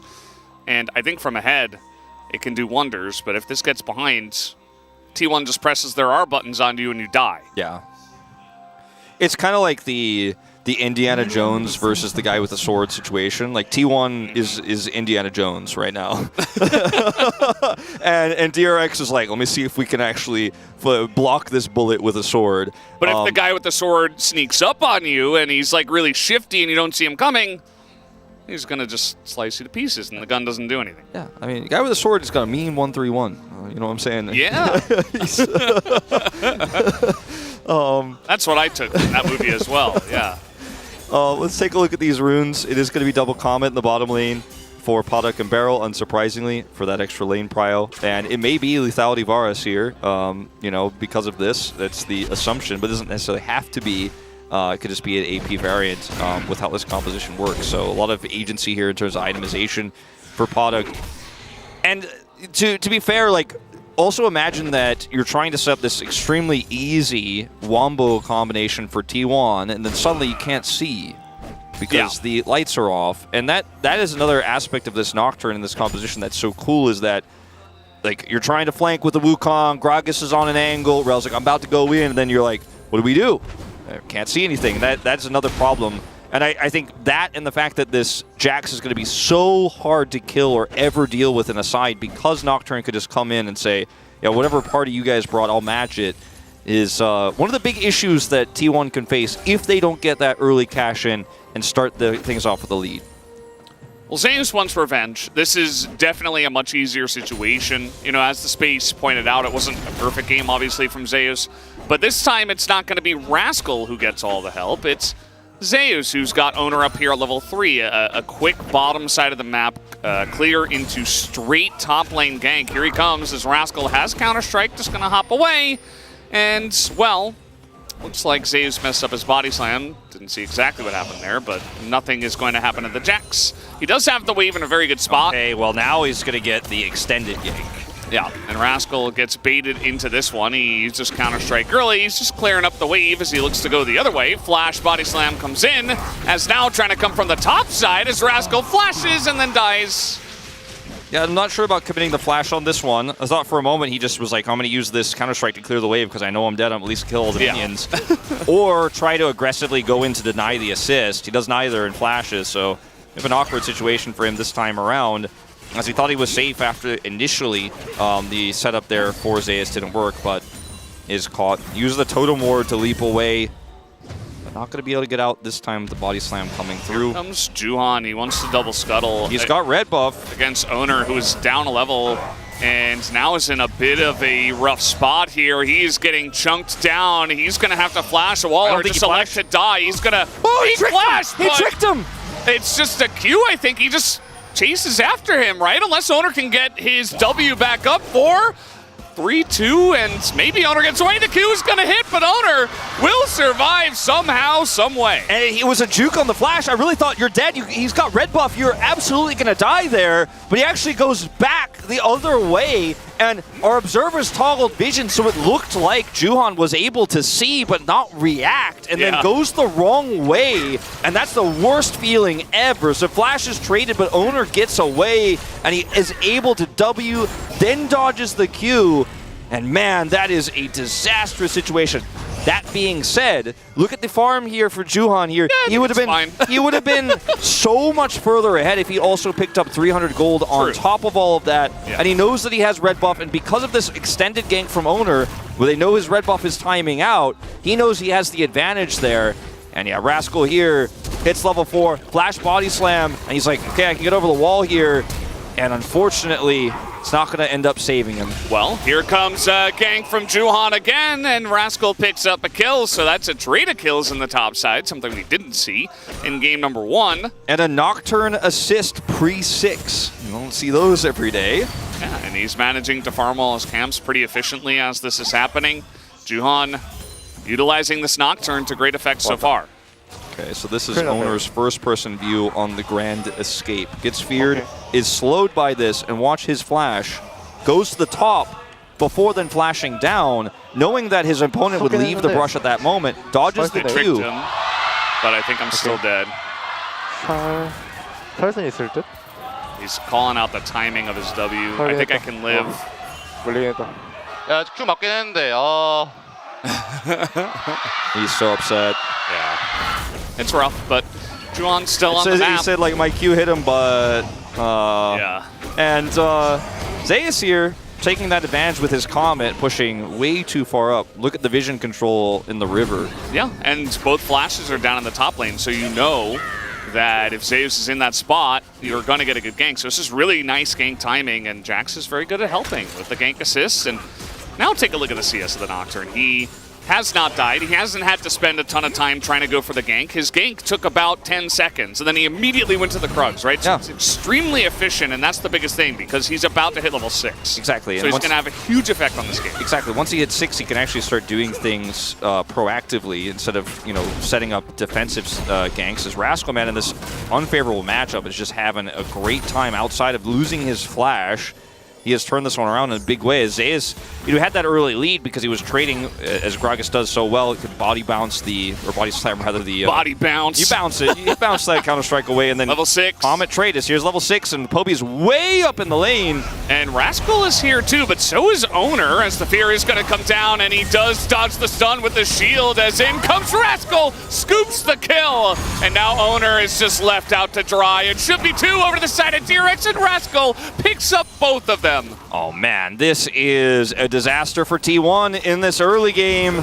Things are not looking well. And look, you picked the favorable matchup into the Jax. Look, you got rid of the Sejuani, but you can't stop this guy from getting 3 kills in the early game, I guess. And so now, once again, Jax is a problem. Speaking of problems, looks like we might have had one here, level 6. Well, surprise, surprise, your bottom lane is winning. This is what it's designed to do, especially with all of these longswords picked up, as I would assume, again, that as you mentioned before, it should be lethality. So they're really putting on the pressure. They're not winning the lane, but they are able to push them out for now as, like I said, efficient. Juan Level 6. Level 6 comes through. Fate comes back in here, is able to land a chain, but it's not onto the right target, so it's really good. Counter-Strike stun was... It's perfect, basically. Chef's kiss. And yeah. Rascal comes down here, by the way, flashless, and makes this happen. And got him. And, you also have to consider that this game is done. And GG, you have to consider, too, that Zeus knows he's missing, but the coordination isn't there, and Poby is just so far up the lane. Challenger Syndrome, you're Annie, so you have a little bit of flexibility, but he's dropping a Tempo Tibbers, and that means some of your survivability in that situation is just not going to be there. And Owner, by the way, didn't have 6 because he has had no farm this game, so he can't defensively Cyclone. Yeah. And look at the gold leads, once again, the top half of the map. And the Nocturne shield as well, it's so good into Annie too, because you just ult in onto her, and her one way to peel for herself is to stun you, obviously. It's Annie, again, very simple. But you can't do that if there's just one small shield. Spell shield is problematic. Yeah, so John's just in there, and Poby's like, oh crap, I can't do anything. And he tries to incinerate stun at the end, but he catches the tail end of the spell shield, and then he just dies. So even though there was some damage done, I feel like Owner had a little bit of a sunk cost fallacy situation where he's like, well, I gotta get the straight kill onto Juhan at least, but then Juhan gets away, and it's a double kill. And like Rascal said, the game might be over. It's still very early to call it, as a nice cask here in the top side, but Rascal just walks it off. It is early to call, but I respect the confidence in Rascal doing so at this point in time, considering the lead he had in game 1 has now been repeated. Almost about exactly the same, as he had Sunder at like 11. This time he has it at 10, I believe. He's waiting for the last few pieces of gold for that to come through. Yeah. Actually, not quite able to pick that one up. Just looking at the components in his inventory there. Looks like that was a back timing he had for it, but still, he's big. It's a problem. He will have support of this Nocturne, and I mean, what does T1 do now? I mean, at least the Draven is still getting closer to potentially maybe having that combo fight and a cash-in. Keria has level 6, but you missed the window to fight for Drake. Yeah. You missed the opportunity to fight for Herald. You got the Herald, but you didn't get the team fight, so you didn't get the early cash-in. And DRX are not going to offer you an opportunity for a combo. They're going to oppressively take this vision away, and then your chances of getting that cash-in get more and more limited, while also having to consider that, like, there's this Nocturne threat. You could just ult the Draven and take that down to 0, and it's very problematic. I mean, the game is not over, but it is certainly on its way to being if something doesn't change. Yeah, and, I was kind of surprised that it took us so long to see more Nocturne, because I remember the old days of seeing Olaf, like, all the time, and people would pick him literally just because he farms like a machine.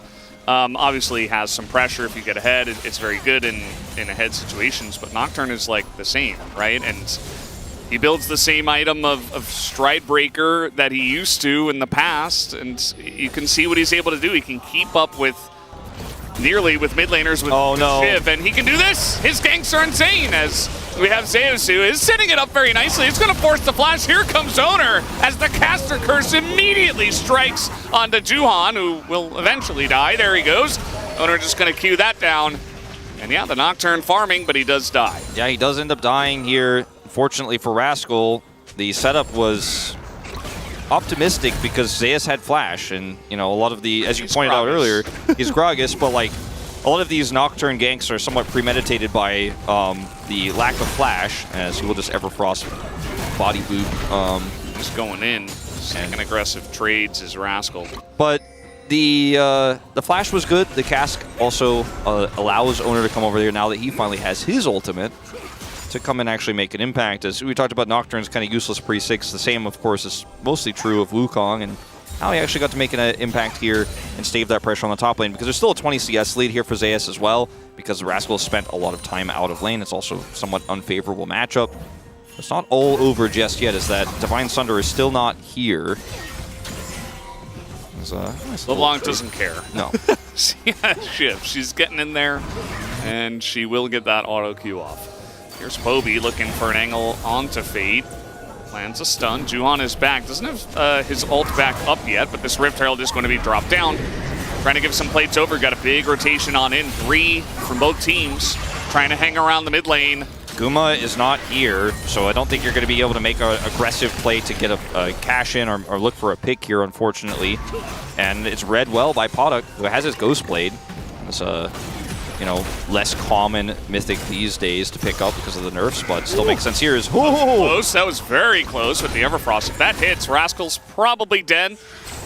With no flash, but a nice little dodge there because he wasn't rooted by Everfrost. No, yeah, he was able to avoid that and then just hop his way out of there. It's pretty slick from Rascal, but very fortunate as well. I mean, Poduk, he has ult. I mean, if Guma takes too much poke damage here, there is kill pressure. It's going to pick up a plate. Yeah. Really wanted that plate. He's able to walk on in, pick it up. And yeah, Guma, he has 406 stacks right now, guys. So he really wants to cash in here as soon as possible so that he is not in danger of losing all of those stacks. But as of yet, he has not had a big opportunity to do so, as Rascal's going to have some alone time with the turret. Yeah, it has Sunderer now. And we'll take about 70% of the health away of the turret.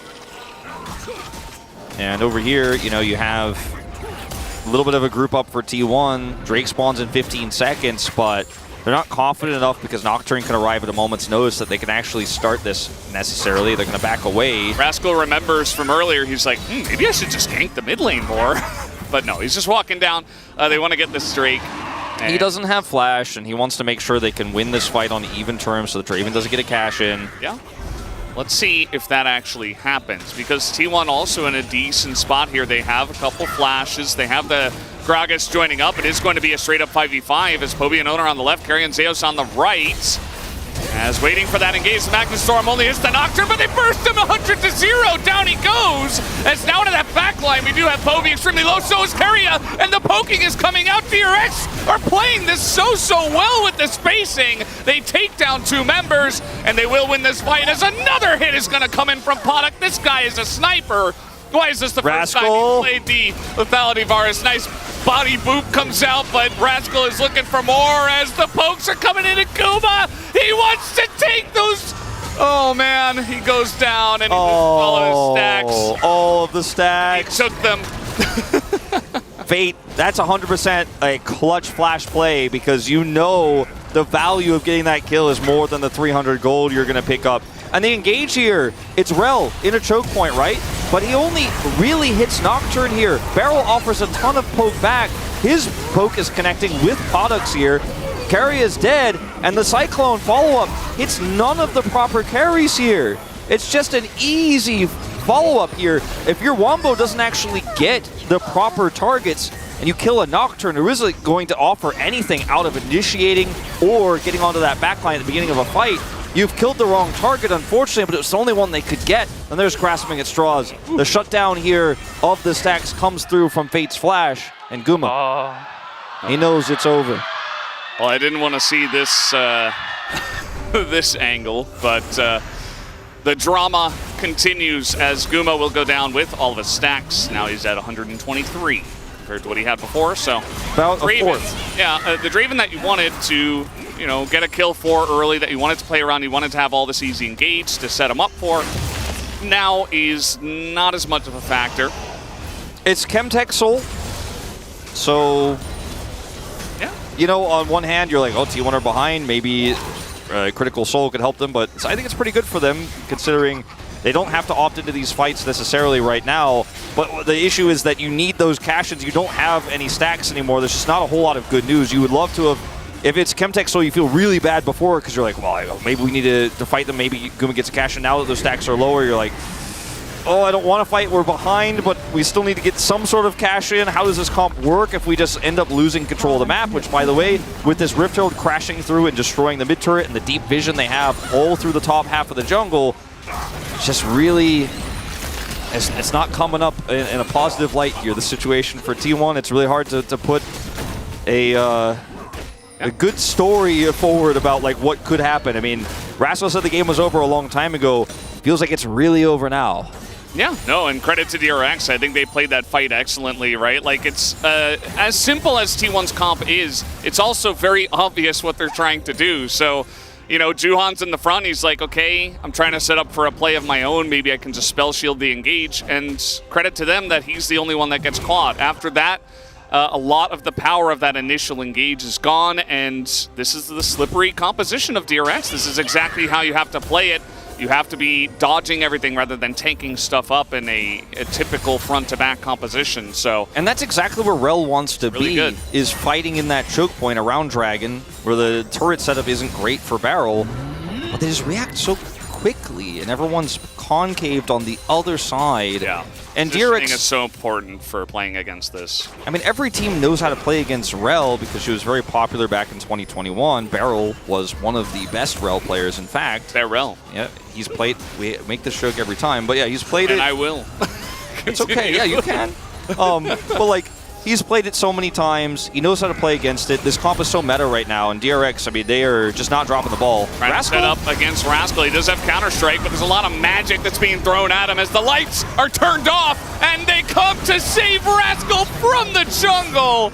As Owner goes very deep for that one, and he will be punished, as Rascal will be saved. Meanwhile, we got Barrel versus Guma Yusi. He's got an ult and a bunch of turrets and vision control. Yeah, just Heimer things. And Next you know time- what? He's pushing him out away from the fight and from helping the team. Next time somebody tells you, don't buy control words, watch this one. Some high value on that 75 gold. Zeus, he should be able to get out. He has flash. Yeah. And he might have to use it for the fear. No. So Juon's just pushing him out of lane, and that allows Fate to just freely pick this up so that Gragas can't control the wave and clear it very easily as he normally does. And we talked about it so much, and I felt like I was starting to sound like a broken record on it, but the area is on the wrong side of this Baron pit. He's got a Mega Cone, thankfully. No mistakes will be punished. Yeah, he's no mistakes will be punished thanks to these lovely plants we have on the Rift. Definitely a big fan over here, haha. Yeah, Sicaria just moves in, clears vision, he gets out. We talked about it to death, about how Jax is impossible to kill with Nocturne. And guess what? I mean, he's got flash, he leaps away to this ward, lights are turned off. You just can't kill this guy anymore, and this is the power of a strong side lane champion that has a lead with a Nocturne to protect him from, globally, really anywhere on the map. Yeah.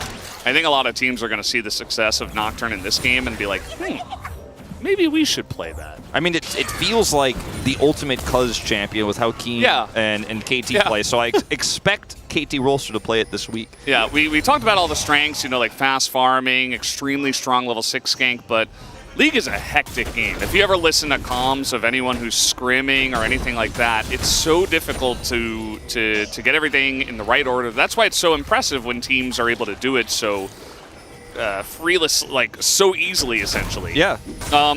So when the lights are turned off, it's so much more difficult to understand what's going on, the angles you have to take. As Rascal, speaking of angles, he is so tanky, he doesn't care. He's just running at them, and he might get punished for it. Yes, he will. That's a cash-in for Guma with the Whirling Death. There's some hope. Going to pick up that kill. A little bit of hope. The poke is coming through from Fate, though, with that Shiv damage. They have the choke point controlled, and yeah, you killed the Jax here, but will we be able to see a Rel engage without ults anymore? I don't think so, and I think that, once again, numbers advantage doesn't matter unless you've killed the 80 carry, mostly, or the LeBlanc, right? If you kill the Jax, you're like, all right, but how many ults are left here? Cyclone, Cask, Draven ult, Magnet Storm, they're all gone, so you can't fight anymore. So congratulations, you picked up the kill on the Jax, but you now no longer can contest Baron. And Face LeBlanc has just been quietly so impressive. Like, so much stuff is happening in this game, yet he's just quietly so far ahead.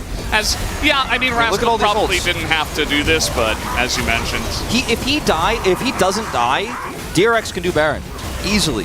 Yeah. And they are still going to be able to come down here and take this Chemtech Drake, which nobody really cares about, but I mean, plus 25 gold, I guess. There you go, Juan. There was that one guy on Twitter. I mean, it's not that nobody cares about it. I mean, some people care, but yeah. I mean, it offers 6% tenacity and heal and shield power. I mean, tenacity is good. It is. It's great in the T1's comp. I mean, look, if anyone's wearing Merc treads, 2 players, they know a little bit about that.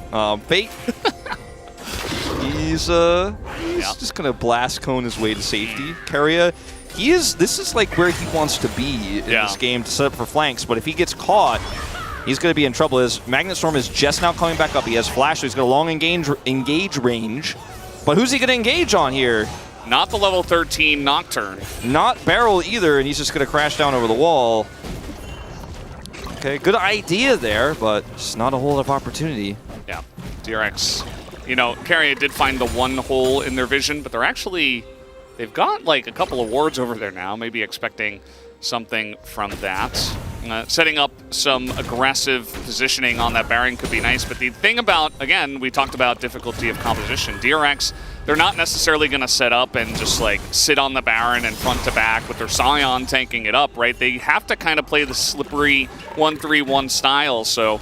And again, they don't have like a traditional AD carry either. They have this lethality Varus, so their Baron damage not even as strong. They do have the Jax, of course, but we've seen stronger Baron killing composition. So it's going to be interesting to see how they navigate this kind of mid to late game scenario with this composition, and if they can do it successfully. Yeah. I look at the lack of vision for T1, and that's the main problem, especially because they can... Yeah, this is funny. I mean, stuff like this, like, he just has no idea. He has no idea. He's dead. Yeah, this is just a dead Gragas. He's dead, and it's not tank Gragas, so he just disappears. But you can't see anything, you can't engage on anything. Just like when they couldn't see anything before because they were behind, they couldn't poke anything. It's just, the vision game here of DRX is real. This is not even an Umbral Glaive game or anything like that. They're just doing their due diligence with wards, control wards, and the scans. And they can turn the lights off on demand. But look at the setup here. They've got a surround on DRX, but Keria is found.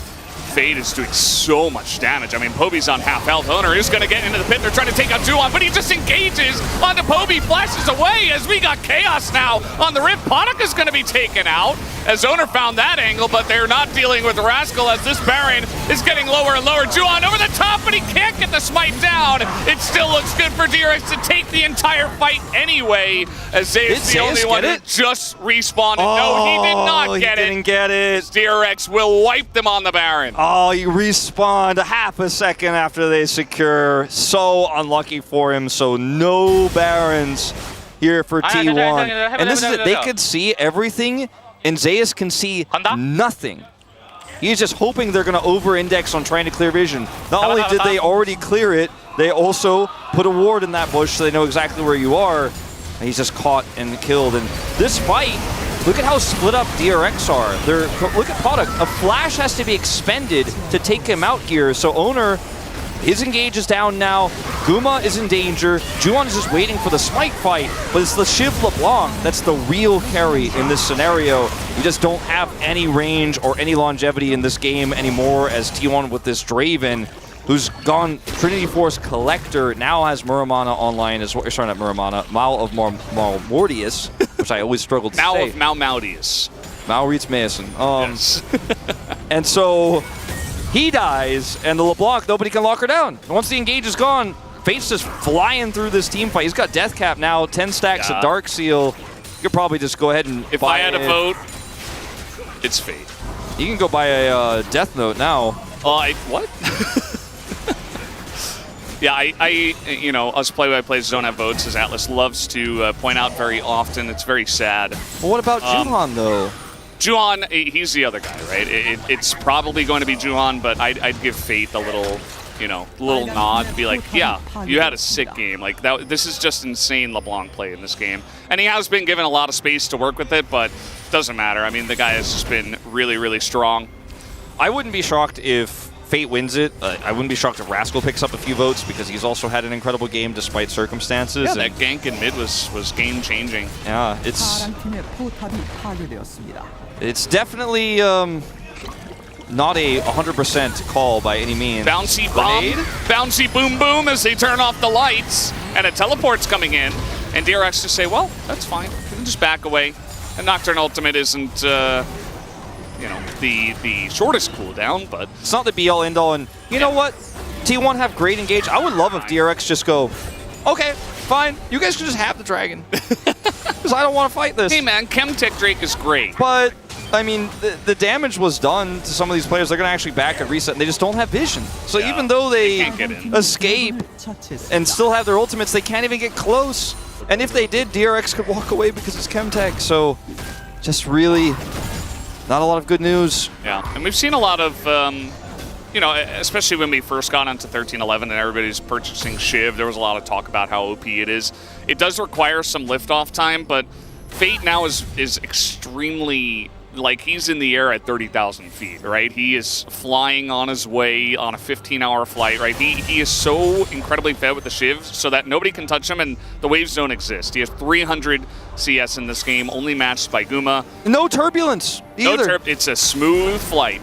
Zero All deaths. of his devices are fully charged. He got a voucher for the Wi-Fi. He got upgraded to first class? Yeah. His favorite movie just happened to be added to the in-screen display or the in-plane like entertainment thing. Yeah. It's one of the planes that has Tetris. It's great, man. He's living his best. He likes Sudoku. Okay, as well. Yeah. That's very important for flights. But yeah, it's Valdez. The thing is, if they can't lock this LeBlanc down, she takes over the fight, and. Oh, they see them, yes. The T1 are in full vision 100% of the time. Yeah, there is no part of the rift except like where the wolves are on the top side of the map for T1 that there's no vision of. Yeah, DRX are like playing with hacks on, okay? Yeah, They're it's not hack. actually. Black sheep wall. Yeah, they can see everything at this point, and they can just drop Fate in the bottom side. You mentioned it during the draft, how this is an excellent 1-3-1 comp. They're playing it immaculately. Fate just going to take that turret out. And he's got a death cap. He's building towards a Void Staff. He doesn't want to buy a Magi's for some reason. Even though definitely should have. He definitely could have also, but he wants a Void Staff, and I'll respect it. There are like we have double Hex Drinker. One of them is Malmaudius, as we mentioned before. But yeah, you know, can be good, especially because he didn't go Sorg Boots. But he might both finish Void Staff and then buy it later. He definitely could have gotten the Magi's before he got his Death Cap, and then he would have had, at this point, probably Magi's and Death Cap. Yes. And maybe not the extra penetration, but he'd be hitting like a truck because he'd have 25 stacks. He does a lot of poke damage, but he does a lot of burst damage. He's also impossible to kill. Yeah. Again, if they could stop him from moving, it would be good. Yeah. But they can't do that. There's a lot of liftoff time, but once it takes off, again, no turbulence, and it's great to see him in this position. Void Staff finished now instead of the Magi. Yeah, it's like the time where the stewardess comes and brings you orange juice. Like that's where he's at right now. He's like, oh, nice. How about that? I'm just really craving some orange juice. I never drink orange juice, only on planes. This is the moment. This is the moment to have it. Gonna get that vitamin C, but T1 trying to break through this choke point. No flank for Carrier. No agency, no ability to engage, no initiation. Their comp is based on initiation, so when you can't do it, feels bad. His owner's on a ward because there is nowhere that is safe. They're going for this ginormous flank, but it's red entirely. They might not know exactly where Carrier is, but they're like, well, he's not in mid and he's not on the left. So yeah, Juan goes over. He's like, okay, well, Carrier's here. You can flank, but you can't hide, you know? Okay, so they're going to start the Baron. They're trying to force a fight. They're trying to draw DRX out, but they've lost half their health bars. Okay, well, this is desperate. They're trying to get on top of Beryl, and yeah, they do kill Beryl, and they lose Poby for it. Meanwhile, in the back line, down goes the Draven. Barely does anything as Rascal and Juhan are just hounding them as finally the Magnus Storm comes in, but this is DRX just wiping them up once again. TP into mid, and this will be DRX taking the 2-0 tonight. Clean 2-0, very one-sided games. And I gotta say, Valdez, this one was not about Poby. No. And Fate here, he is gonna take Zeus out just as a parting gift. Goodbye. And the vision control in this series, not just in this game for DRX, was immaculate. A clinical way of playing 1-3-1 here with the Nocturne. It's a really good look for DRX. It really, really is. Gotta give them a lot of credit in this one. GG 2-0 DRX. Take it down this time. Rascals once again got a big smile on his face. As every single time I say face, I want to say fate because he's playing in this series. It's okay. A lot of the face of DRX that T1 saw at least was fate on the LeBlanc, who was basically everywhere in this game number 2. And I think we'll always have to put the asterisk that this is not T1's normal roster. It's an emergency sub. Yeah, it did feel like their coordination was pretty off today. And so in game 1, obviously, they spent a lot of resources to try to keep Poby on even footing. So the rest of the map fell apart, especially the top side. But there were problems with the bottom side, as was mentioned on the space. In game 2, it was a jungle gap from the outset. And unfortunately, that led to, once again, more agency for the Jax. 3-1 was his kill score after he had that play in mid. And then the Jax is just too big to fail. And, I mean, the vision that they got with the control they had with LeBlanc pushing through is just so oppressive. And Poby gets the, kind of shoulder rub because he knows. What is this smirk? Yeah. What's he going to do? I think he's just Where's the ceremony? He doesn't want to be disrespectful. I think that's the smirk says, like, I had a good game, but he understands. Had a great series. He really did. Insane camping on the top side, and we call it camping as if it's a negative thing, but actually it was exactly what they needed. It was the right call. He was always there for his Rascal, and we got some nice shots coming out from Varus Duck. Poduk, he was hitting everything, and Beryl too. And when Beryl's on comfort, you just know that generally speaking, he's not going to mess it up. And his performance was pretty good here in this final game, but it wasn't about him. It just meant that they couldn't actually lose lane, which they did not. And they were unable to really have any, the only area where maybe there could have been some improvement was in the mid lane, but because the advantages Poby was trying to push super hard get punished here. This 2v2 was interesting. I think that actually Juhan dies if Rascal is not there. Yeah. We could have seen a bit of a different situation in this game where, it was a very fast level 6 and a great gank from Juhan, but also, Owner was right there for the counter gank. So look at Poduk in this moment when the engage from Keria only hits the Nocturne. Sniper. He is hitting everything. He's at full health. And the Gragas is DPS Gragas. Yeah. He can't actually tank anything up. And then this, Rascal drawing the attention of 3 people, flashes the cask, hops away, and then Fate shows up with a Nocturne. Yeah. No more Wukong, please. Let's just get Nocturne to replace him. Let's just get a 1-to-1 replacement, pretend Wukong doesn't exist, and whenever you were gonna pick Wukong, just pick Nocturne instead. And maybe it's a confidence thing for DRX. They looked good when they were playing around Rascal. They seemed very confident. They played around Vision well, and then this team actually looks solid, right? This team actually looks like a real, potentially playoff contender team. As we're going to watch the final moments of this game, calling out flashes. Yeah. And it's just he's just yelling at Poduk to go mid. He's like, push mid, bars go mid, bars go mid. And then we definitely know that it's been a bit of a coordination and mental kind of confidence issue for DRX, right? They have a lot of fantastic players, but to see these comms and to have them play like this, it's just it's all coming together. It all makes sense to me. I mean, we're seeing these teams ramp up as we end the first round robin, and both DRX and Nongshim did take their unexpected victories over T1. Now, Nongshim didn't win the series, but they did win a game and kept the second one pretty competitive as well. And you look at it, and on one hand, you could say, well, T1 is struggling, because that is true. They are definitely underperforming right now. But I think on the other side of things, we are seeing the rise of these teams finally getting their coordination fixed. They're looking better as a unit. It's becoming an issue for teams playing against DRX as well, because you can't give...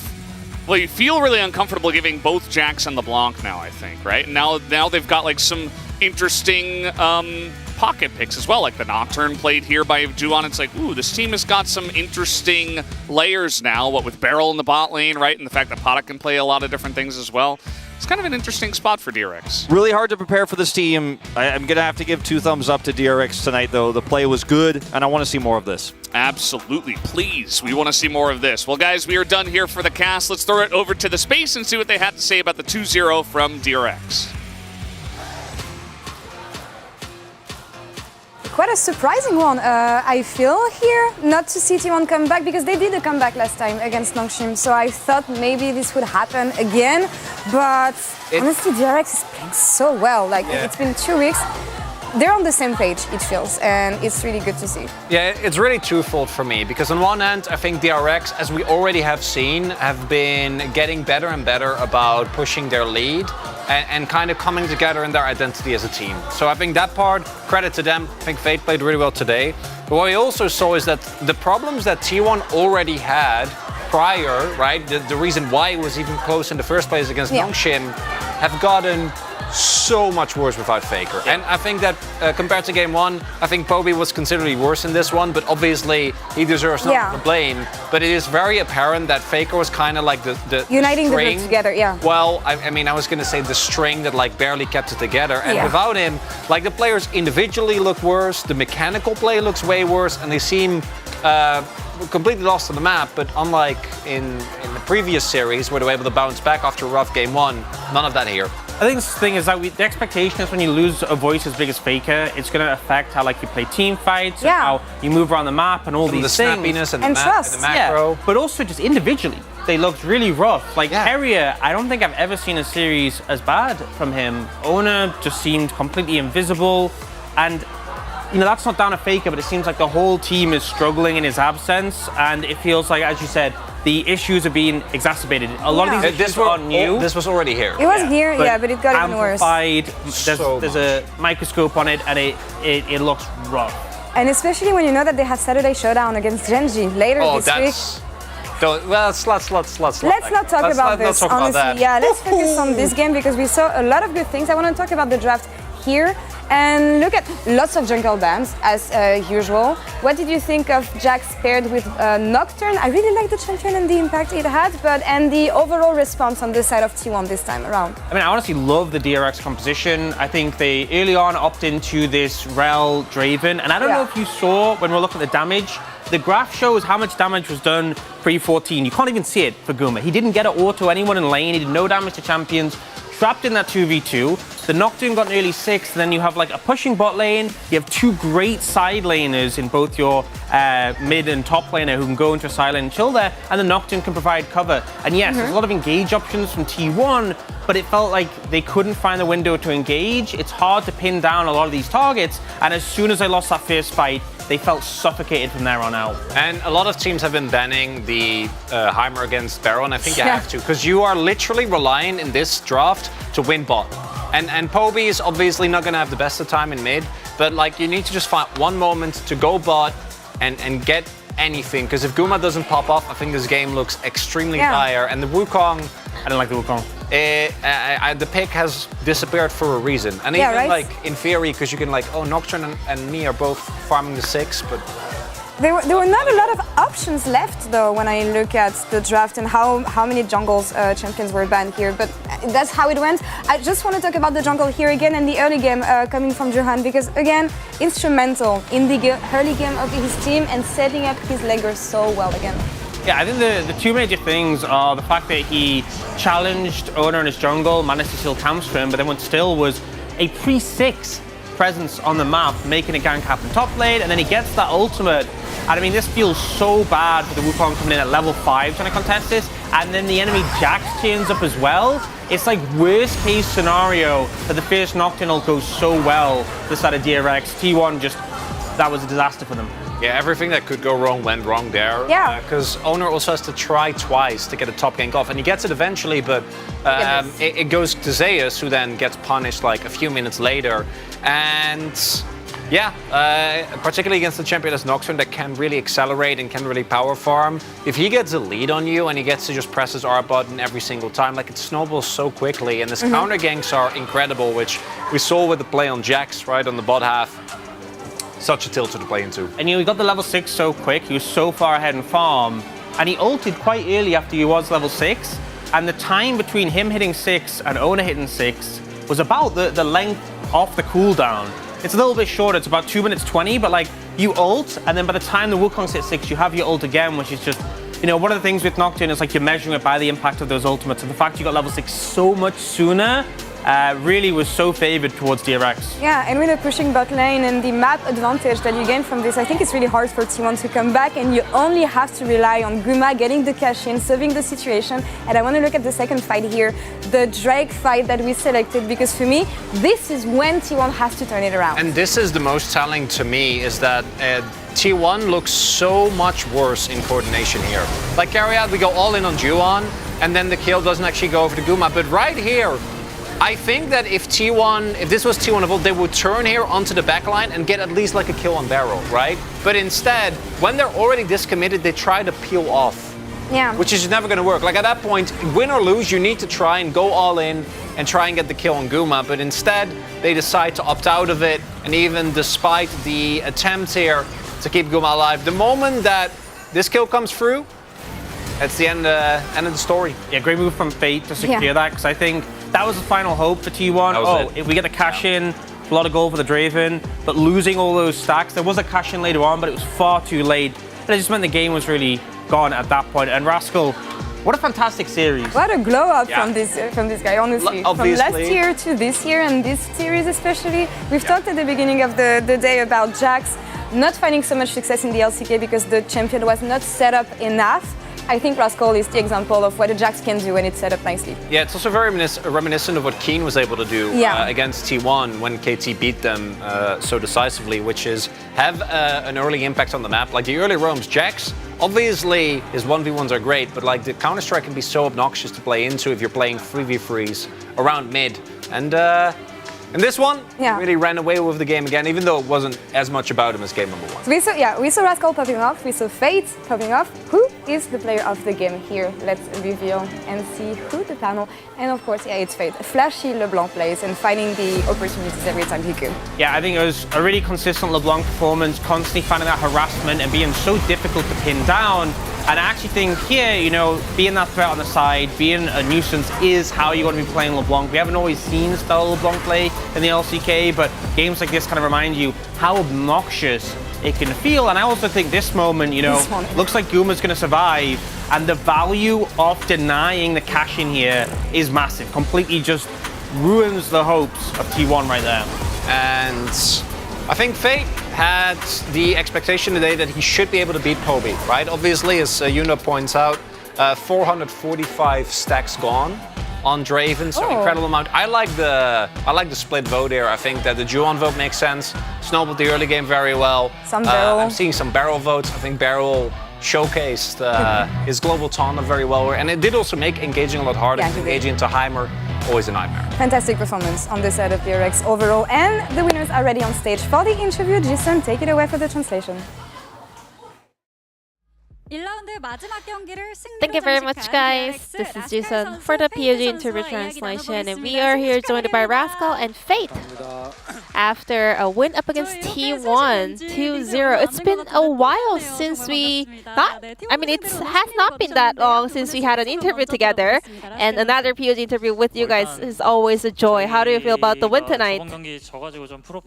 So we lost the previous series, so now we really had to win this in order to keep our playoffs hope alive, and 2-0 win is a blessing. I think while we were playing the series, we really wanted to have the agency and control of the game, and I think today we were able to make it happen. So I think I'm like happier than usual, you know. I think we were able to achieve our goal in terms of the play style as well.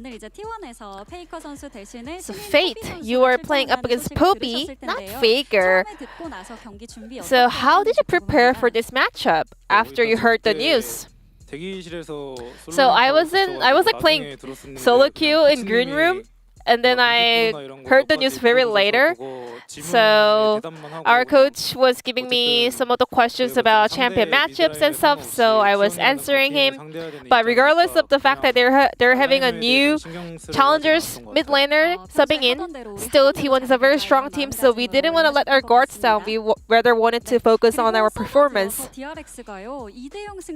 DRX, congrats on the first 2-0 win of the summer season as well. Rascal, I think, you know, all 5 members are on a very good form right now. How did you guys kind of practice in order to improve your performance? You know, we really focused on keeping the positive energy of the team, and we all just worked so hard in order to step up together. And then today, Rascal, you got so many solo kills today. So we have this Rascal never-ending solo kill highlight reel. So let's take a look at this together. How did you manage to just solo bolo every single time? So at that time, I think Zeus kind of overstepped, so I was able to punish that. And this one, I was playing the mind game about, you know, adding pressure around the Baron, like as if I was rotating towards Baron. So Zeus also knew that if I grouped up with my teammates for the Baron, you know, he knew it was going to be a very rough team fight, so he wanted to force a fight over there, and that one on LeBlanc was a really good angle for me. And this one, maybe? Like, was it a solo kill?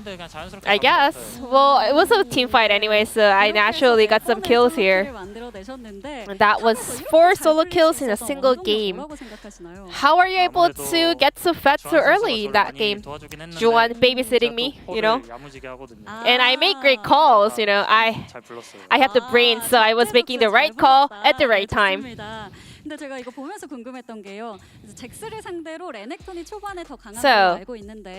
a lot of people say Jax does have the edge over Renekton in the early game, and then do you mean that once a jungler kind of helps Jax in order to get a kill, is it impossible for Renekton to turn it around? Yeah, I think the matchup is pretty solid, and once Jax gets his Divine Thunder all clear purchased, there is no way anyone can actually beat him, you know? He is the king of the Rift once he gets his core item. So yeah, Jax is pretty strong right now. And Fate, you played your most picked champion of the LCK LeBlanc. And then game 2, you guys, both solo laners actually secured the pick in the first phase of the pick. Why was that? So we're having a lot of target bans towards mid and jungle these days. So we just wanted to get the picks early because I was not bothered about early picks. As a team, I think we kind of performed all well together, especially around that Jax, so we wanted to retake that Jax pick as well.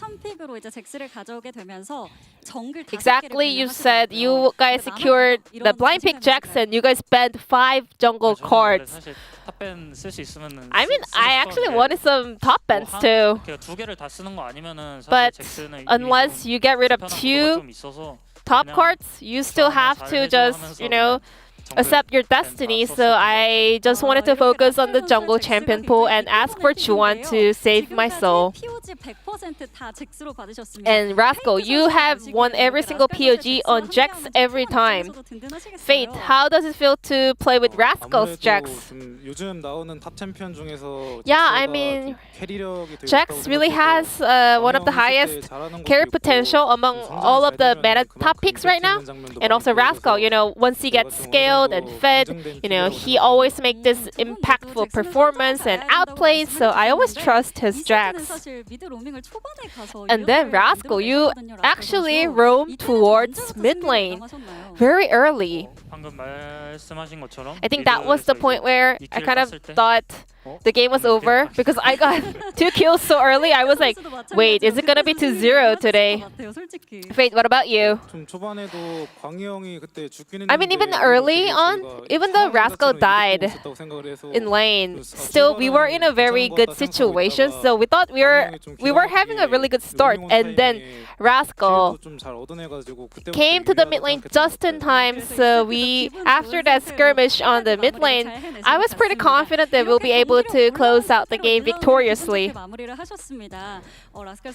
Rascal, you guys just finished your first round robin of the LCK. As a captain, any words for your teammates?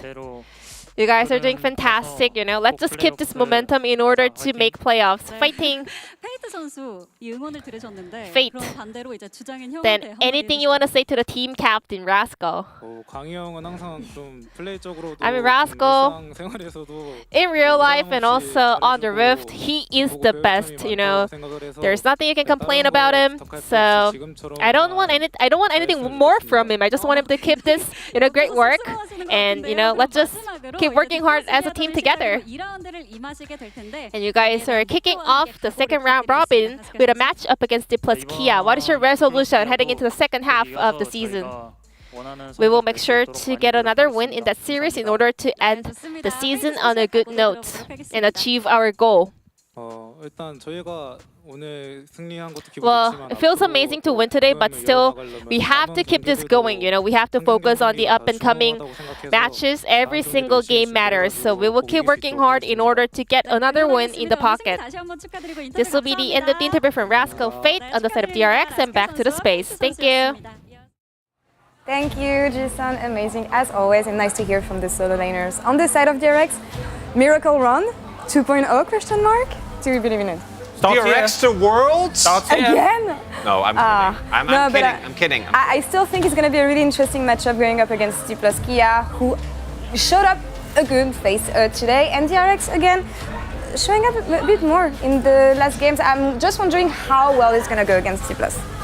Yeah. It's a tough one, but it's a nice way to prove themselves. It's also, I do expect D+, even at their worst, I don't think they've looked this uncoordinated, and I do think that'll make it a lot harder to snowball the way. But Barrel, you know, he's made a habit of making D+'s life hard, whether he is on the team by trying his hardest. Either way, so we'll see what ends up happening. For T1 though, realistically, obviously they're going to face against Gen G. That's going to be a tough one. I would be shocked if the result is anything different from the day, and yeah, we can only see what the future will bring for the team, because it'll be a tough one. Yeah. Before that, though, we have tomorrow on the line with Nongshim versus Hanwha Life Esports and Liv Sandbox versus Gen G. Any thoughts on these matchups, Ox? I think it's hard for Liv Sandbox. I think it's going to be a really rough one. But that first series, Hanwha Life have looked pretty good recently, but Nongshim, there's a lot of Nongshim hope. You know, a couple of people voting for them, so I wouldn't rule them out. I think there's potential. I think it was just Huni. On our side. Maybe the Korean side. Yeah, maybe the Korean side. Maybe, I don't know. Well. Regardless, I have faith in Grizzly. There's potential in that first series. I could see it. Second series, though, yeah. Tricky. I just want some good League of Legends as people watching from home, of course. But that's all for us here on this side of the space. I hope you had fun watching LCK today. We'll see you tomorrow for more. Cheers.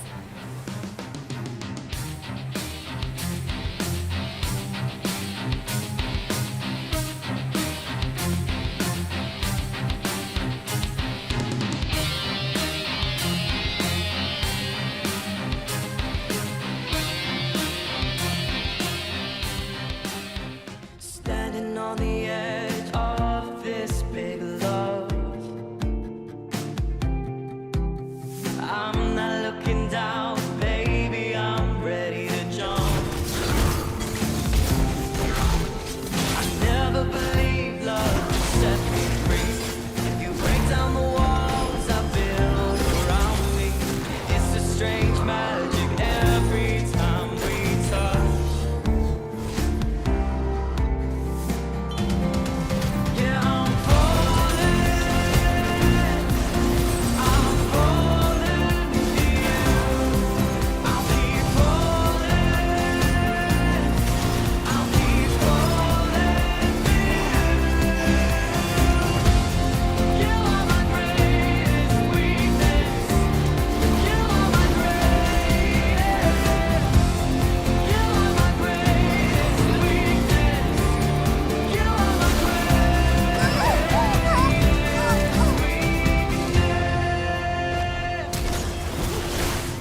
standing on the edge of this big love.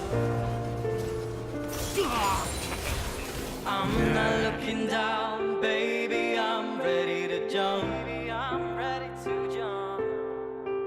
I never believed love could set me free. You break down the walls I build around me.